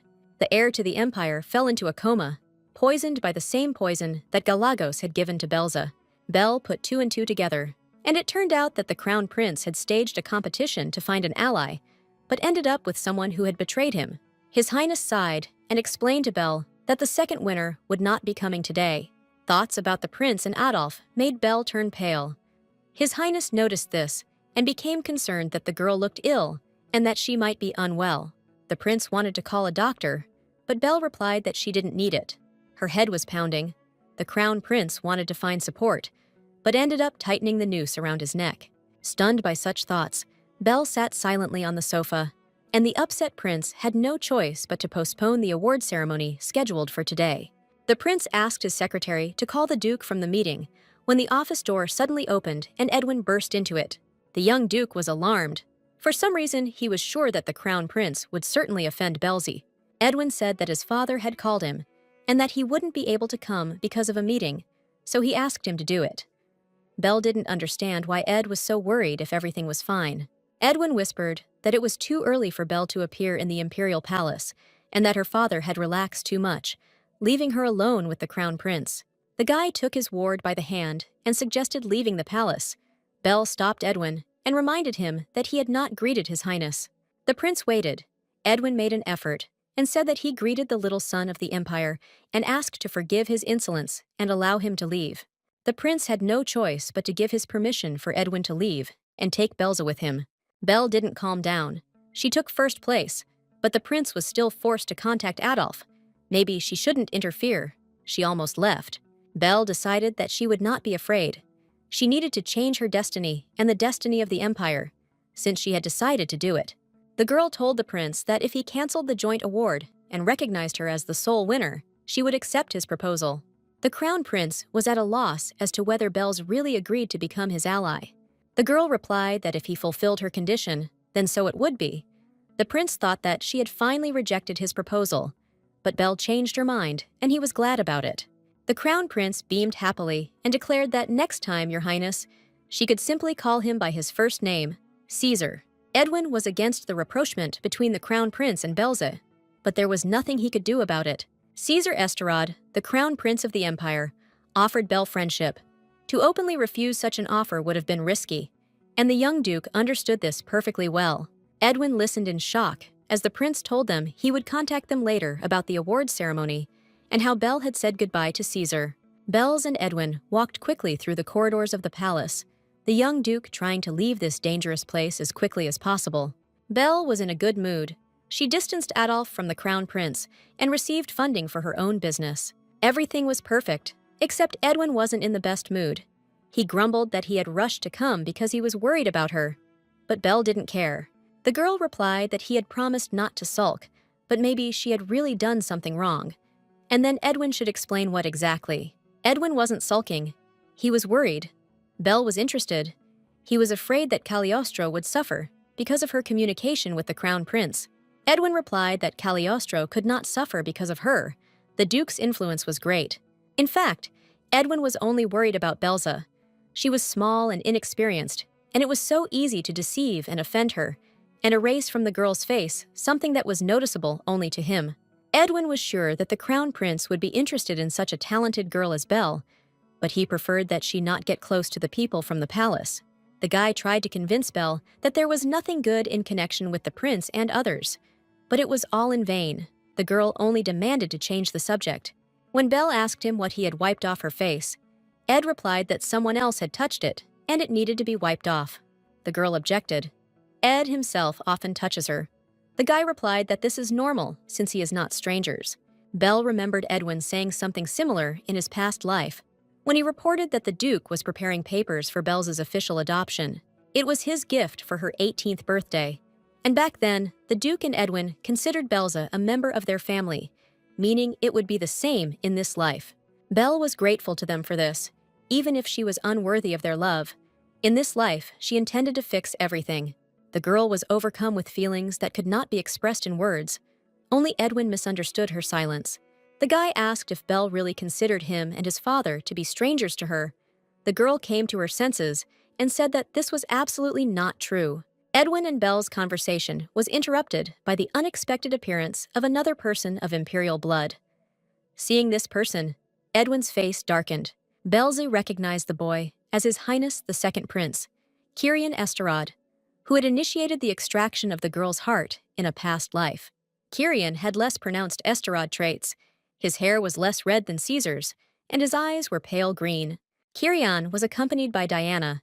He casually threw to Edwin that they had not seen each other for a long time, and his companion politely greeted the young duke. Diana whispered in the second prince's ear that Edwin was accompanied by the very girl she had told him about.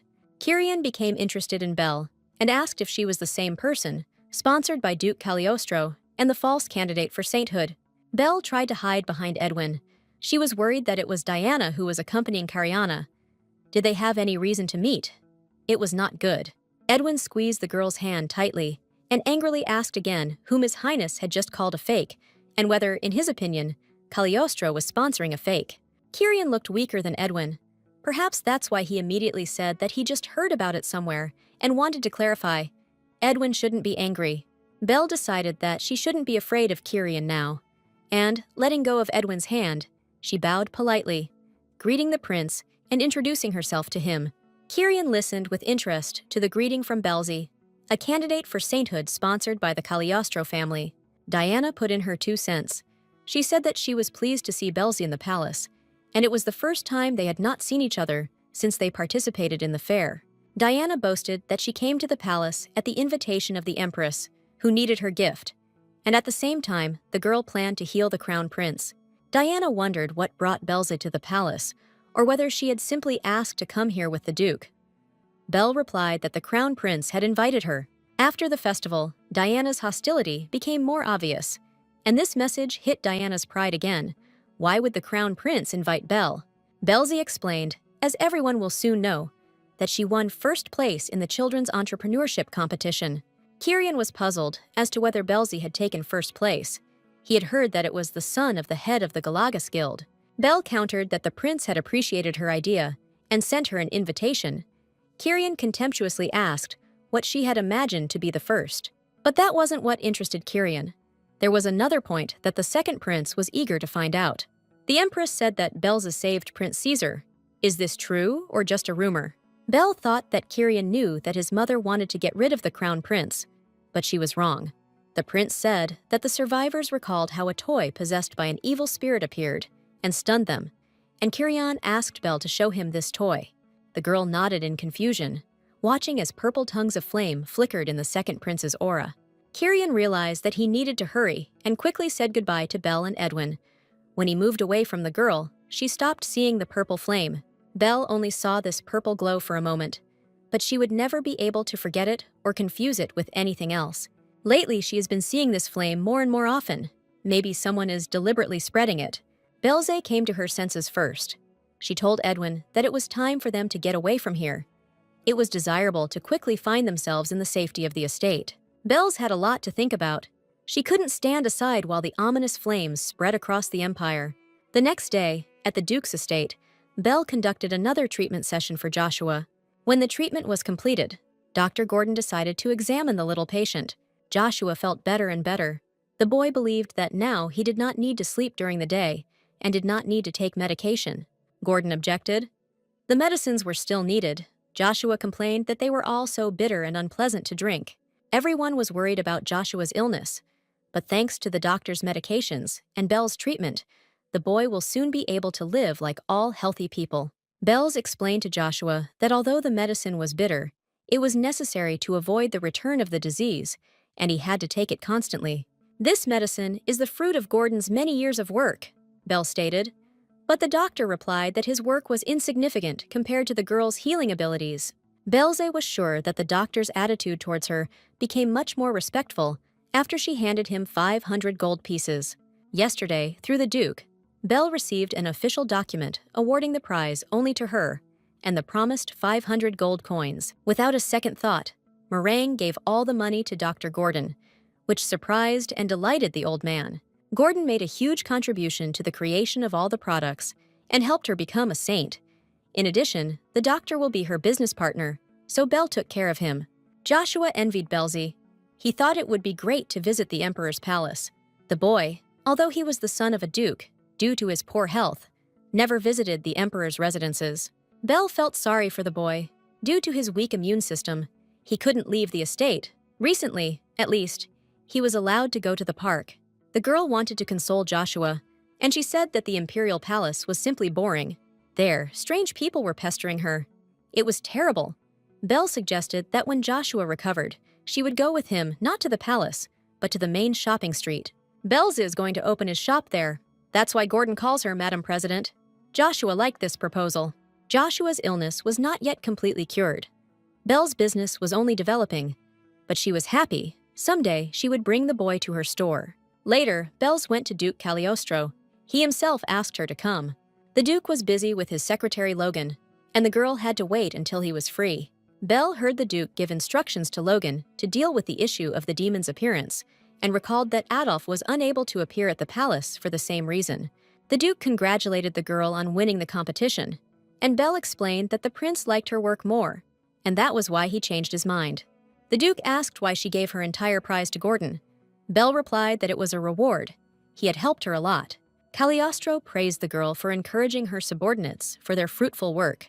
Edward has prepared something for Belzie that will help her pay the rent for the building on the capital's main square. Without further ado, the Duke handed Belze a checkbook made especially for her, with which Belle could buy a good building. The joy of the moment was devalued by Logan, who declared it too wasteful. The Duke had already allocated funds for the girl's sponsorship and for Joshua's treatment. The Duke didn't even give Lady Diana such sums. The secretary was indignant. And now he was giving this girl his checkbook too. The Duke was indignant. Belle's is not some girl. She is a candidate for sainthood, supported by the Cagliostro family, and Logan must not be forgotten. Belle remembered that Logan was in charge of finances and felt awkward when he pointed out that she had come here to heal, just like Lady Diana, but was treated differently. The Duke replied that he saw no point in spending money on Lady Diana. She was supported by another family, and the Marquise took excellent care of her. The Duke reminded Logan that Nanny Emma and Coach Sven, for whom he was responsible, had performed poorly, and Cagliostro did not want to be completely disappointed in him. Logan apologized to the Duke and Lady Belzie and left. Defeated but not convinced, he remained of his opinion. The Duke apologized to the girl for Logan's behavior. He was sorry that she was hearing disdain directed at her again. Belle asked the Duke not to worry. She believed that Mr. Logan was also right. His words hurt the girl a little, but that was not what she wanted to talk to the Duke about. The girl said that the Crown Prince had promised to give her one of the buildings for free, so everything was fine, and she didn't need the Duke's checkbook. The Duke was puzzled as to why Caesar had offered Belle such a service, and the girl replied that in exchange the Crown Prince had asked her to create a secret fund for him. The Duke was pleased. Belle had used the information well, and the Crown Prince understood that if he could win Belle over to his side, he would also receive the support of Duke Cagliostro. Belle asked if she should refuse, but the Duke believed that such an offer could not be refused. Edward didn't like the idea of her using the prince's territory, but if he thought of it as an opportunity to learn how to run a business, it would do. The Duke promised to introduce the girl to a good manager. She could learn from him, and she should also take the checkbook. It would come in handy. The Duke sighed. It sounded strange that a 5-year-old girl needed to be introduced to the manager. He would have liked Belle to be able to enjoy herself and play like a child. Edwin grew up too early, and he rarely talks about what happens to him, which makes the Duke feel like a bad father. Belze felt strange. In fact, the soul of a young adult woman lived in the body of a little girl. But she was grateful to this man for always being on her side. Belle promised that she would always tell the Duke about her affairs. Belze asked the Duke if she could ask him one question. It had been bothering the girl for a long time. The Duke links Sven and Emma to Logan's responsibility, which he means. Cagliostro said that after the death of his wife, he was out of his mind with grief for some time. He stopped taking care of the house and children, and many servants quit. At that time, it was Logan who took charge of the estate's affairs and found several new people, and the Duke entrusted him with managing them. The Duke believed that he was solely to blame for all the incidents. He was careless and thought that he knew Emma and Sven well and did not control the situation. Emma was sure that the Duke was not to blame for anything. The girl's words touched Edward, and he was sincerely glad that she appeared in his family. Belle said goodbye to the Duke before dinner, and the girl walked and talked about the strange things that the servants for whom Logan was responsible had done. Emma became obsessed with looking after Joshua, and Sven grew resentful of the Duke. She hoped it was all a figment of her imagination, but her intuition told her otherwise. Belle bumped into Logan unexpectedly. He apologized for startling her, and asked if she could spare him a little time to answer a question. Logan was interested in how Lady Belzy intended to use the Duke's checkbook. Logan looked quite friendly, but Belle sensed a dangerous undertone in this handsomeness. The girl intuitively sensed the danger emanating from this polite and respectful man and refused to answer his question. Logan tensed up, but said politely that he was responsible for the Duke's finances and asked that he be informed whenever my lady needed to use checks. Belle's promised Logan she would do so and stated that she had things to do, but the Duke's secretary was not going to let her go so easily. Belle suddenly saw something that made her really sick, and she turned deathly pale. Logan took care of the girl's condition. The last thing he needed was to be blamed for her poor health. But Belle was getting paler and paler. The girl saw Logan, the Duke's confidant, engulfed in a thick cloud of purple flame. It was terrifying to watch. Belle pulled herself together and told Logan that she was okay. She was in a hurry and would leave first. The girl ran away from the Duke's secretary so fast that her heels sparkled and her heart pounded wildly in her chest. She didn't expect such a turn of events. The Duke's secretary has a purple aura on him. Why hadn't she noticed this before? Apparently, this aura was not visible before, because Logan's hostility was not directed specifically at Belle. The purple color in Logan's aura was thick, and Belza doubted she could remove it, as she had done with Pius. An ominous shadow loomed over the duchy. After Belle discovered Logan had a purple aura, she decided to find out what this power was, and who else in the Duke's house carried the same energy. For several days, the girl kept a close eye on the servants, and Edwin even decided that she was looking for someone. Belze calmed down when she realized that no one except Logan had purple in their aura. Now the girl thought only about removing Logan from the duchy, but without evidence, she could not do this. Belle decided to take every opportunity to learn more about the nature of purple energy and decided to visit the temple, which the butler reminded her of. Belle planned to return home before dinner, and she had the idea to ask the butler how a young man like Logan became the Duke's assistant. The servant replied that Logan had been serving the Duke for a little over 5 years. Before him, there was another secretary, and Logan was his assistant. Logan's mentor suddenly fell ill and was unable to work. He took over his duties. It was difficult for the guy, but he worked as a sign of gratitude to the Duke. Bells became interested in what the Duke had done for Logan and how he had supported him. The butler explained that Logan was an outstanding student and received a scholarship from a foundation sponsored by the Duke. Logan from the same orphanage as Belle. It was no secret to the girl that her orphanage was trading talented children, offering them to noble families for adoption or sponsorship. Therefore, Belle was distrustful of people associated with the temple and was inclined to suspect those people whom the temple sent. But Logan gave no reason for this. The girl thought, in fact, the former abbot of the orphanage, Pius, knew too much about the Duke's affairs and was sure that it was Belle who cured Joshua. It seemed that Pius was being informed, and Logan was a temple spy. So Sven and Emma's actions were part of a plan to destroy the Duke's sons. This seemed true. Belle remembered that in his past life, Edwin had never been able to find support in his own father's house. The girl wondered what Logan's ultimate goal was, and why he wanted to destroy the entire Cagliostro family. The butler noticed that Belle had suddenly turned pale, but the girl denied feeling unwell. She was simply surprised that Logan was from the same orphanage. The butler asked Milady no matter what she said to Logan about this conversation. The secretary reacted sharply to everything that was connected with the temple. Tara peeked through the door and announced that she had packed the treats and placed them in the carriage. Belle was glad that everything was ready, said goodbye to the butler, and ran off to do her business. The girl did not immediately go to the carriage. First, she decided to get permission. Tara was surprised. The Duke left right after dinner. Who was my lady going to turn to? The girl said that she needed Edwin's permission. Belle looked into the room of the Duke's eldest son and called him by name. It was awkward asking permission from a guy not much older than her, but Belle and Edwin promised to let each other know where and when they were going. Edwin wasn't in the room. Perhaps the boy was at class, and Belle simply left him a note saying she was going to the shelter. Returning from training, Edwin read the note and decided that Belle had gone to visit that same guy from the orphanage. The boy felt a pang of jealousy. At this time, Belle was already in the temple. She ordered that the treats be brought inside and a cart brought for drinks. On normal days, the temple did not have strict security checks at the entrance, so Belle was able to enter the temple grounds with Mikhailo. The girl reasoned that Edwin should not be angry with her, since she left him a note, and took with her not only the bear, but also the accompanying knights.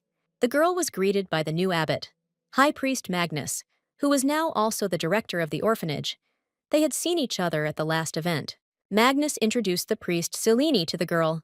This girl was now responsible for the group that Belle had once been in.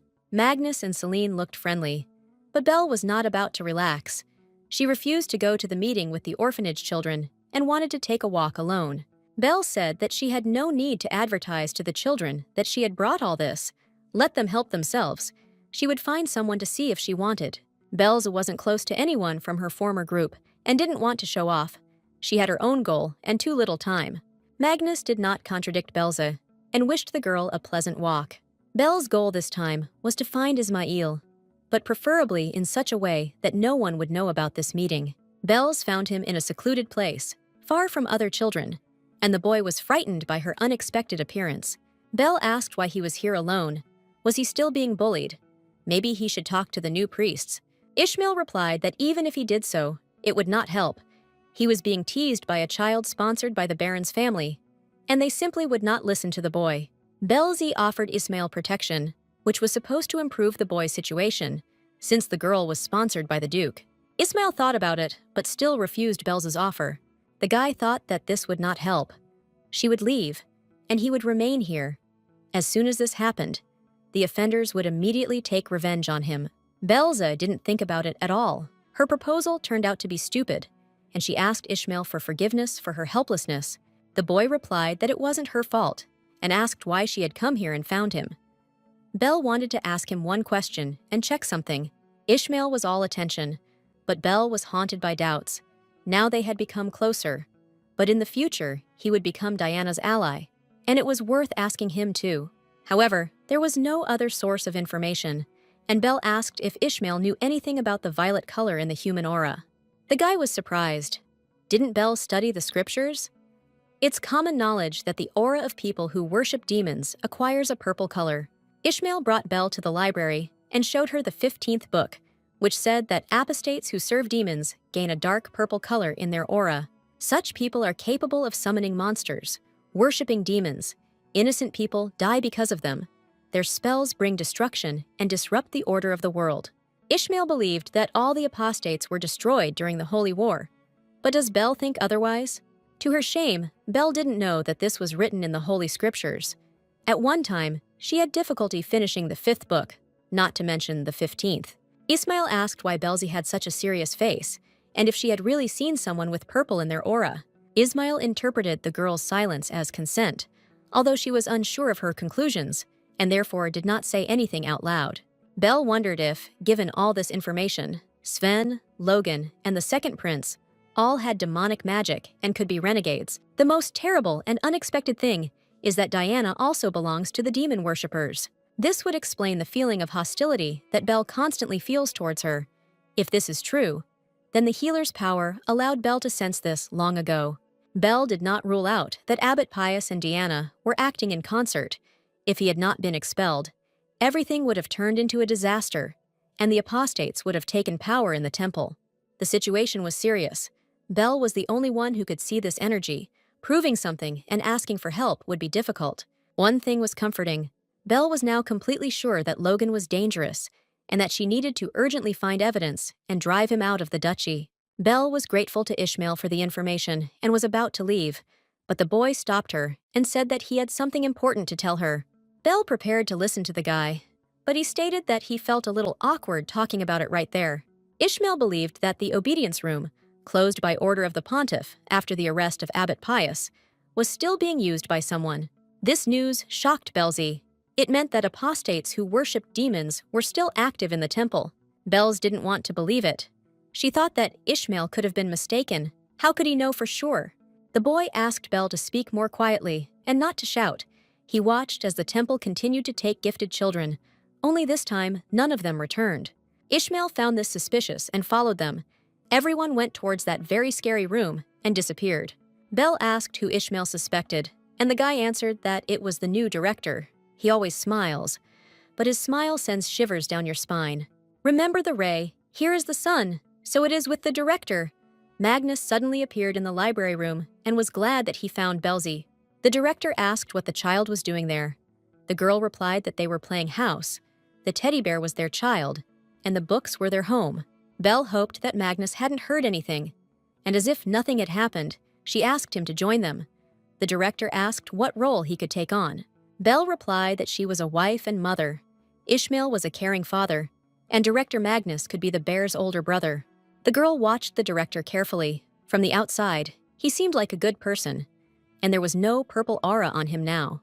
The girl decided that it was worth keeping an eye on the director, and Magnus said that he definitely heard two voices outside.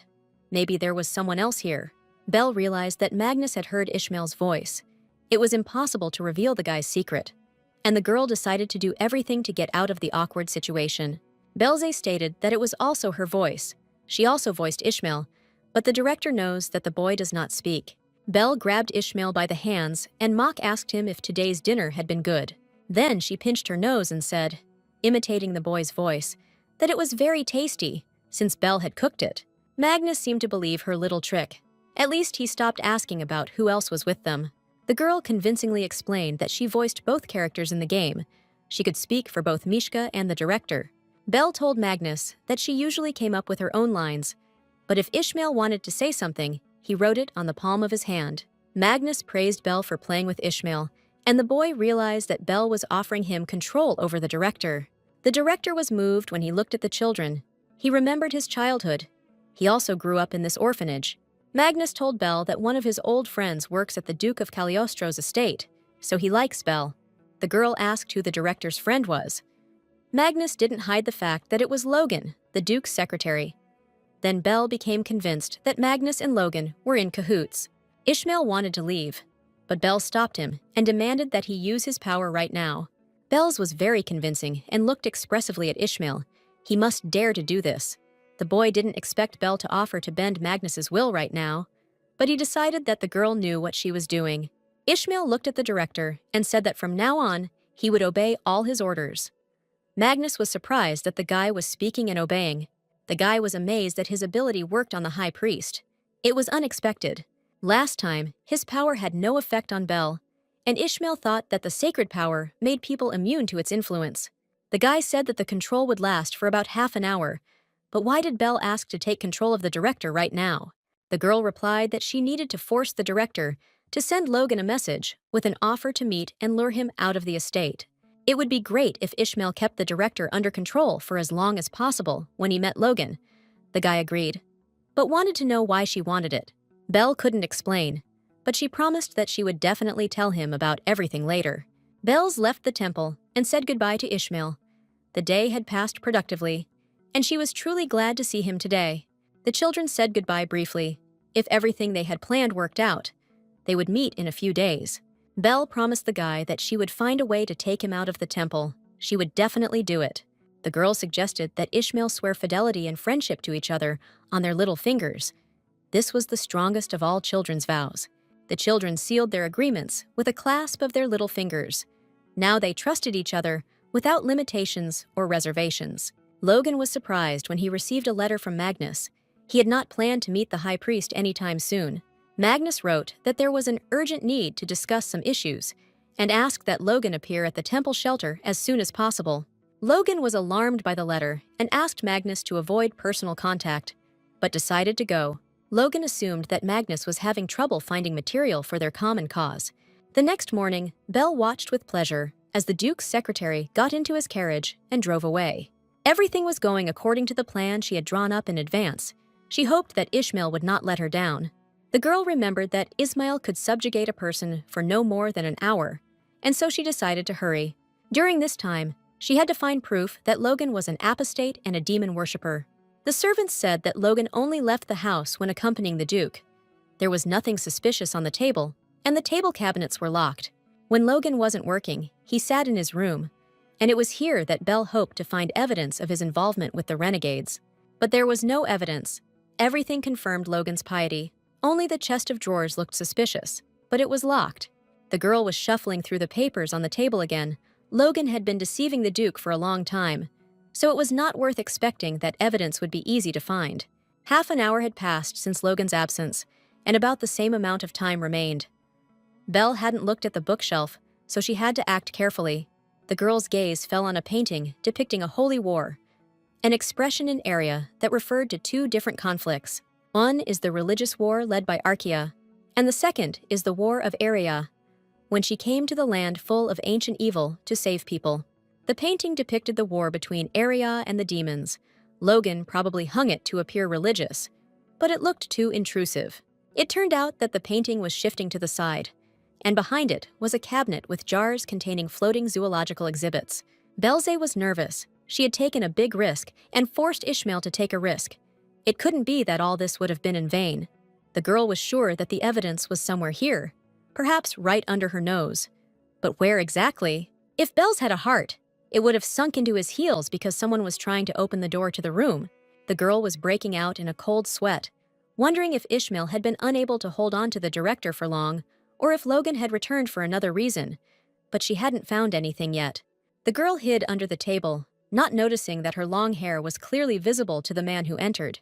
Belle sat as quiet as a mouse, and thought only that Logan shouldn't have returned so early, or that the secretary had forgotten something.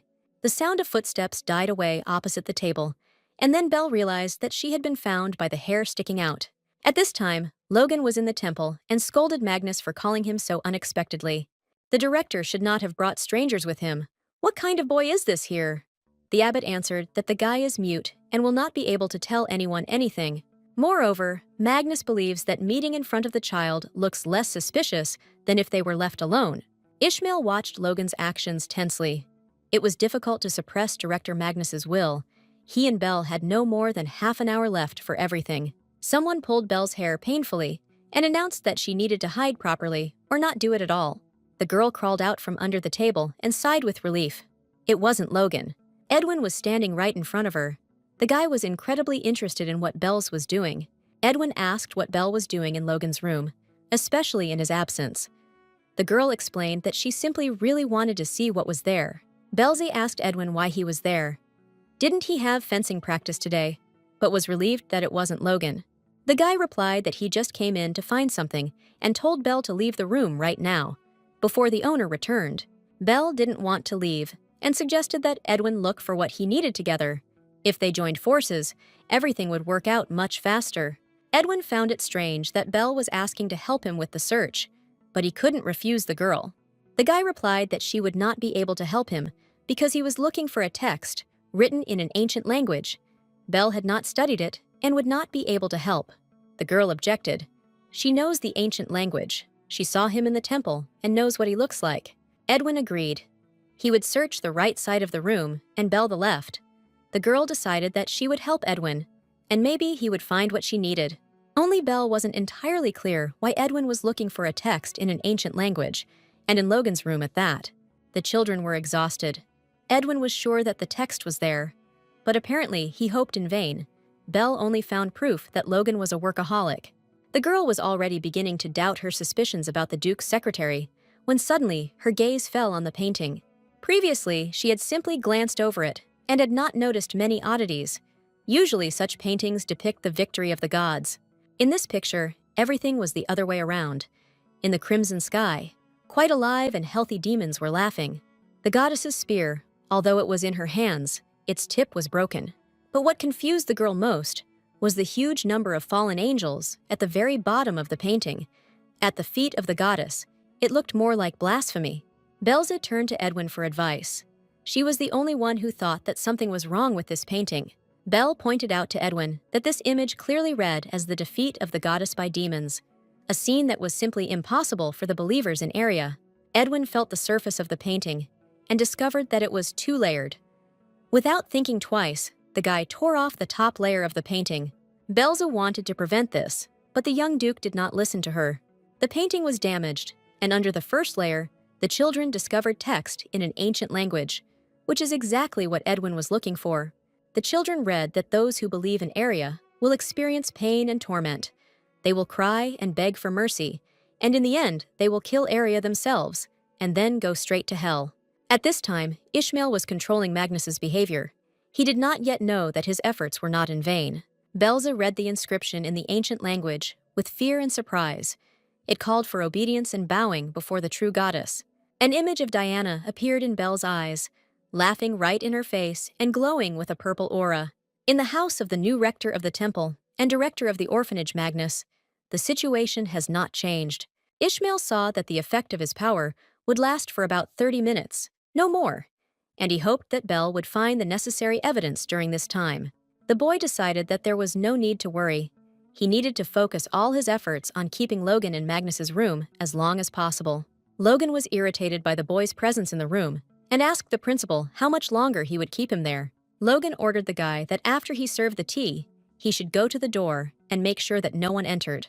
The boy did so, and Logan asked whether Magnus had called him so urgently because of a failure in the supply of materials, or there was another reason.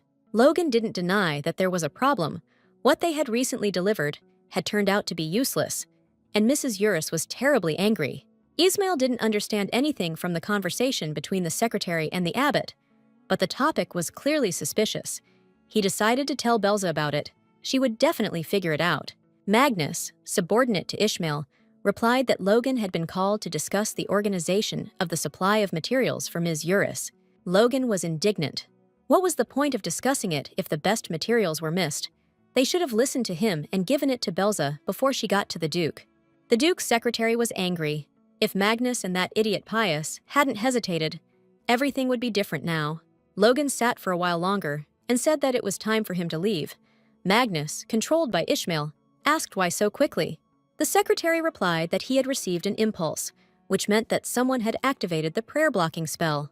Now, Logan was really in a hurry and suggested postponing the conversation about deliveries until later. Someone was definitely in charge in his room. Ishmael made one last attempt and stood in front of Logan at the door, who was confused about what this guy was doing. Ishmael was afraid that Belle would be in danger and decided to buy just a little more time. The boy did not notice how Magnus repeated these very words. Logan felt something was wrong. What kind of nonsense was the director talking about?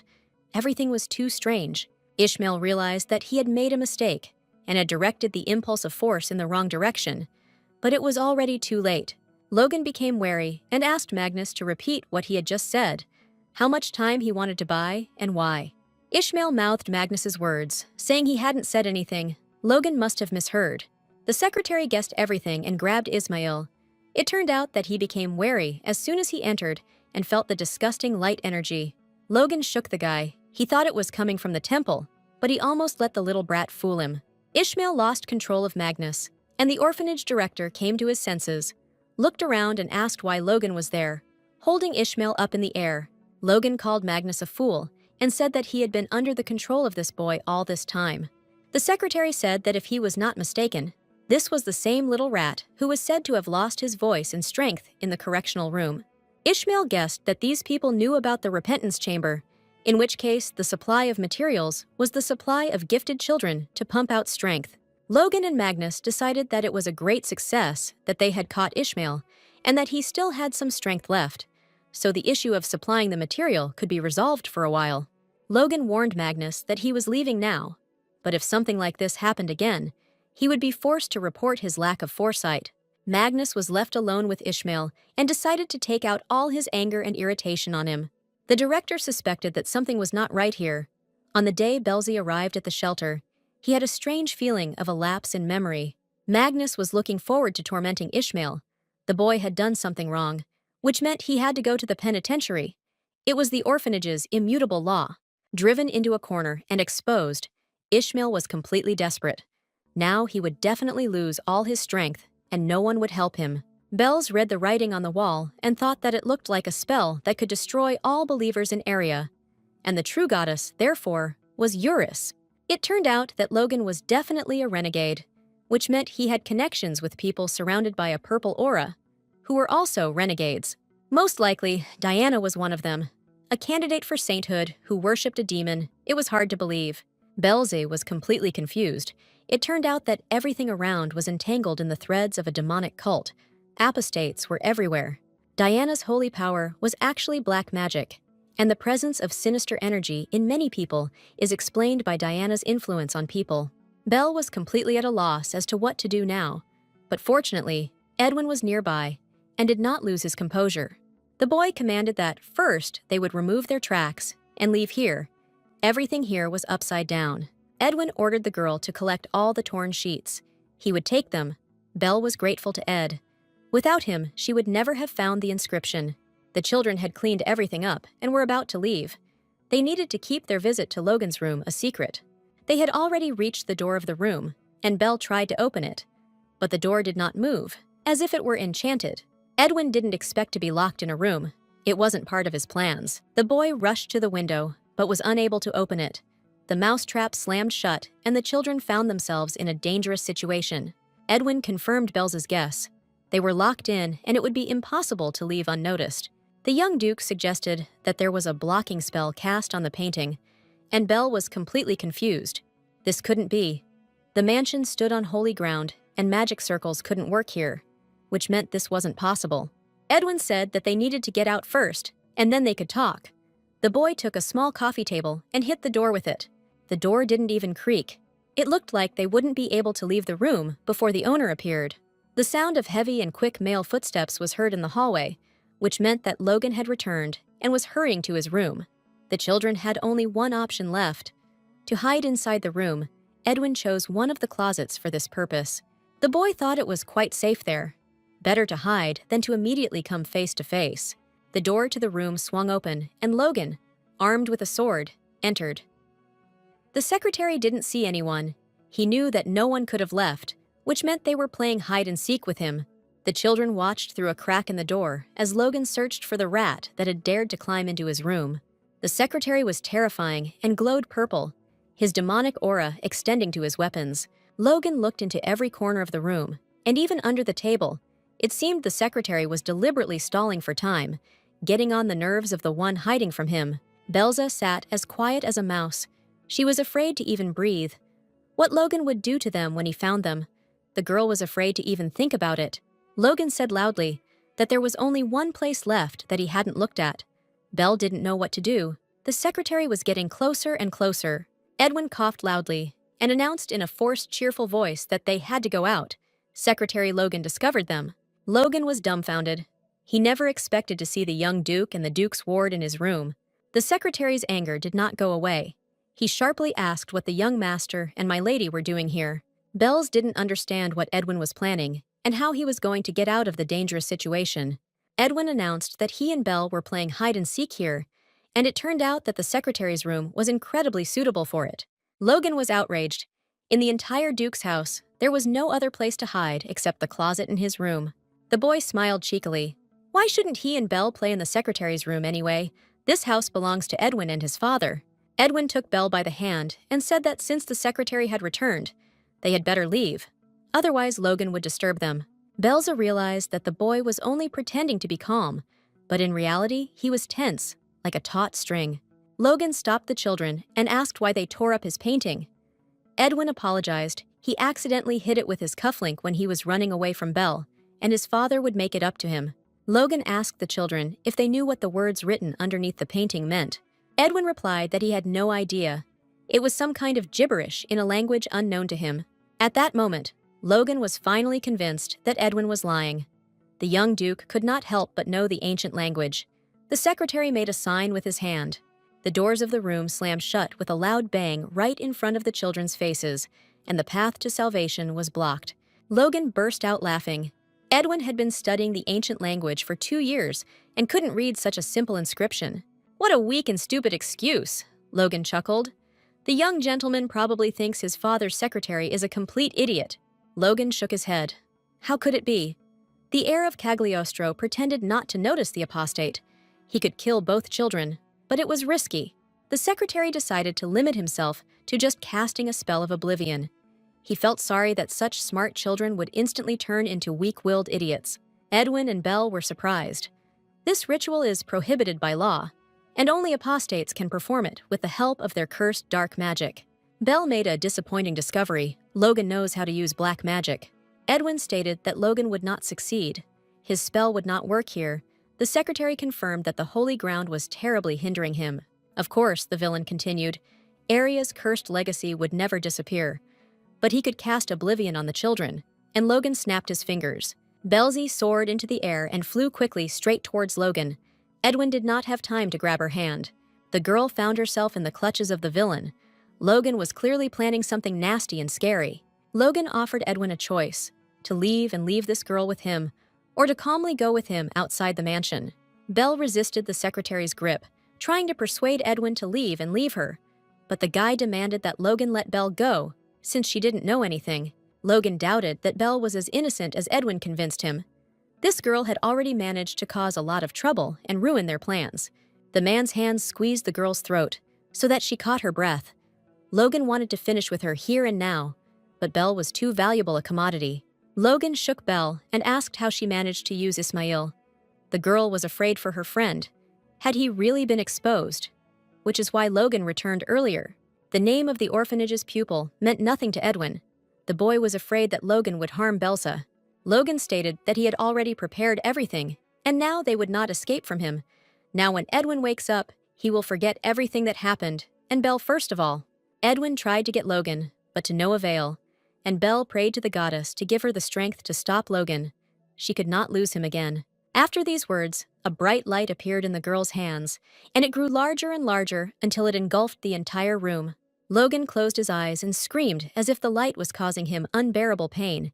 He let go of Belle, and she rolled head over heels across the floor.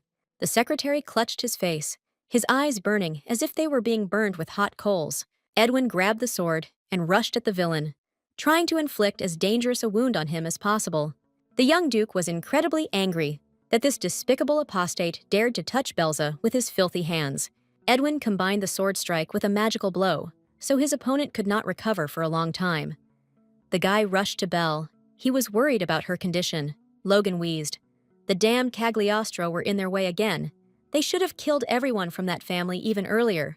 The secretary shouted that Lady Eurus would not need any sacrifices if he tore out the hearts of these children and offered them to his goddess. Edwin and Belza prepared to defend themselves. The children realized that they had the strength to resist and were not going to give up so easily. There was a terrible roar, and the door to the room exploded, shattering into small pieces. The Duke called for his children. Belza looked back and screamed joyfully. She and Edwin were saved. Cagliostro burst into the room at the head of a detachment of select knights of the guard. He made it in time. His children were safe and sound. The knights grabbed Logan, and Edward Cagliostro hugged Edwin and Belza. They were alive, and the Duke praised the goddess for her help. The Duke's angry gaze turned to Logan. Unexpectedly for everyone, his secretary turned out to be an apostate and a follower of a demonic cult. The Duke asked Logan what all this meant. The secretary replied that it was a misunderstanding and said that in fact he was the victim. Belle heard Logan say with indignation that Edwin and Belzy had broken into his room and attacked him. The secretary accused the children of using black magic, and the Duke became wary. Logan justified the young Duke and accused Lady Belza of using black magic. Edwin and Belle could not understand why he was talking such ridiculous nonsense. The secretary shouted that the Duke should not be deceived, in case an apostate was hiding under the guise of a child. Belle realized that Logan was simply stalling for time. Accusing a candidate for sainthood proclaimed by the pontiff was serious blasphemy. The girl noticed that a magic circle was appearing on the floor of the room, and Logan continued to shout that apostates were periodically found in temples. Belzy guessed that Logan was distracting the Duke, and that was why he was saying whatever came to his mind. The villain is simply gathering his strength to use black magic and escape beyond the Duke's influence. The magic circle was flaring up. Logan was already shouting that all Cagliostros were fools and would regret letting him slip out from under their noses. The Duke looked calmly at the behavior of his former secretary. Not a single muscle moved on Cagliostro's face. The formidable Logan deflated in an instant. His magic did not work. The lines of the magic circle faded. The secretary lost his strength and wilted. The Duke noticed the painting. He had caught many apostates, but this was the first time he had seen such an inscription. Cagliostro asked Logan if the apostates had found a new goddess for themselves. Her name was Eurus, but the former secretary was only interested in what the Duke had done to him. Cagliostro chuckled. Logan was probably feeling dizzy, nauseous, and his arms and legs wouldn't obey him. It's payback for using black magic on holy ground. Logan's body's reaction is a natural cleansing process, divine power pushing out the darkness. Logan was convulsing and cursing, and the Duke determined that this was because there was too much black mana in the former secretary's body, which was why it was taking longer to leave. Cagliostro ordered the arrested man to be sent to prison, where he intended to have a more detailed conversation with him, but this would happen later. Belle wondered if Edwin and the Duke had been too calm from the start. Had they really staged all of this? It turns out that the Duke knew who Logan was, but as he guessed, in his past life, the secretary left no evidence, and Belle herself did not believe that he was a black magician. Edward explained to the girl that Edward had discovered that Chester's successor was a renegade. At first, the Duke doubted it, but observations confirmed his suspicions. Edwin asked Belle if she wanted to check what was happening with that guy now. The girl came to her senses. Ishmael was probably in danger now. Belle needed to go to the temple immediately, preferably with reinforcements. The girl rushed to the Duke and announced that she urgently needed to go to the temple and save her friend. Edwin watched the girl gloomily. Her relationships with other boys caused him negative emotions. The new director of the orphanage and the rector of the temple received a surprise visit from Pontiff Montanus. Magnus pretended to be incredibly glad to see Pope Montanus and asked what business had brought His Eminence to their humble monastery. Magnus tried to look into the pontiff's eyes. Mentally, he cursed everything. Usually, Montanus does not come to him. He barely managed to hide Ishmael. Montanus said that Magnus had been heading the shelter for 2 weeks already, asked how he was doing, and if everything was calm. The director replied that everything was fine, and the pontiff said that in fact, he wanted to see a boy named Ishmael. Magnus asked why His Holiness had suddenly become interested in this boy, and he was told that a man had appeared who wanted to take him under his wing. Montanus wanted to see the child himself before he was taken away by a new guardian. Magnus lied that Ishmael was feeling unwell today and would not be able to meet with His Holiness, but the pontiff clarified how seriously the boy was ill. Magnus replied that if Ishmael rested for a day, everything would pass for him by tomorrow, and he himself planned to take the boy out of the shelter tonight. Montanus declared that no one would wait. The new patron had arrived and wanted to see Ishmael immediately, despite any illness. Bells ran around the shelter with documents about guardianship and patronage, and called out for Ismail in a loud voice. Magnus was frightened. He guessed absolutely correctly. The boy's new patron was Milady Belzy herself. The girl called Ismail and said that she had come to keep the promise she had given him. They didn't have time to hide the guy far, and he heard Belz's voice. These were the most beautiful sounds he had heard in his life. Much earlier, immediately after she broke up with Ishmael, Belle met with the pontiff and fulfilled the promise she made to the boy. The procedure for approving the patron was complicated, but Dad quickly gave permission, and the patron's certificate was delivered just in time for Belle's departure from the mansion. The Duke's knights freed the boy from the dark and cold storeroom. They were outraged that the child was kept in such a place. Belze rushed to the guy. She was worried if everything was okay with him, if Ishmael was hurt, and how he was feeling. Belle saw that the boy had red eyes and asked if he had been beaten. Ismail was embarrassed and replied that he was fine. Montanus demanded an explanation from Magnus as to why a sick child was leaving a cold storage room. Magnus was going to get out of it and pretend to be innocent, and Belle had to stop that. The director of the orphanage said that in fact, the child had used force to subdue him, and he did not want to make a fuss, and decided to punish him in this way. Ishmael didn't let Magnus finish. He addressed Montanus directly and said that he was asking for forgiveness, but he had an important statement. The boy announced that he did not want to live in the shelter because he was being bullied there. The pontiff was surprised. The document said that Ishmael was mute, but the guy spoke perfectly. It turns out it was all a lie. Ismail replied that he doesn't like children from the orphanage, and he doesn't like the teachers either. He believes that they can't be trusted. Ishmael explained that he was afraid that he would be locked in the penitential room again, as the priest Pius had done. The pontiff wanted to calm the child and explain that the room of repentance had long been closed by his highest command. The boy did not listen to Magnus and continued to speak. He said that Abbot Magnus said strange words. He discussed the penitential chamber with Logan from the house of Duke Cagliostro. The Duke thought this was odd, as he had just arrested Logan on charges of apostasy and the use of black magic. The pontiff asked the children to leave. The adults needed to talk alone. Magnus realized that his song was sung. Bells and Ishmael sat alone in a warm room. The boy asked if Belle had really become his patron. The girl replied that it was true. Now no one would dare to humiliate or offend Ishmael. Now he could no longer pretend to be mute. Ismail clarified that if Belzy had come here, it meant that Logan had been dealt with, and he had been neutralized. Ishmael immediately realized that Belle had come to deal with Magnus. After all, he was in league with Logan. As long as there were no bad people around him, the boy might not pretend. The guy asked the girl how much she paid to become his patron. Ismail heard that huge sums of money were spent on gifted children like him, but the boy didn't want to be a burden for Belle and promised to return everything. To prove that you can provide education for a gifted child, you need to pay 10 million gold a year. Belle had to borrow a little from Edwin.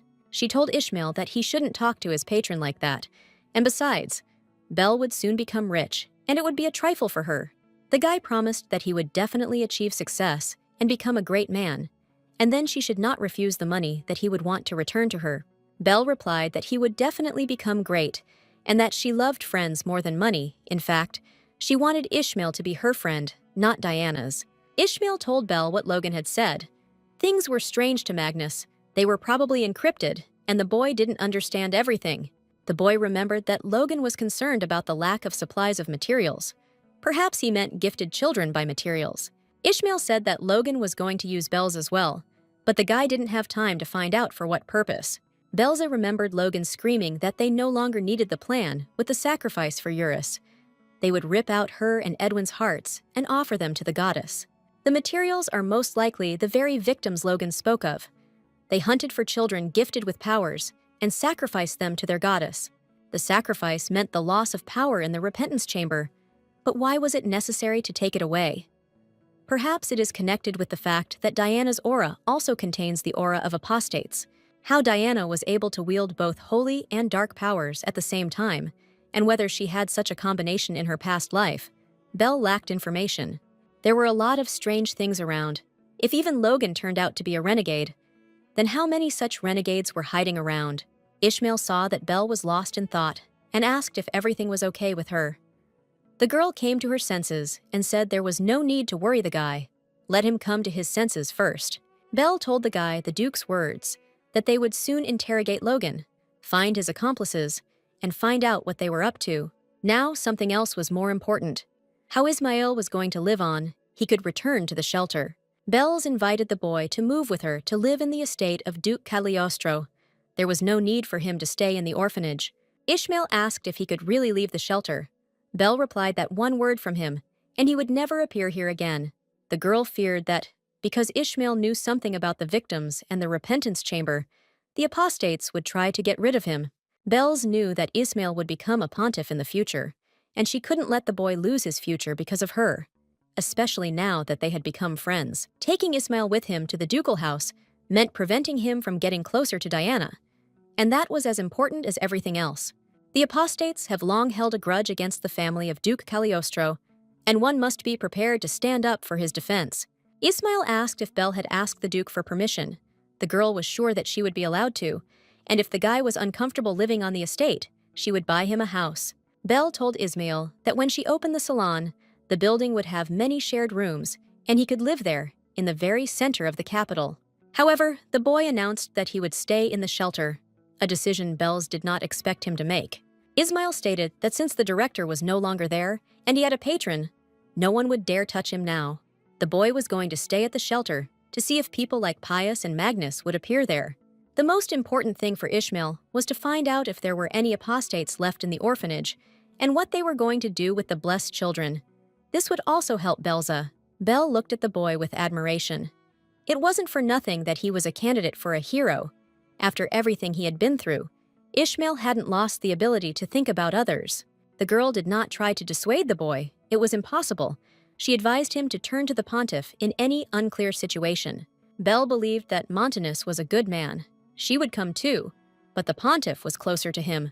Ismail was perplexed that after everything the temple servants had done to her, she still believed the pontiff, but the girl proved that Montanus was an honest man. The boy said that he would decide for himself whether to trust Montanus, and that Belzi should not come to him often. Belle was puzzled as to why he was saying that. Ishmael explained that if they were suspected of being friends, they would do everything to destroy them. The girl sighed and demanded that Ishmael promise to write to her at least several times a week. The oath was sealed with a squeeze of the little fingers. Now no one could break it. Otherwise, it would be death. The Duke entered the room and asked if Belzi had finished the conversation and was ready to go home. The girl had already finished everything and was getting ready to look for Cagliostro herself.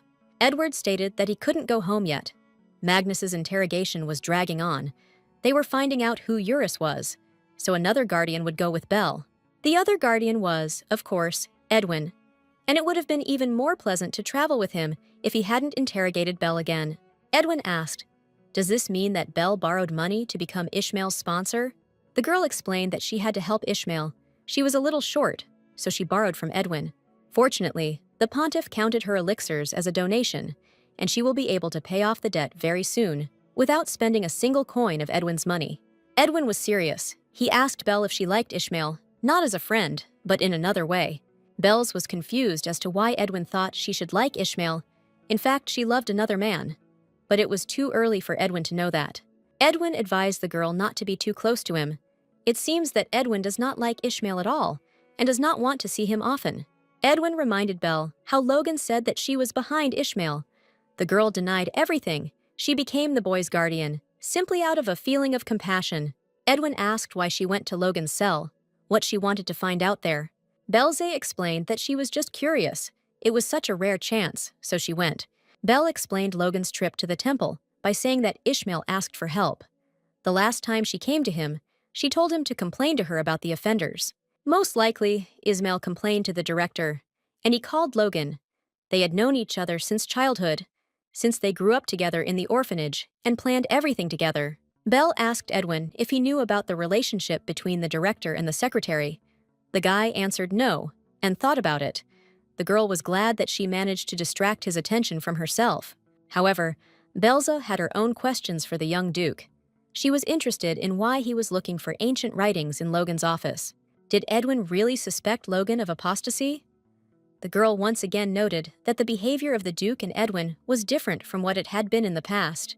Bells again began to suspect that Edwin, like her, remembered his past life and was correcting the mistakes made then. Edwin was silent for a moment, then said that he had been looking for a dictionary of an ancient language in Logan's office. Logan had taken it from the library. The young Duke preferred to end the conversation, which was uncomfortable for both of them. Now they should go home and rest. The day had been too busy. Edwin was so calm that Belle decided he didn't remember his past life. Otherwise, he wouldn't have come to her. And then, because of her, Edwin almost died. If he remembered everything, he wouldn't have let her get so close to him. She understood everything, but her heart didn't want to calm down. A few days later, several seemingly insignificant events took place in the Marquis of Barilote's mansion. It all started when the Marquis summoned Lady Diana. The girl was calmly getting acquainted with the morning news, reading the newspaper. Diana went to the Marquis on the way, telling the maid the latest news. The newspaper wrote that many children had gone missing. The girl didn't have time to finish reading that Abbot Magnus was defrocked and imprisoned, and a new abbot was appointed to the orphanage. A few weeks passed, and the Belle's Beauty Salon opened on the capital's main street. News of the miraculous drugs quickly spread, and all the ladies of the capital and its environs rushed to personally visit this establishment. Belle was proud of her commercial success, but there were moments that darkened her life. Magnus and Logan, key figures in the renegade conspiracy, went missing. Logan, who was being held in the underground prison of Cagliostro, committed suicide by taking poison hidden in his clothes. A few days later, Magnus escaped from the temple prison. His tracks were lost. Pope Montanus and the Templars claimed that they knew nothing about the goddess Eurus. The investigation into the apostates case has reached a dead end, with all leads cut off. Bells reasoned that she would like to resolve all the problems before Joshua's birthday. The prince leaned over Belle's shoulder and quietly asked what other problems she wanted to solve. He admired the level of preparation of the salon and the advertising campaign. Belle organized a small tea party. She enjoyed the informal communication with the heir. Belle's new employee was named Charlotte. She performed the duties of not only a maid, but also a bodyguard. Charlotte called her little boss, Boss. The crown prince liked it when Belle's was called Boss. It was unusual and original. Caesar liked the well-chosen interior and competent staff of the salon. Belle replied that this was thanks to the Duke. He helped her with the selection of staff. The crown prince said that Belle was too modest. All of high society was delighted with her salon, and the products she sold there. Belle replied that an important factor in her success was the magnificent building that the prince gave her. It was located in the very center of the capital's main street. The building's exterior was in perfect condition, so with Belle's design and the Duke's unlimited budget, the interior renovation was completed quickly. His Highness never thought that skincare was so popular among noble ladies. Belle believed that this business could not fail, because everyone always wants to be beautiful. The prince noticed a box with strange shoes. He had never seen such boots before. His Highness inquired whether this item was also a product of Lady Belle's salon, but the girl objected, saying that she had prepared these shoes as a birthday gift for Joshua. Belle told the prince that the Duke was preparing a grand banquet in honor of his youngest son. Of course, she had prepared a gift in advance, but she was just worried whether he would like it. Caesar noticed that Belle was constantly downplaying his achievements and was too modest. His Highness recalled that the girl had cured Joshua when everyone had already given up, saved the crown prince himself from death, and these were just some of the achievements of Milady Belle. Caesar believed that modesty was a commendable quality, but one should not go too far.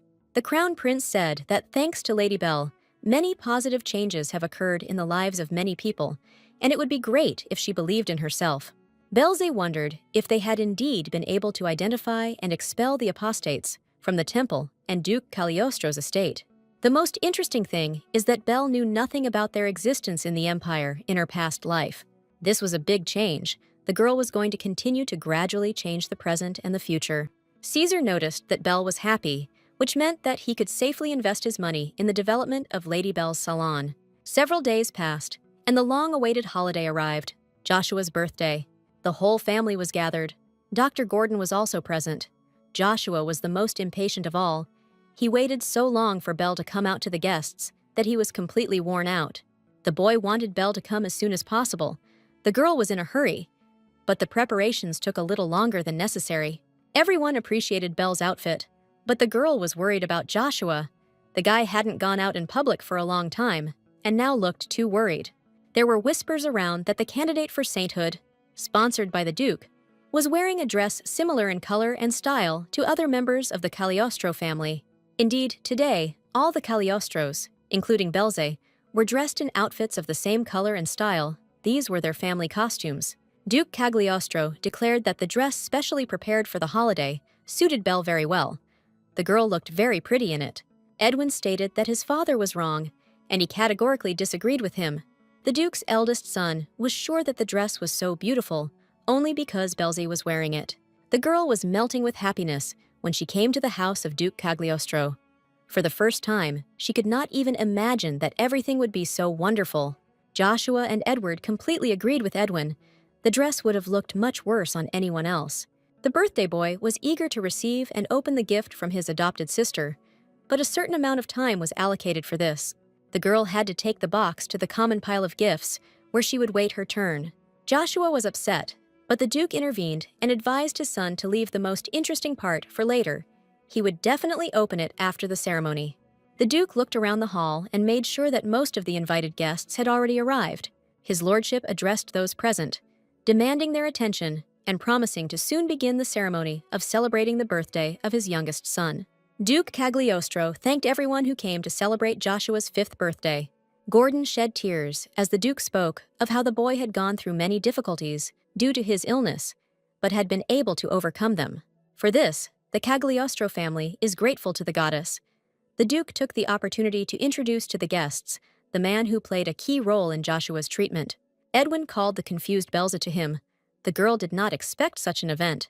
Duke Cagliostro loudly declared that the fact that Joshua was able to celebrate his 5th birthday was thanks to the young Lady Belze. Edward said that thanks to Belze finding the cause of Joshua's illness and eliminating it, everyone was able to see his youngest son happy and active.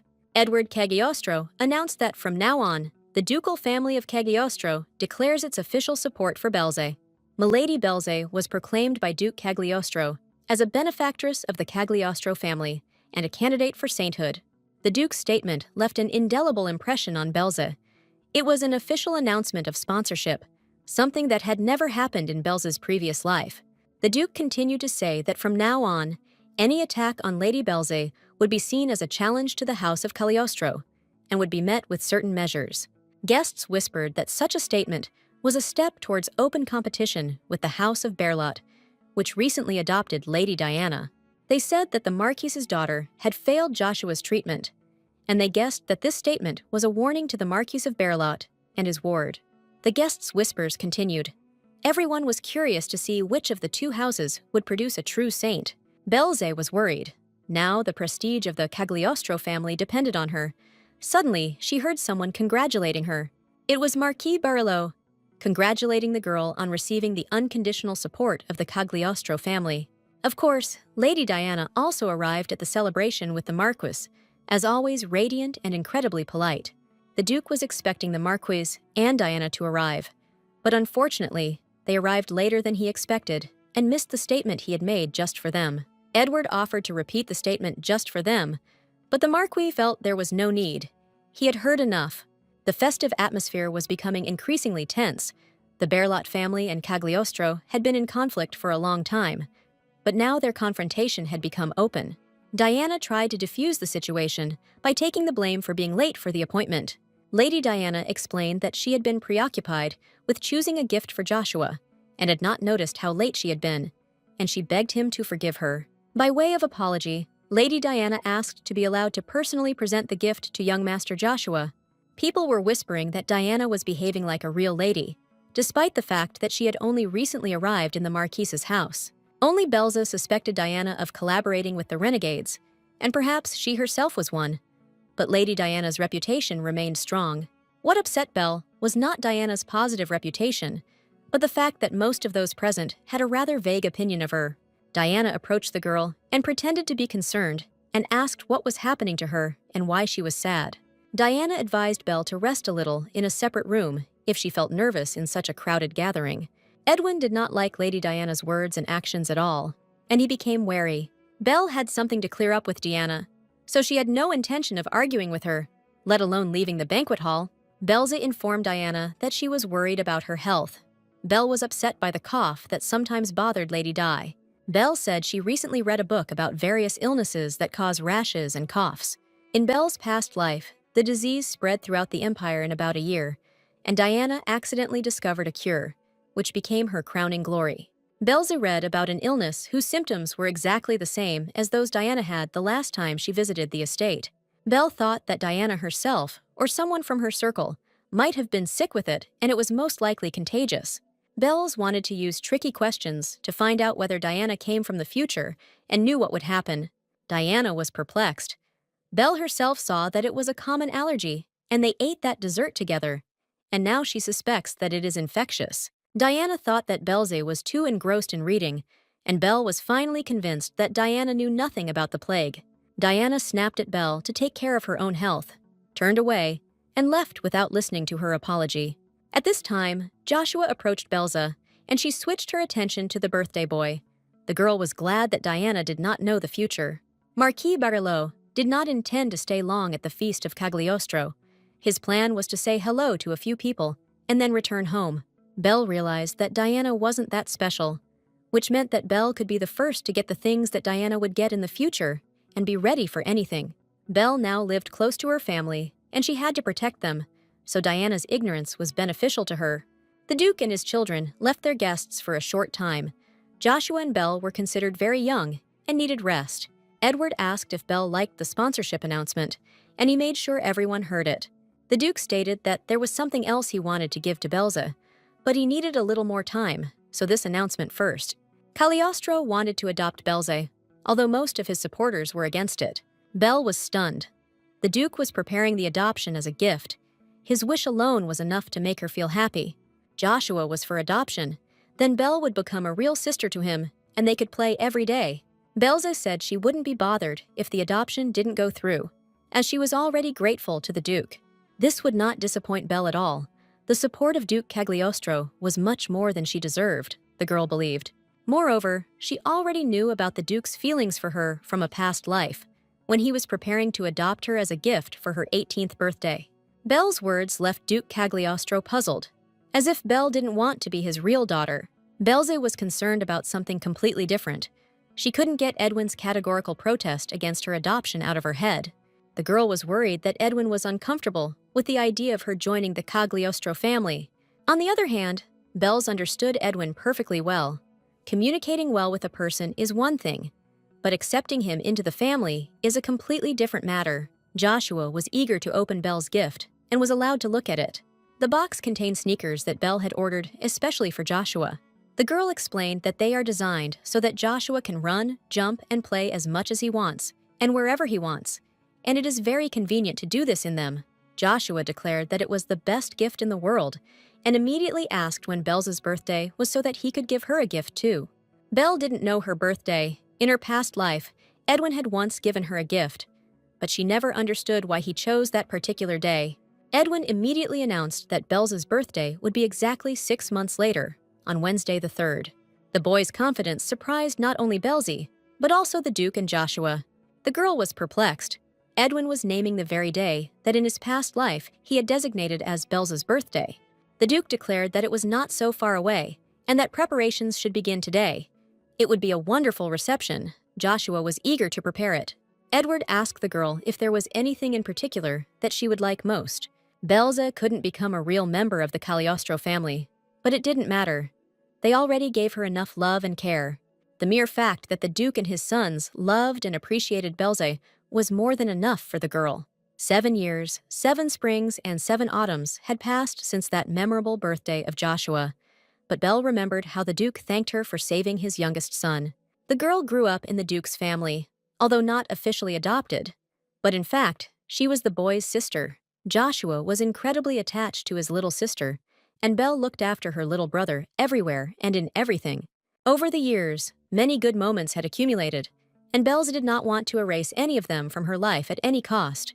Duke Edward of Cagliostro, his sons Edwin and Joshua, and the candidate for sainthood, Belze, under his wing, lived as a close-knit family and shared all the responsibilities equally. One morning, Tara entered the young lady's room and found that Belle was already awake.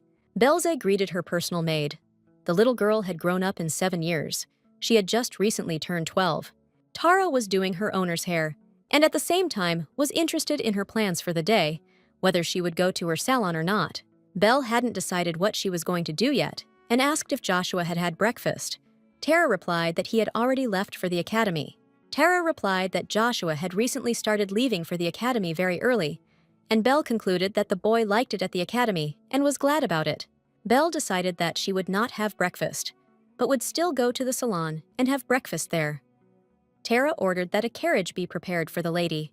A luxurious carriage drove Belze through the streets of the capital, and very soon she arrived at the building where her salon was located.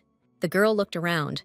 It was the business part of the capital, and it seemed to her that everyone around her was doing something important, and only she was not busy with anything.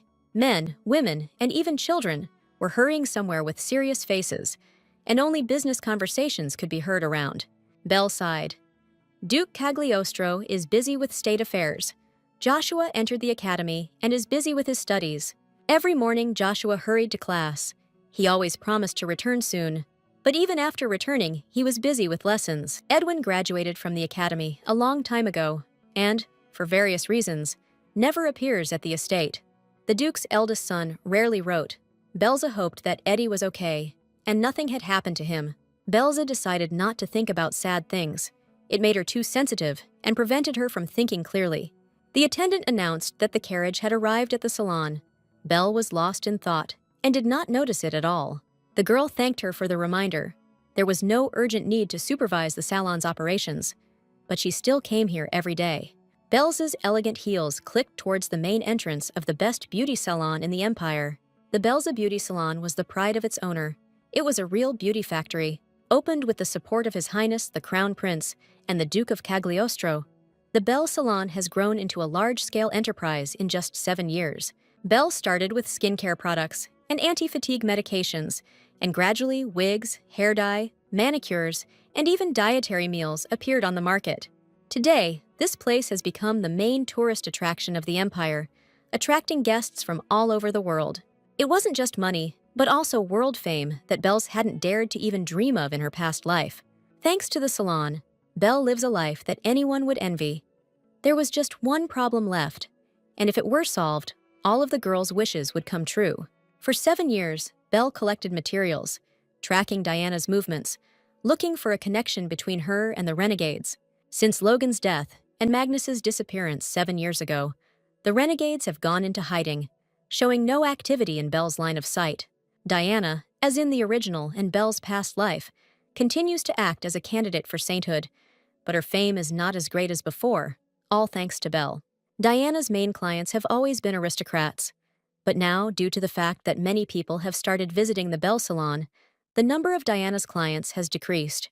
In her past life, Diana won support by finding a cure for the plague, but in this life, Belle had created it long ago and prevented the epidemic from spreading.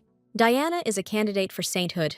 Unlike Belze, who runs a business without using holy power, she heals aristocrats with this power. Belle saved her power, believing that it would be needed to protect the ducal house from renegades who could appear at any moment.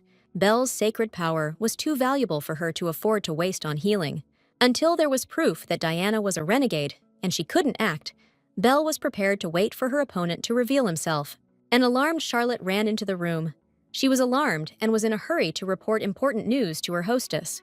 The girl reported that the building that was being built opposite turned out to be a double of the building in which the Belze salon is located. Belle was surprised and decided to see for herself. It was clearly a deliberate copying. Who dares challenge Belze, who is under the official patronage of Duke Cagliostro?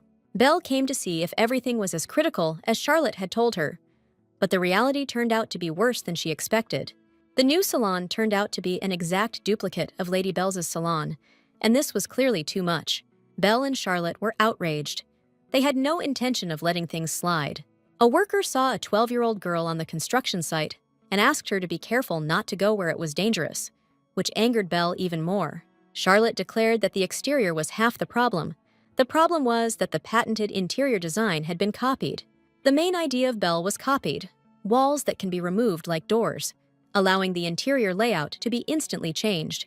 Belze created this salon based on the memories of her life before she got into the novel, and its design could not be simply copied.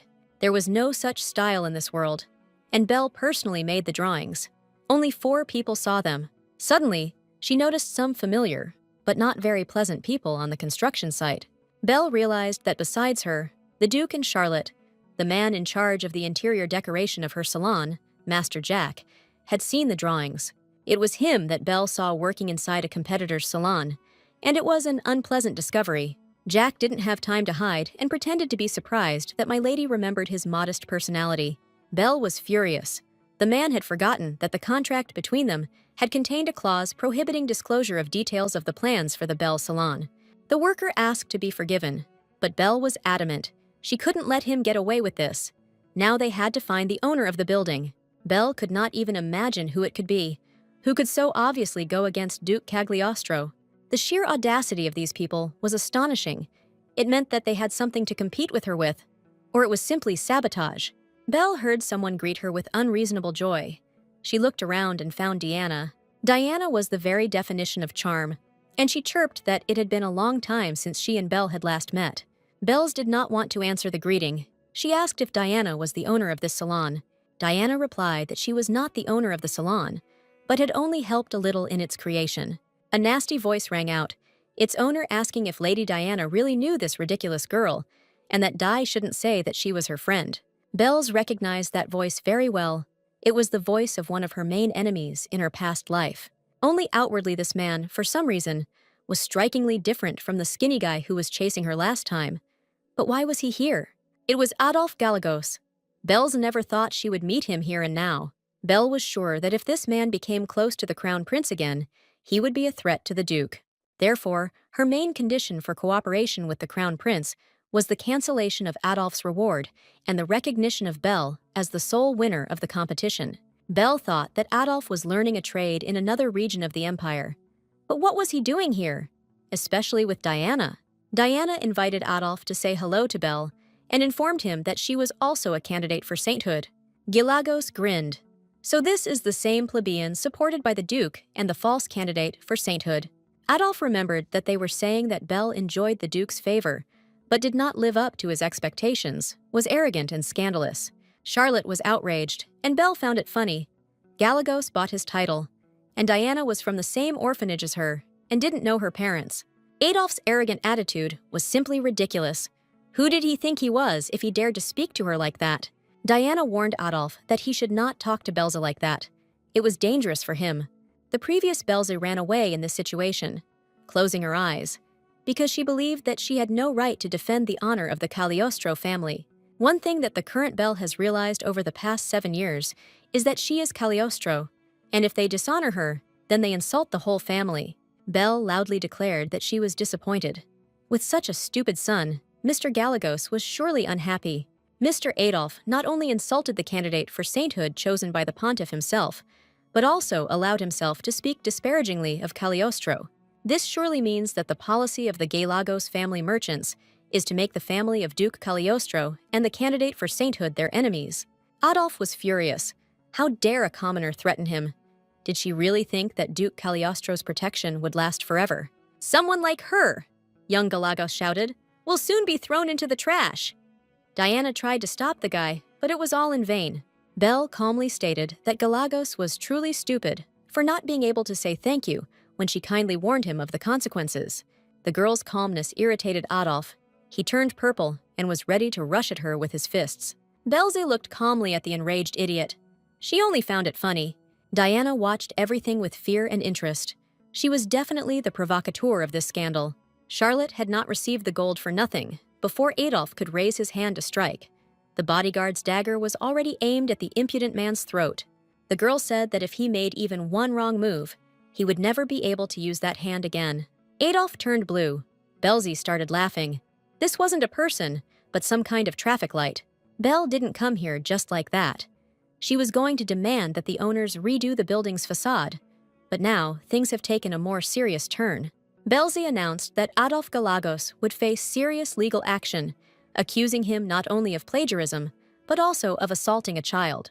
Adolf must check his mailbox tomorrow. There will be a lawsuit there. Belle did not say goodbye. They will meet again in court. Belze approached Master Jack. She wanted to see him in her salon, and as quickly as possible, if he did not want to lose his license and leave the capital. Diana could only stand there, blinking her eyes and keeping her mouth shut. Charlotte was delighted with Belle. Her boss was so convincing that the bodyguard fell in love with her again. The girl replied that it was all thanks to Charlotte. Thanks to Charlotte, Belle felt protected. Now they had to return to the salon and urgently prepare and submit a lawsuit to the capital's court. Suddenly, Diana called out to Belle. She came to her senses and followed her. Diana tried to justify Adolf. He was just nervous. The girl tried to apologize to Belze for her nervous friend. Diana tried to convince Belle to forgive Adolf and not to sue. Belle barely listened. She looked closely at Diana's aura, but did not notice the purple color. Belze never forgot the sight of that aura. Once it was around Diana, the girl did everything possible to find evidence of Di's apostasy. But all of Belle's efforts were in vain. There was not a single piece of evidence that Diana was an apostate. During her observations, Belle discovered one peculiarity, which was confirmed by Ishmael's letters. Diana never did a single good deed for no reason. Everything was aimed at glorifying her as a saint and looked more like a PR campaign.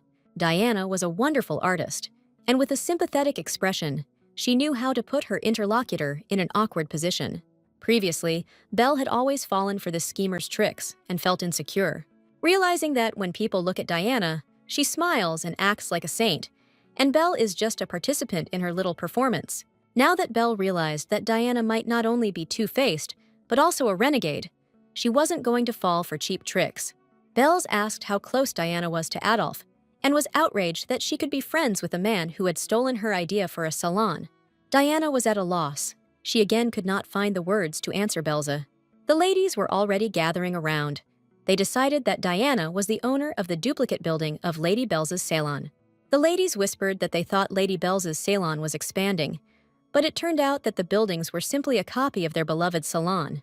Belle was curious if Diana had drawn the interior of her salon for Adolf, but Di objected. She had never been inside Belze's salon. Diana made excuses, saying she had simply introduced Adolf to the most sought-after interior designer and had no idea that it would cause such problems. Belle chuckled. Diana did not deny that she was close to Adolf. Belze noted out loud that she now understood that Diana did not support Adolf. Belle stunned Diana by asking if she could confirm that Adolf had stolen her idea and that the copied interior had been custom-made for Belle's business. The girl doesn't even need to see him to understand what exactly Adolf is trying to open. He will have to close his business immediately. It is a patent infringement. Diana was indignant. Adolf did not copy Belze's business idea. A natural question followed. If she was not close to him, then how did she know this? Di replied that she was actively helping Adolf develop his business, but it would be different from Belze's business. Its main task would be caring for sick people. Belze clarified that Adolf wanted to open a hospital. Diana corrected him. It wasn't exactly a hospital. He would sell health products and provide other services. Diana said that Adolf was concerned that hospitals did not have enough specialists even to treat the nobility, so he wanted to give ordinary people a chance. Diana plans to help Adolf and heal people with her gift of healing. Dee said that she was inspired by Belze's example. She helps ordinary people, and Diana decided to follow her example. Belle realized that Diana was planning to gain support from the common people and teamed up with Adolf to do so.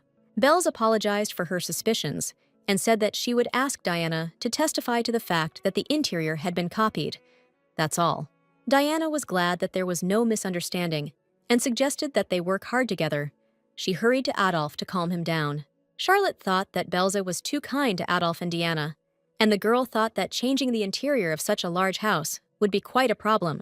The most important thing, Belle believed, was that Adolf would be in her sight, and she would be able to control his actions. Belze watched from afar the conversation between Diana and young Galagos.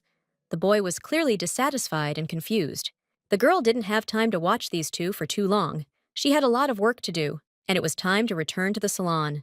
At this time, a magnificent carriage was approaching the Duke's palace. The coats of arms on its doors spoke of the noble origin of its passenger. An aristocratic-looking man of mature years was riding in the carriage and was worried that he would not make it on time. This man did not like to be late. Belle returned home. She got out of the carriage and stretched, loosening her body. The girl spent the entire day preparing the lawsuit and the trial against the Galagos Trading Group. It was difficult to split between preparing the lawsuit and resolving current business matters. Even if Belle had 10 bodies, she still wouldn't have had the strength. The girl saw a carriage in front of the main porch. It clearly did not belong to the Duke. Apparently, someone had come to visit them. Belle flinched at the loud, harsh voice that sounded above her head. A mature but not too old man loudly called Belle, a plebeian who lives with his grandchildren. The girl realized that this was the Marquis of Tebron, Duke Edward's father-in-law. But why did he come to his son-in-law now? Marquis Tebron was the uncle of the late Duchess of Cagliostro and the maternal great-uncle of Edwin and Joshua. In both his past and present lives, Belle's relationship with Duke Cagliostro was strained, so he rarely appeared at the estate. In his past life, Belle had one experience when Tebron stayed in the duchy. But then he needed treatment, and even then he came to Cagliostro not of his own free will. On his way to the capital, he was attacked by a demonic beast and was in critical condition due to blood loss. At first, Tebron was Diana's patient, but since it was impossible to call Diana that time, Belle was invited, and she had to do everything possible. Belle's hadn't realized it then, but now she understood perfectly well that the fact that the opportunity to treat the patient had fallen to her meant that Diana had refused. At that time, Belze was grateful to the Duke for getting her out of the orphanage and was ready to fulfill any of his requests. Wanting to repay Duke Cagliostro for his kindness, Belle treated the Marquis every day for 2 years. As soon as the Marquis's condition improved, he immediately left the Duke's residence, after which Belle did not see him, only hearing about Diana and Tebron's frequent meetings. In this life, Belle had never seen the Marquis, perhaps because Joshua was alive, but Tebron had never been to the capital. The demonic beast did not attack Tebron, so Belle thought that she would never meet him. Tebron still did not have a high opinion of Belle. The girl decided that she needed to play along with Tebron, and then find a moment to slip away to her room. Suddenly, Belle noticed that there was a strange energy concentrated around the Marquis's leg. Belze suggested that this might be related to the illness of the Marquis's family that was tormenting Joshua, and asked if the Marquis's right leg was hurting. The girl wanted to touch her sore leg and check it, but received a powerful blow to the forehead and recoiled. The Marquis was indignant. How dare a plebeian touch him? The girl could not believe that this aristocrat hit her with a cane. Tebron forbade Belle to call him grandfather and ordered him to address him as a nobleman should. Belze was indignant. He doesn't love her, that's okay. But hitting a child is too much. The indignant voice of Duke Cagliostro was heard. How dare Marquis Tebron behave like this in his house, and what does he allow himself to do? Duke Cagliostro appeared, as always on time. He was not happy with the uninvited guest. Edward lashed out at Tebron, asking how he dared to use violence against his child in Duke Cagliostro's own home. Tebron was indignant. If Edward considered it right to call this girl that, then he should also take care of her upbringing. She was impudent and didn't know her place. Edward was afraid that Belza would be upset by Tebron's words, asked her not to listen to all this nonsense, and covered her ears. Cagliostro reassured the girl that she was not like that and should not tolerate rudeness, and noted that Belle's forehead had turned red from the blow. Edward took the girl in his arms and declared that they should not stay here any longer. Belle's forehead needed to be treated, and for this, the Duke decided to call Gordon. The Marquis was indignant at how one could abandon a guest, but Edward replied that someone who enters a house without permission and beats children in it cannot be considered a guest. Tebron was left standing at the porch of the Duke's mansion, confused. Diana tried to detain the Duke. This gentleman was, after all, Joshua and Edward's grandfather. The Duke noted that Belza was too kind, and that this was her weakness. The girl was glad that the Marquise would be invited to the house. The Marquise demanded that Edward throw Belle out, and the Duke asked what brought here the one who said he would rather die than see him. Edward informed the Marquis that he would only allow him in after he apologized to Lady Belza. Tebron stated that he had no intention of apologizing to an ignorant person who did not know basic manners. Rather, this brat should be grateful to him, the high-born Marquise, for the fact that he limited himself to hitting the crowbar when she dared to call him grandfather. The Duke was not surprised by the Marquise's impoliteness and rudeness, but he believed that violence against a child was unacceptable for any status, and that the Marquise's guilt was grave. Edward informed the Marquise that Belz had forgiven him and asked to be allowed into the house, but if Tebron did not apologize, the doors of that house would be closed to him forever. Tebron declared that he had come to this cursed place only to prevent his grandchildren from being attacked for not accepting their elder. The Duke advised the Marquise to go elsewhere, but Belle could not allow this to be done to a man dear to Edwin. In his past life, Tebron gave his title to Edwin, but in reality, he truly loved his grandchildren. So Belle declared that she was perfectly fine and asked that the Duke allow the Marquis to enter without apologizing to her. The Duke agreed, but on the condition that Belle immediately go up to her room and allow Gordon to examine her bruise. Edward asked the Marquis to follow him, but warned that he was forgiving him the first time at Belle's request. But the next similar prank would not be forgiven. In the mansion, the girl noticed her younger brother slowly climbing the stairs to his room. Belle called the boy, but he was too deep in thought and didn't answer her. The girl caught up with the guy and asked how he spent his time at the academy, and at the same time, she said that an unexpected guest had arrived today. Belle didn't have time to finish saying that Joshua's grandfather, the Marquis of Tebron, had arrived, when the boy ran away from her as fast as he could. It wasn't interesting at all. Was Joshua really avoiding Belle? And for what reason? The girl needed to find out what happened. Gordon examined Belle's forehead, worried that there might be a scar, but the wound was almost healed. The girl's gift to heal not only others, but also herself, always amazed Dr. Gordon. Belle replied that the wound was not really that serious, and thanked the doctor for coming to her despite being busy. Gordon was indignant. Belle was hit with a cane. How could he not come? Damn old Tebron. If he had not been the boy's grandfather, the doctor would have shown him. Belle was grateful to the doctor. She asked who he was going to visit now. And what's more, with all the instruments and bandages. The doctor said that the Duke had asked him for a favor. He would be busy from today, so it would be difficult for them to see each other for a while. Gordon instructed Belle to take care of Joshua and give him new medicine, since Gordon would not have time to see him either. Belle was delighted. She just needed a reason to meet Joshua. For some reason, he began to avoid her. Tara entered and, sighing in disappointment, announced that Marquise Tebron had decided to remain at the estate, and they had been instructed to keep a discreet eye on him. The girl was glad that she would be able to examine his leg. Gordon said that the Marquis had business in the capital, but he wanted to improve his health at the estate. Belle guessed that this was the doctor's order. Gordon confirmed that the Marquis was ill and needed constant supervision. In his past life, he only agreed to be treated by Diana, but now he agreed to accept Gordon's help. Belle asked the doctor to examine the Marquis's leg. Belle watched the Marquis and Joshua, waiting for the perfect moment to move in, but she didn't succeed with either one. Joshua avoided her, and Belle had to leave the medicine in his empty room. The Marquis forbade visiting him, and there was no chance of running into him by chance. Belle shared her problem with Tara, who asked why she was doing this, if she liked the Marquise. Tara was outraged that Mark was cruel to Belle and treated her badly. How could she worry about him so much? The girl replied that the Marquise was not fair to her, but he was a dear person to the people she loved. Marquis Tebron loved his grandchildren. Joshua and Edwin loved him back, so Tara shouldn't treat him badly because of Belzy.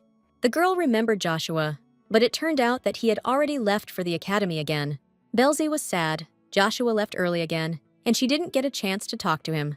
The girl decided that if she sat with her hands folded, nothing would change. She needed to start with what she could do. She needed to find out everything about Joshua. The opportunity to find out the reason for Joshua's strange behavior came faster than Belle expected. Belle was busy preparing a lawsuit against Adolf. It took a lot of time, and the girl was squeezed like a lemon. That day, Belle left work early and allowed her assistant to take the next day off. Belza hoped that today she would be able to see Joshua or the Marquise. Those two problems had not gone away. Belle saw a familiar figure in a cloak and hood.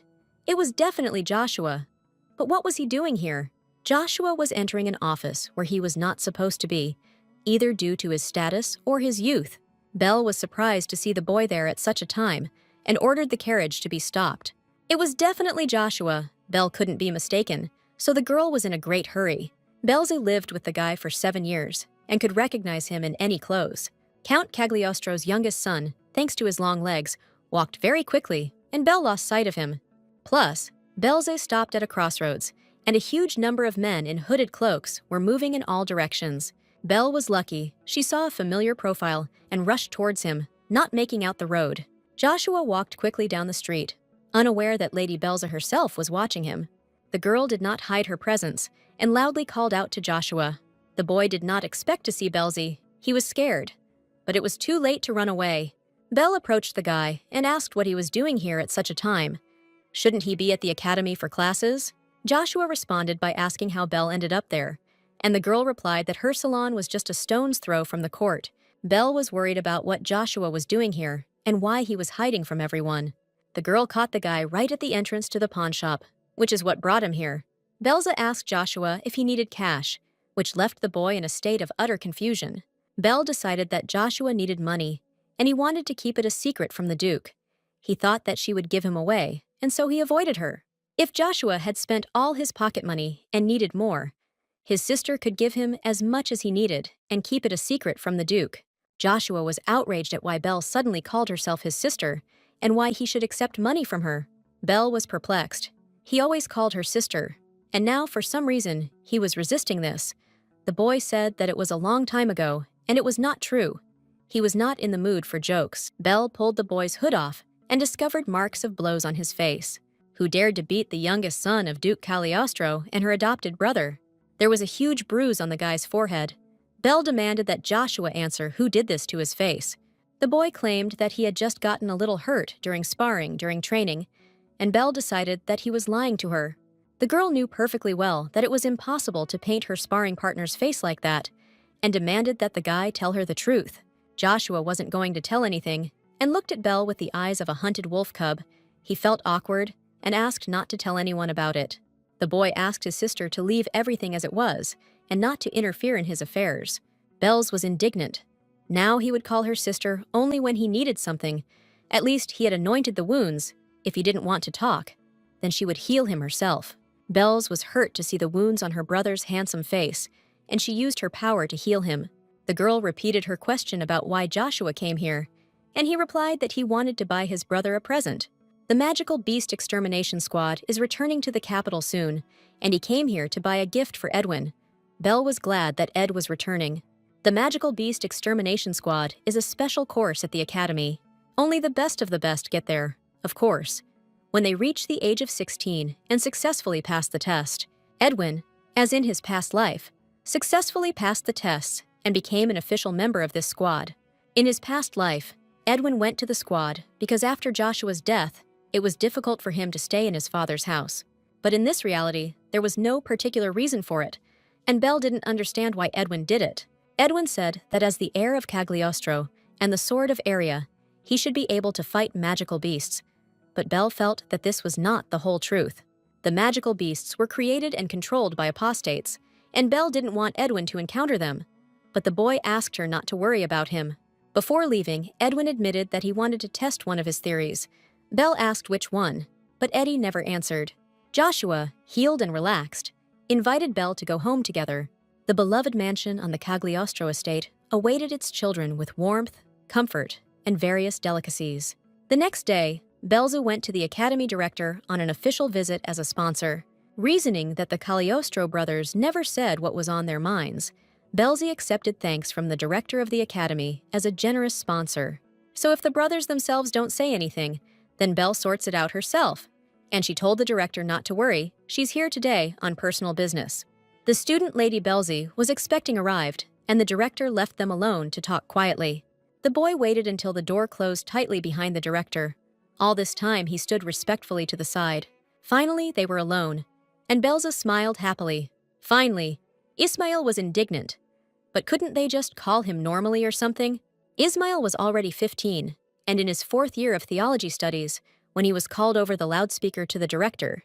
He was scared. Ismail thought it was abnormal. The whole campus heard that they were looking for him, and the director came to the classroom. It was possible to write a letter and meet after classes.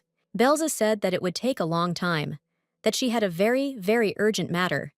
Ismail said that he wanted to calmly finish his studies until graduation, and she was dragging him into something again. The girl said that whoever becomes the next dad cannot live in peace. Ishmael did not believe in such a fate and was angry at Belle for such words. The guy stated that no one would make him a future pontiff.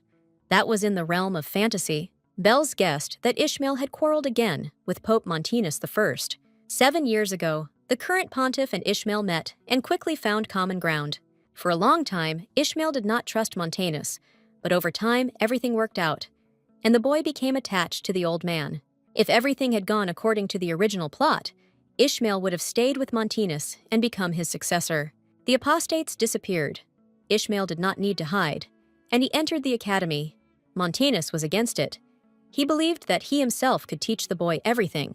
Belle tried to persuade the boy not to quarrel with Montanus, but Ishmael was stubborn and believed that a successor to the pontiff's position would not be needed anytime soon. However, Belle saw that Montanus, the first's life, was coming to an end. The whitish aura that surrounded the old man told her so. Ishmael looked unperturbed by this message, but Belle knew that he was sensitive and simply afraid of being hurt. Belza saw how much Ishmael was attached to Montanus, even if he pretended not to be. The girl advised the boy to treat the pontiff well, otherwise he would regret it later. Ishmael replied that he himself knew what to do. When the guy asked why she came, Belle replied that she hadn't visited him for a long time and missed him. Did she come to him only on business? Did she just want to see Ismail? But the guy knew Belzy very well. Ishmael stated that Belle was not so free as to hang around doing nothing. If she came to the academy, she urgently needed something. Belle smiled. Ishmael knew her too well. They had spent so much time together. The girl asked Ishmael to find out about Joshua's surroundings. She was worried about his behavior lately.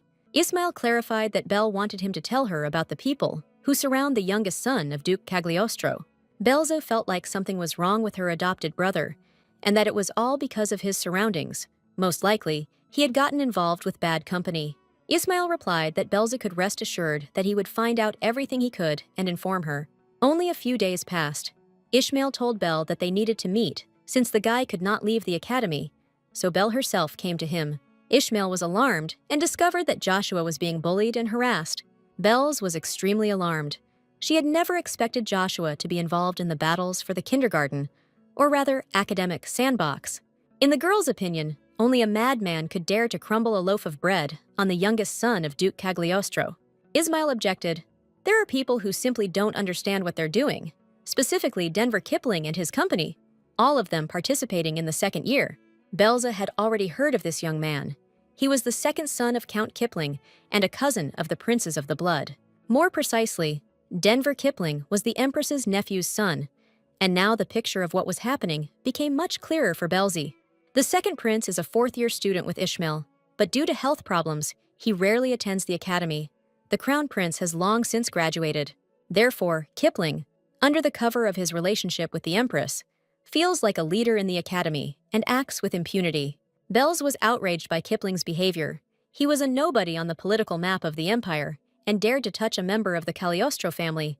The guy was taking a great risk. Belle lost control in anger and promised to crush the bastard with her own hands. Ishmael asked the girl to calm down and look at the situation realistically. The boy believed that Joshua was Cagliostro's youngest son and that no one could harm him. But Belle replied that the boy had recently come home covered in bruises. Belle's believed that bullying a member of the Cagliostro family was a serious problem, and that Joshua might even be getting a beating from Kipling at this very moment. Ishmael added fuel to the fire by reporting that Joshua had recently been paying off Kipling and company with money to avoid violence. Now, Belzy understood why Joshua went to the pawnshop.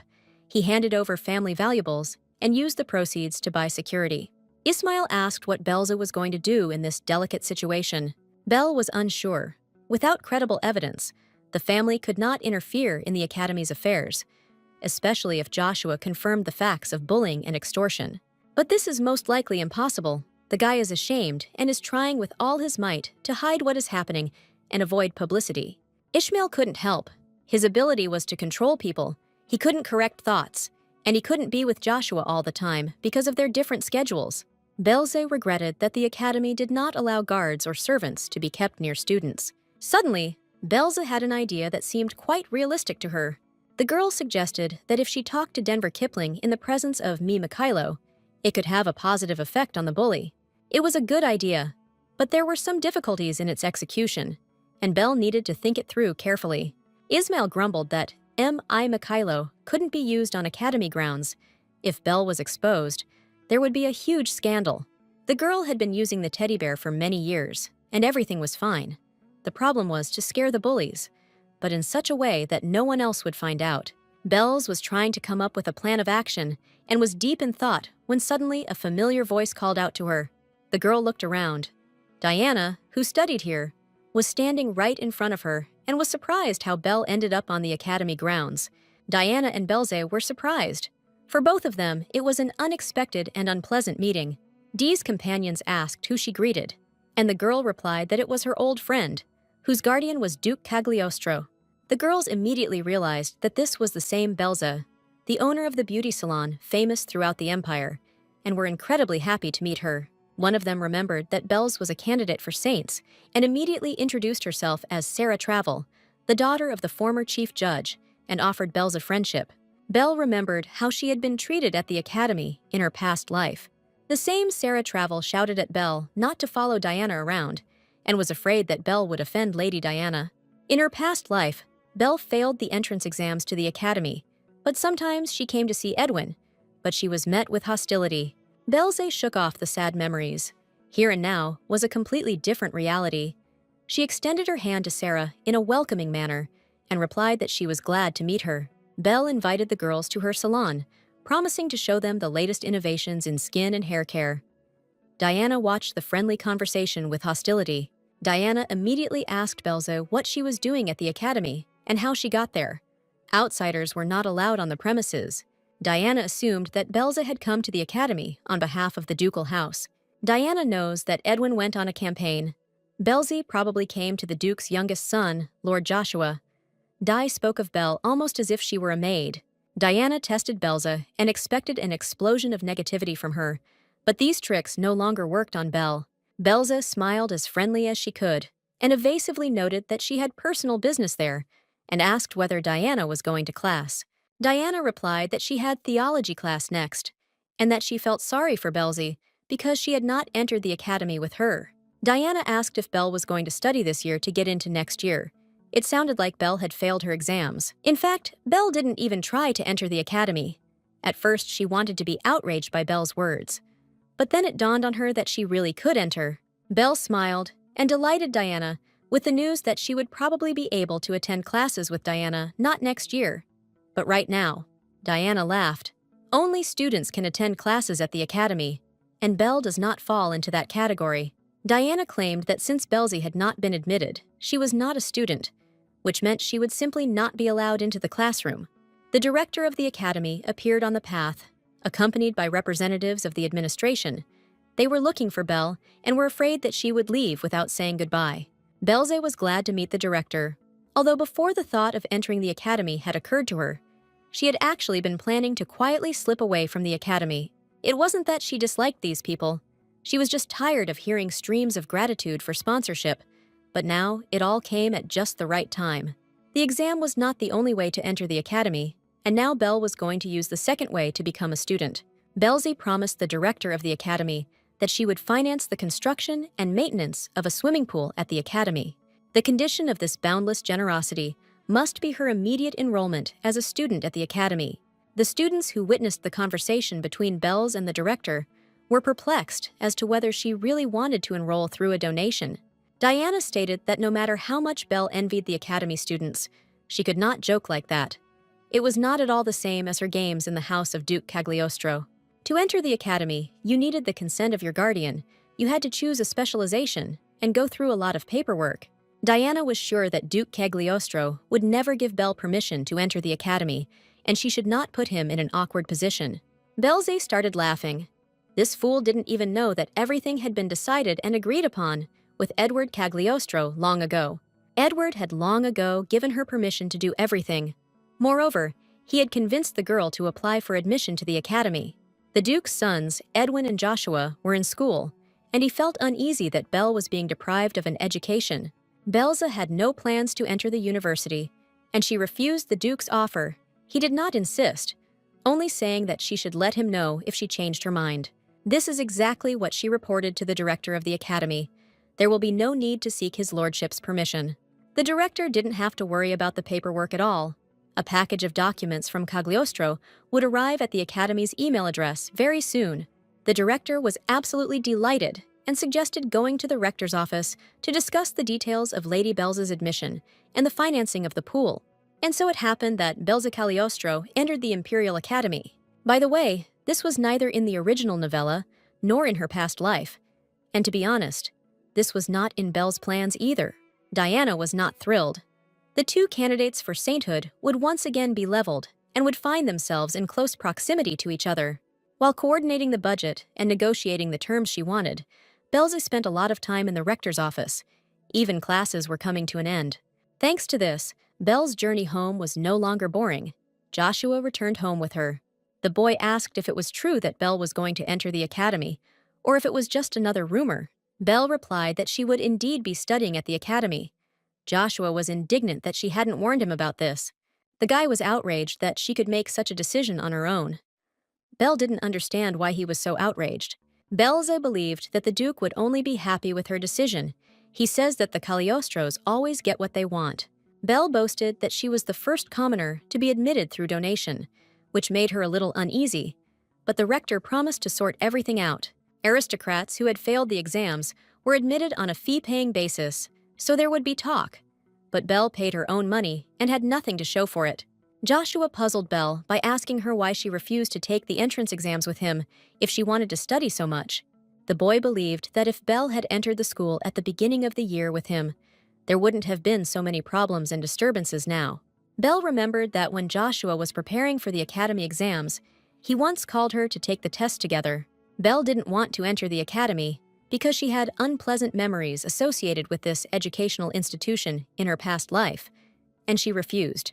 The girl knew that Joshua had little contact with other children since childhood and was afraid to go to the academy alone, but she turned away from the boy's problems. Belle thought Joshua could easily cope without her support. She couldn't even imagine how things would turn out. Now she regretted her decision. Joshua said that if Belle was doing this because of what happened a few days ago, then she shouldn't worry. She was already busy fighting the plagiarist. The girl realized that after Joshua got better and grew up, she forgot that he was gentle, kind, and attentive to the concerns of others. Joshua didn't understand that Belle was saying that she dreamed of swimming in a pile of money earned by herself. So why was she going to waste time on studying? The girl suggested that Joshua take Mimikilo for himself, then she might change her mind about enrolling. The boy flatly refused to take back what Belza's father had given her. Even if she trusted him with the bear, he still categorically refused. Belle clarified that this meant Joshua was not against her entering the academy, and the boy replied that she could do whatever she wanted. The girl looked at her adopted brother. Even if he was against it, she would still do it. She was going to protect him no matter what. Belle said out loud that she was happy with Joshua's decision and would try to make her brother proud of her. Belle joked that it would be better to become a student than to use killer mode. Joshua was indignant.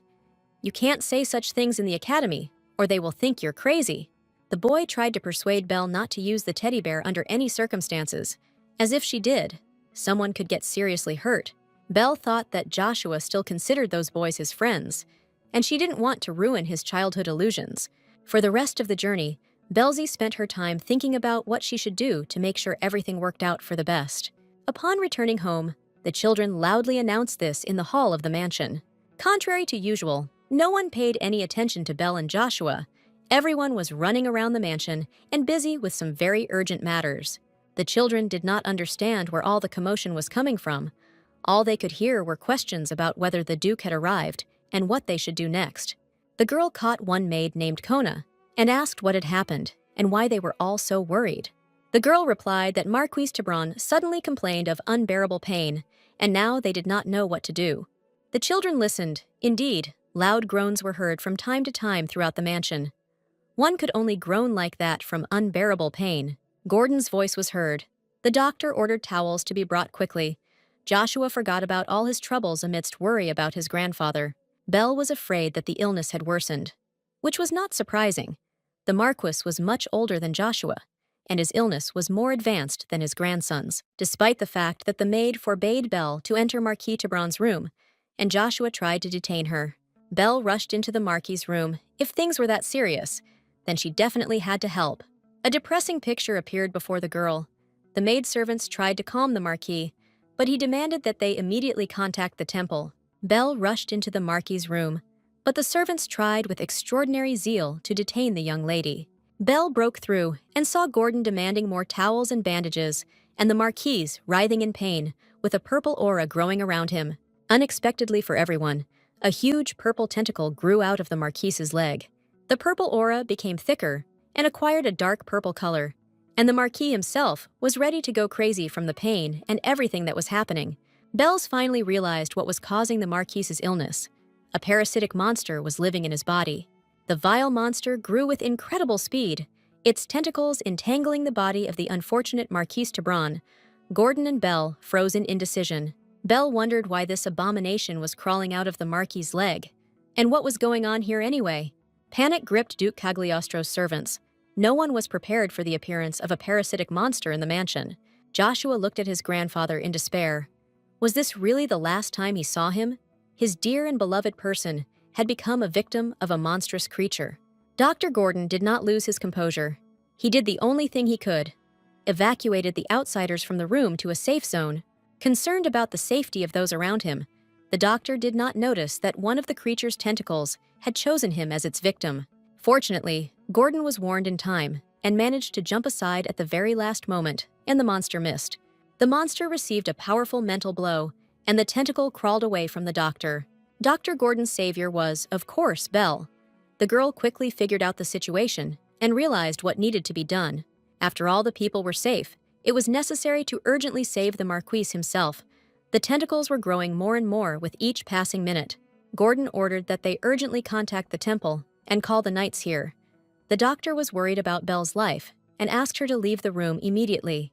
Through the groans, a loud roar from Marquis Tebron suddenly rang out. The courageous old man growled that everything Gordon was proposing was nonsense. Tebron demanded to call Diana. Only she could help him and remove the monster from his body. Dr. Gordon was puzzled as to what this girl had to do with it and what connection she had with the Marquis of Tebron and his illness. Belze shielded Joshua from danger. The boy refused to leave the room and leave his grandfather alone with the danger. Joshua didn't understand why his grandfather was calling Diana if the candidate for sainthood was standing right in front of him, and he didn't have to wait for anyone. The Marquis was convinced that only Diana could solve this problem, and that Belle could only die and destroy everyone around her. Gordon armed himself with a sharp spike, hoping to defend himself against the parasite's tentacles, but would have missed the moment of attack again if not for Belle's warning. The monster knocked the doctor's weapon out of his hands and entangled him with tentacles. Gordon wheezed so that the children would not dare to approach him and try to help. The guard knights burst into the room and asked where the parasite's center was. Tara, forcibly taking Joshua away, shouted that it had appeared from the Marquis's leg. The knights tried to cut the monster down, but its skin was slippery and tough, and it was impossible to do so quickly. And besides, it grew faster than they could destroy it. Belle doubted Gordon and the Marquis would be able to hold out, while the knights fought their way through the ever-increasing mass of tentacles. Joshua was on the verge of hysteria. The boy could not calmly watch his grandfather die. Belza saw that time was running out. A little more, and the monster would destroy both Marcus Tebron and Dr. Gordon. The girl did not know what to do. In her entire life, Belz had never tried to exorcise demons or monsters. But as the purple flames flared up again, she stepped forward confidently. Tara and Joshua tried to stop Belle. They were afraid that she would also fall into the monster's tentacles. Belle knew she could destroy the monster because her abilities as a saint candidate were based on sacred energy that was dangerous to such creatures. Gordon was still trying to convince the girl to leave the room and call someone else here. Tara held Joshua tightly. The boy tried to rush after his sister and pull her out of the danger zone. Bells was confident in the power of the sacred energy with which her body was endowed. And deftly dodging the tentacles, she broke through to the epicenter of its emergence, into the light. Bells knew that Diana also knew how to control sacred energy and could help here, but she was far away, and Belle herself was nearby, and she would have to act on her own. In vain did Tara and Joshua shout for Belzy to stop. The girl had no intention of retreating. Belle had a hard time getting past the thickest tentacles. They were slippery but less mobile, and the girl's goal was very close. Reaching Marquis Tebron's leg, Belle ordered him to lie still and not move. Just a little more, and she would destroy the monster. The girl concentrated and directed a powerful stream of sacred power into the very epicenter of the monster's life activity. The cries of danger from those around him, the protests of the Marquis, everything faded into the background and dissolved in the streams of powerful sacred force that filled the room. Belza heard only a gentle female voice, encouraging and supporting her. Who it could be, the girl wondered. Joshua's warning cry rang out, and Belle saw a huge corkscrew of monster tentacles hovering right above her head. The boy shouted for Belle to run away immediately, but the girl stubbornly burned the monster out of the Marquise's body with sacred power. Belle repeated the words that were inspired in her from outside. She commanded in the name of the goddess, the evil spirits born in darkness, to return to their land and perish there. The flame of purification summoned by the girl flared up with enormous force and blinded everyone present in the room. After that, all the tentacles disappeared, as if they had never been in the room. Even the slime with which they had stained everything around dissolved. Belle remained sitting on the floor. She had not lost consciousness and was still full of strength. But there was a slight disappointment. She no longer heard that wonderful voice. Gordon, groaning, rose. The first thing that interested the old man was Belle's condition. The girl smiled, and how the doctor himself felt. The doctor examined Belle. She used a huge amount of sacred power. She remembered the entire room, whether the girl was bleeding from the nose, or maybe had tachycardia. Belle replied that she was fine, but Gordon, and then Joshua, demanded that she undergo a full examination. Belle herself was surprised. Despite the huge release of energy, she felt even better than usual. But what about the Marquis? Gordon hurried to take care of the patient. The place where the parasite had been sitting was empty and heavy bleeding had begun. Apparently, the monster had damaged an artery. It was Gordon's turn to show all his skills. The doctor ordered to bring a means to stop the bleeding. The doctor strictly forbade Belle to use her power. The girl noticed that there was a small purple worm lying next to the Marquis's leg, and she realized that it was the larva of a parasitic monster. Bells carefully took the harmful creature, oddly enough. But it was the true essence of the monster. What did they do to it to turn it into a monster? The door swung open, and Edward burst into the room, having dropped everything, and returned to the mansion as soon as news of the monster reached him. Duke Cagliostro demanded an explanation from Marquis Tebron about everything that had just happened here. Belle watched the worm in the flask. Who would have thought that this little bug was a huge monster? It's interesting how they all change like this under the influence of holy powers. The girl realized that she knew nothing about demons, and this gap needed to be filled. Edward accused the Marquis of knowing who was in his body, but Belle doubted that Tebron would not bring the monster to where his grandchildren lived. Duke Cagliostro demanded an explanation from Marquis Tebron, and the atmosphere between them became incredibly tense. Edward demanded that Tebron tell him everything that happened to him before arriving at the mansion. Tebron replied that he had nothing to say to Edward. Joshua was disappointed. His grandfather was stubborn and did not tell the truth. Cagliostro became angry and ordered the Marquis to return to his estate. He no longer intended to tolerate the chaos he was sowing in his house. Belze and Joshua froze. The scandal grew. The Marquis's stubbornness clashed with the Duke's desire to protect his children. Tebron was indignant. Edward didn't have to worry. He would leave right now. He would never set foot here again. Belz did not at all want the Duke to drive away the Marquis, even though he was harmful. But Joshua and Edwin loved their grandfather. The girl stopped the Duke and suggested that she first heal his leg, and then they could talk calmly. Belle informed Edward that Tebron's wound looked bad. Gordon provided first aid, but the Marquis would not be able to move yet. Cagliostro could not throw a sick man out into the street, especially a relative, so he agreed that the Marquis would stay and ordered him to contact Berlot. Let Lady Berlot, whom Marquis Tebron so longs to see, be brought here at last, the Duke ordered. Edwin informed the Marquis that if he prepared a voluntary contribution equal to the annual budget of his estate for Diana's services, the Duke would not pay the Marquis. Tebron was indignant. It couldn't cost that much, but the Duke replied that this was the minimum contribution for a candidate for sainthood. The Duke said outright that Belz's services were worth the same, but given their shared past, he would not take money from Marquis Tebron. The Marquis and the Duke argued again. Tebron claimed that he owed Edward nothing, and he replied that Belza had rid him of the monster and saved him from death. Tebron called Belle a brat.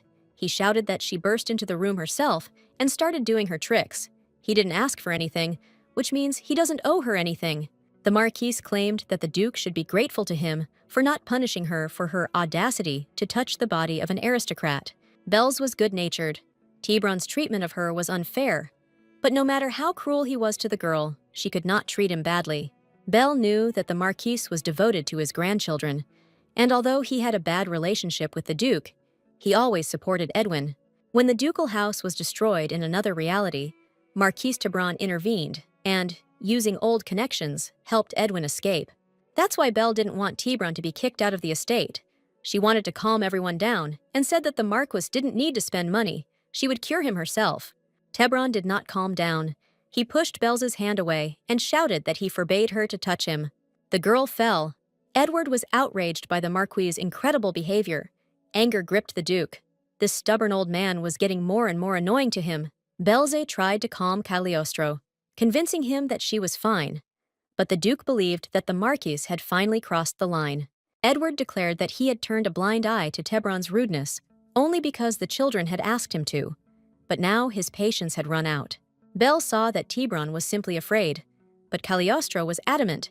He was not going to help those who considered the candidate for sainthood, Belze, his enemy. Edward ordered the Marquis to leave his house immediately. Belze asked the Duke not to hurry. The Marquis must not move. The stubborn old man declared that he was perfectly fine and that he would immediately leave this damned house. The Duke was seething with indignation, and now even Belze was unable to calm him down. Tebron was indignant. Did they really think that he himself wanted to come to this place?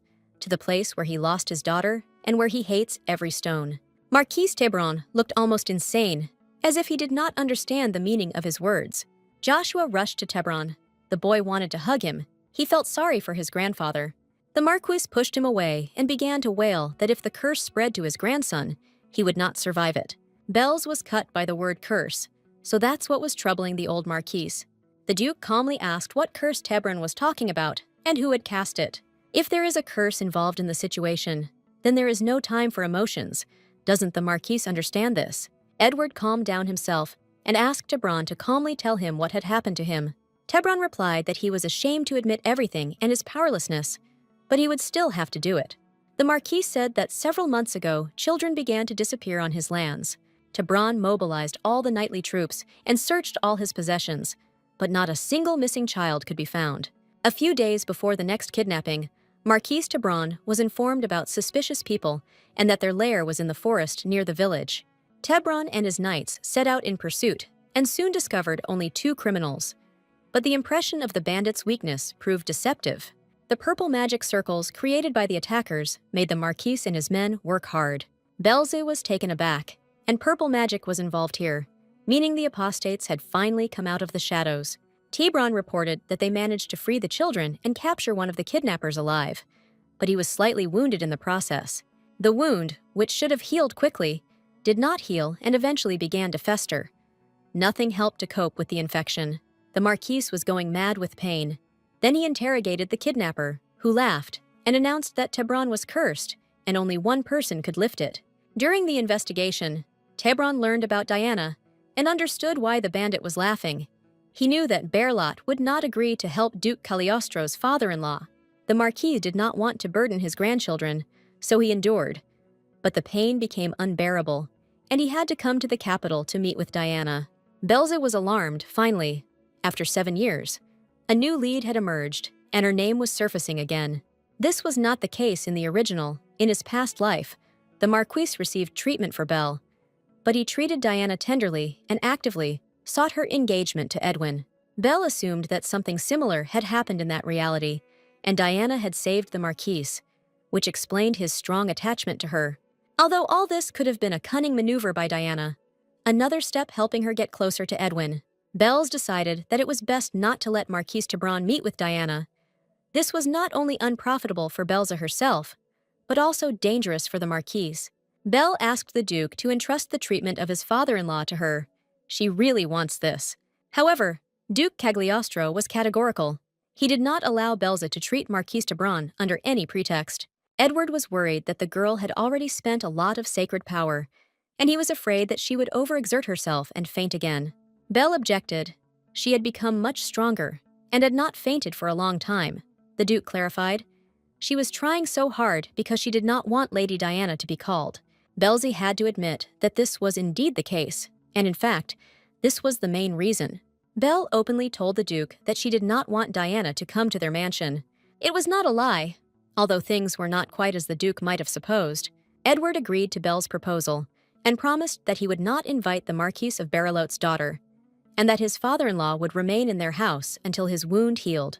Tebron began to protest again, but the Duke cut him off and declared that they would discuss the details in private, without the children present. After a short silence, the Duke added that this did not mean that he allowed Belle to treat Tebron. The girl claimed that she could handle the wound in a couple of minutes. Edward didn't want Belzy to get overtired and decided to entrust the treatment to Gordon. He could handle it perfectly. Bells was forced to agree with her guardian and retreat. She hoped it was temporary.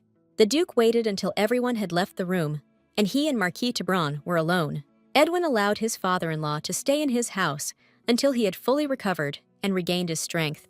The old Marquis doubted what would happen if his curse spread to the children, but the Duke believed that since the demon was removed, the curse was lifted. Edwin called a priest to check, but apparently the curse was cast to keep the monster in the Marquis's body, meaning it was finished now. As for Diana, Edwin was adamant that Tebron would only be able to see her after leaving his house. The Duke said that he did not mind expelling his dear father-in-law right now, but he did not want to hurt the children, and therefore gave Tebron one last chance. Edward asked the old man to at least curb his nasty temper for Joshua's sake. The Duke said that he would send an investigative team to the territory of the Marquisate of Tebron. Perhaps they would find some traces. If the criminal is someone who can control the monster, then he is a renegade, so it is necessary to find a clue at any cost. The Marquis gave the Duke the go-ahead. Belze looked out of the room. She had to quietly carry out her plan. The corridors of the mansion were quiet and empty. The girl was glad that her plan would be easily carried out. Now that the curse was lifted, the Marquise was unlikely to go to Diana, but she needed to check if the purple aura had completely disappeared. In addition, Bells was very worried about the Marquis's condition. Gordon was an excellent doctor, but Tebron's hereditary disease could greatly slow down his recovery. The girl did this secretly from the Duke, so as not to cause him unnecessary worries. He was too protective of her. The girl tiptoed to Marquis Tebron's bed, wanting to quickly patch up the old man's leg and return back to her room. It turned out that Tebron was not sleeping. He sat up in bed and asked the girl why she was quietly sneaking into someone else's room at night.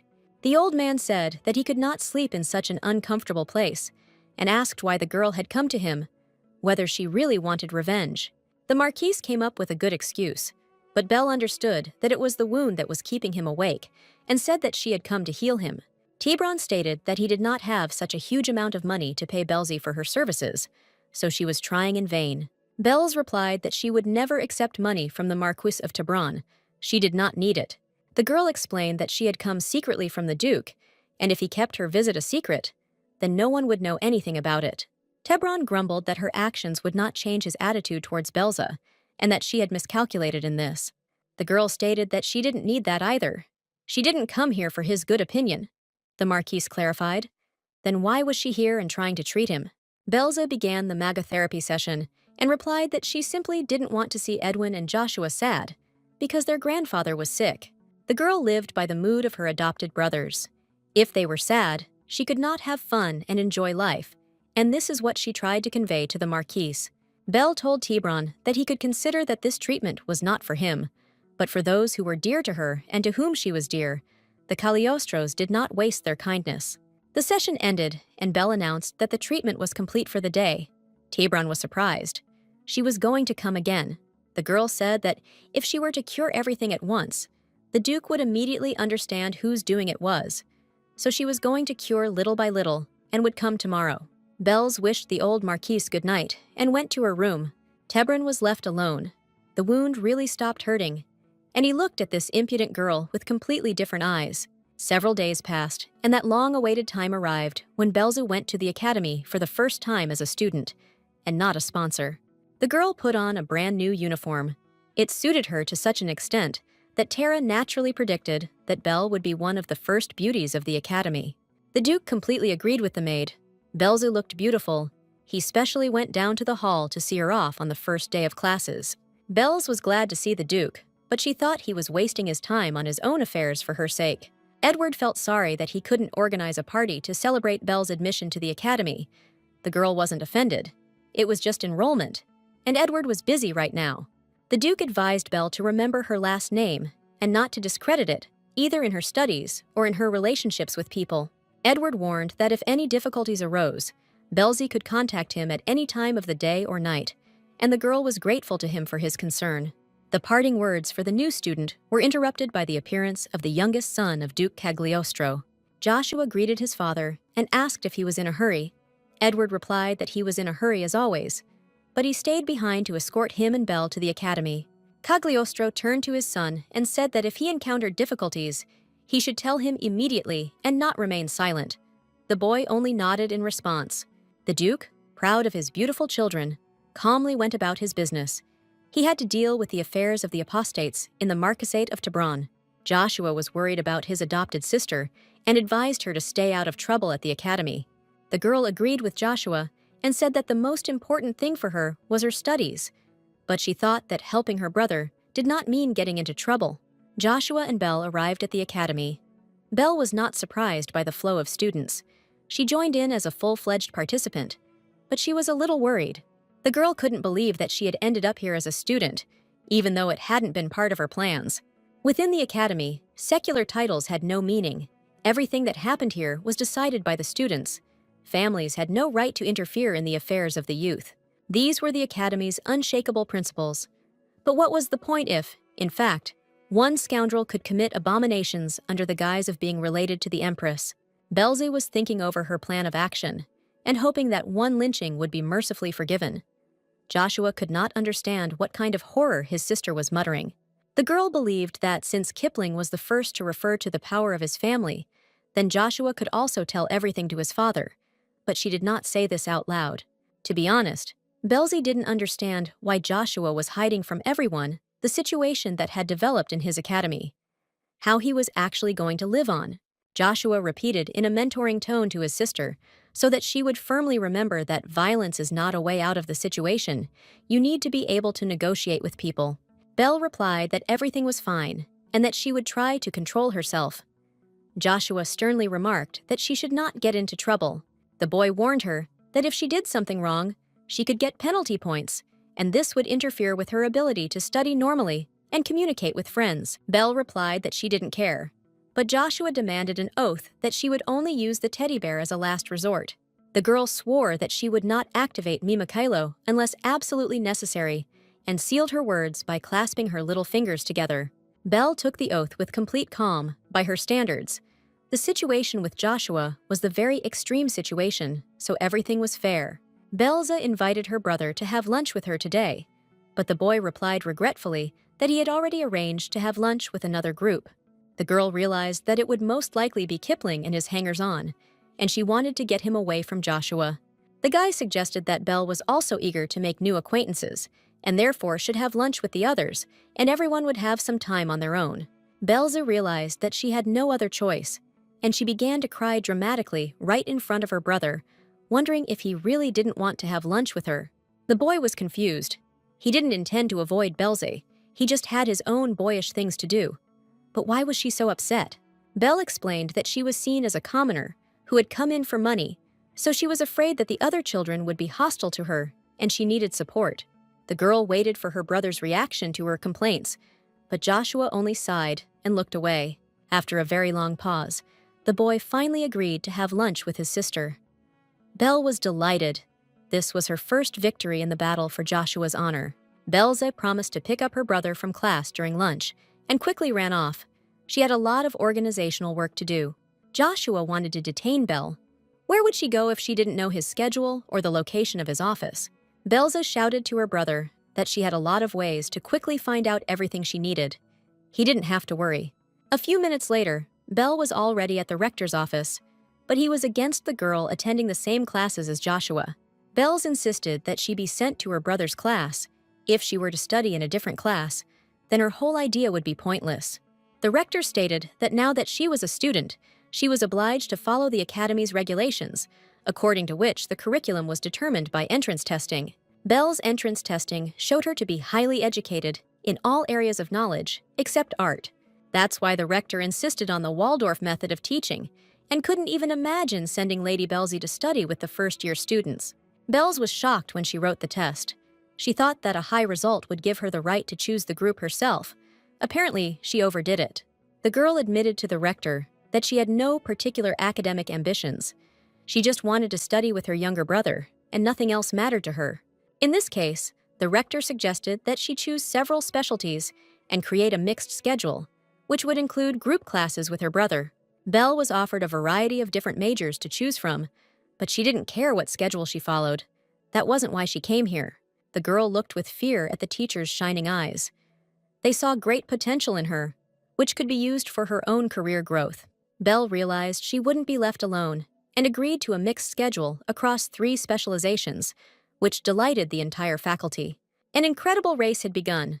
The schedule was tight, and Belle had to be everywhere on time. Theology irritated her.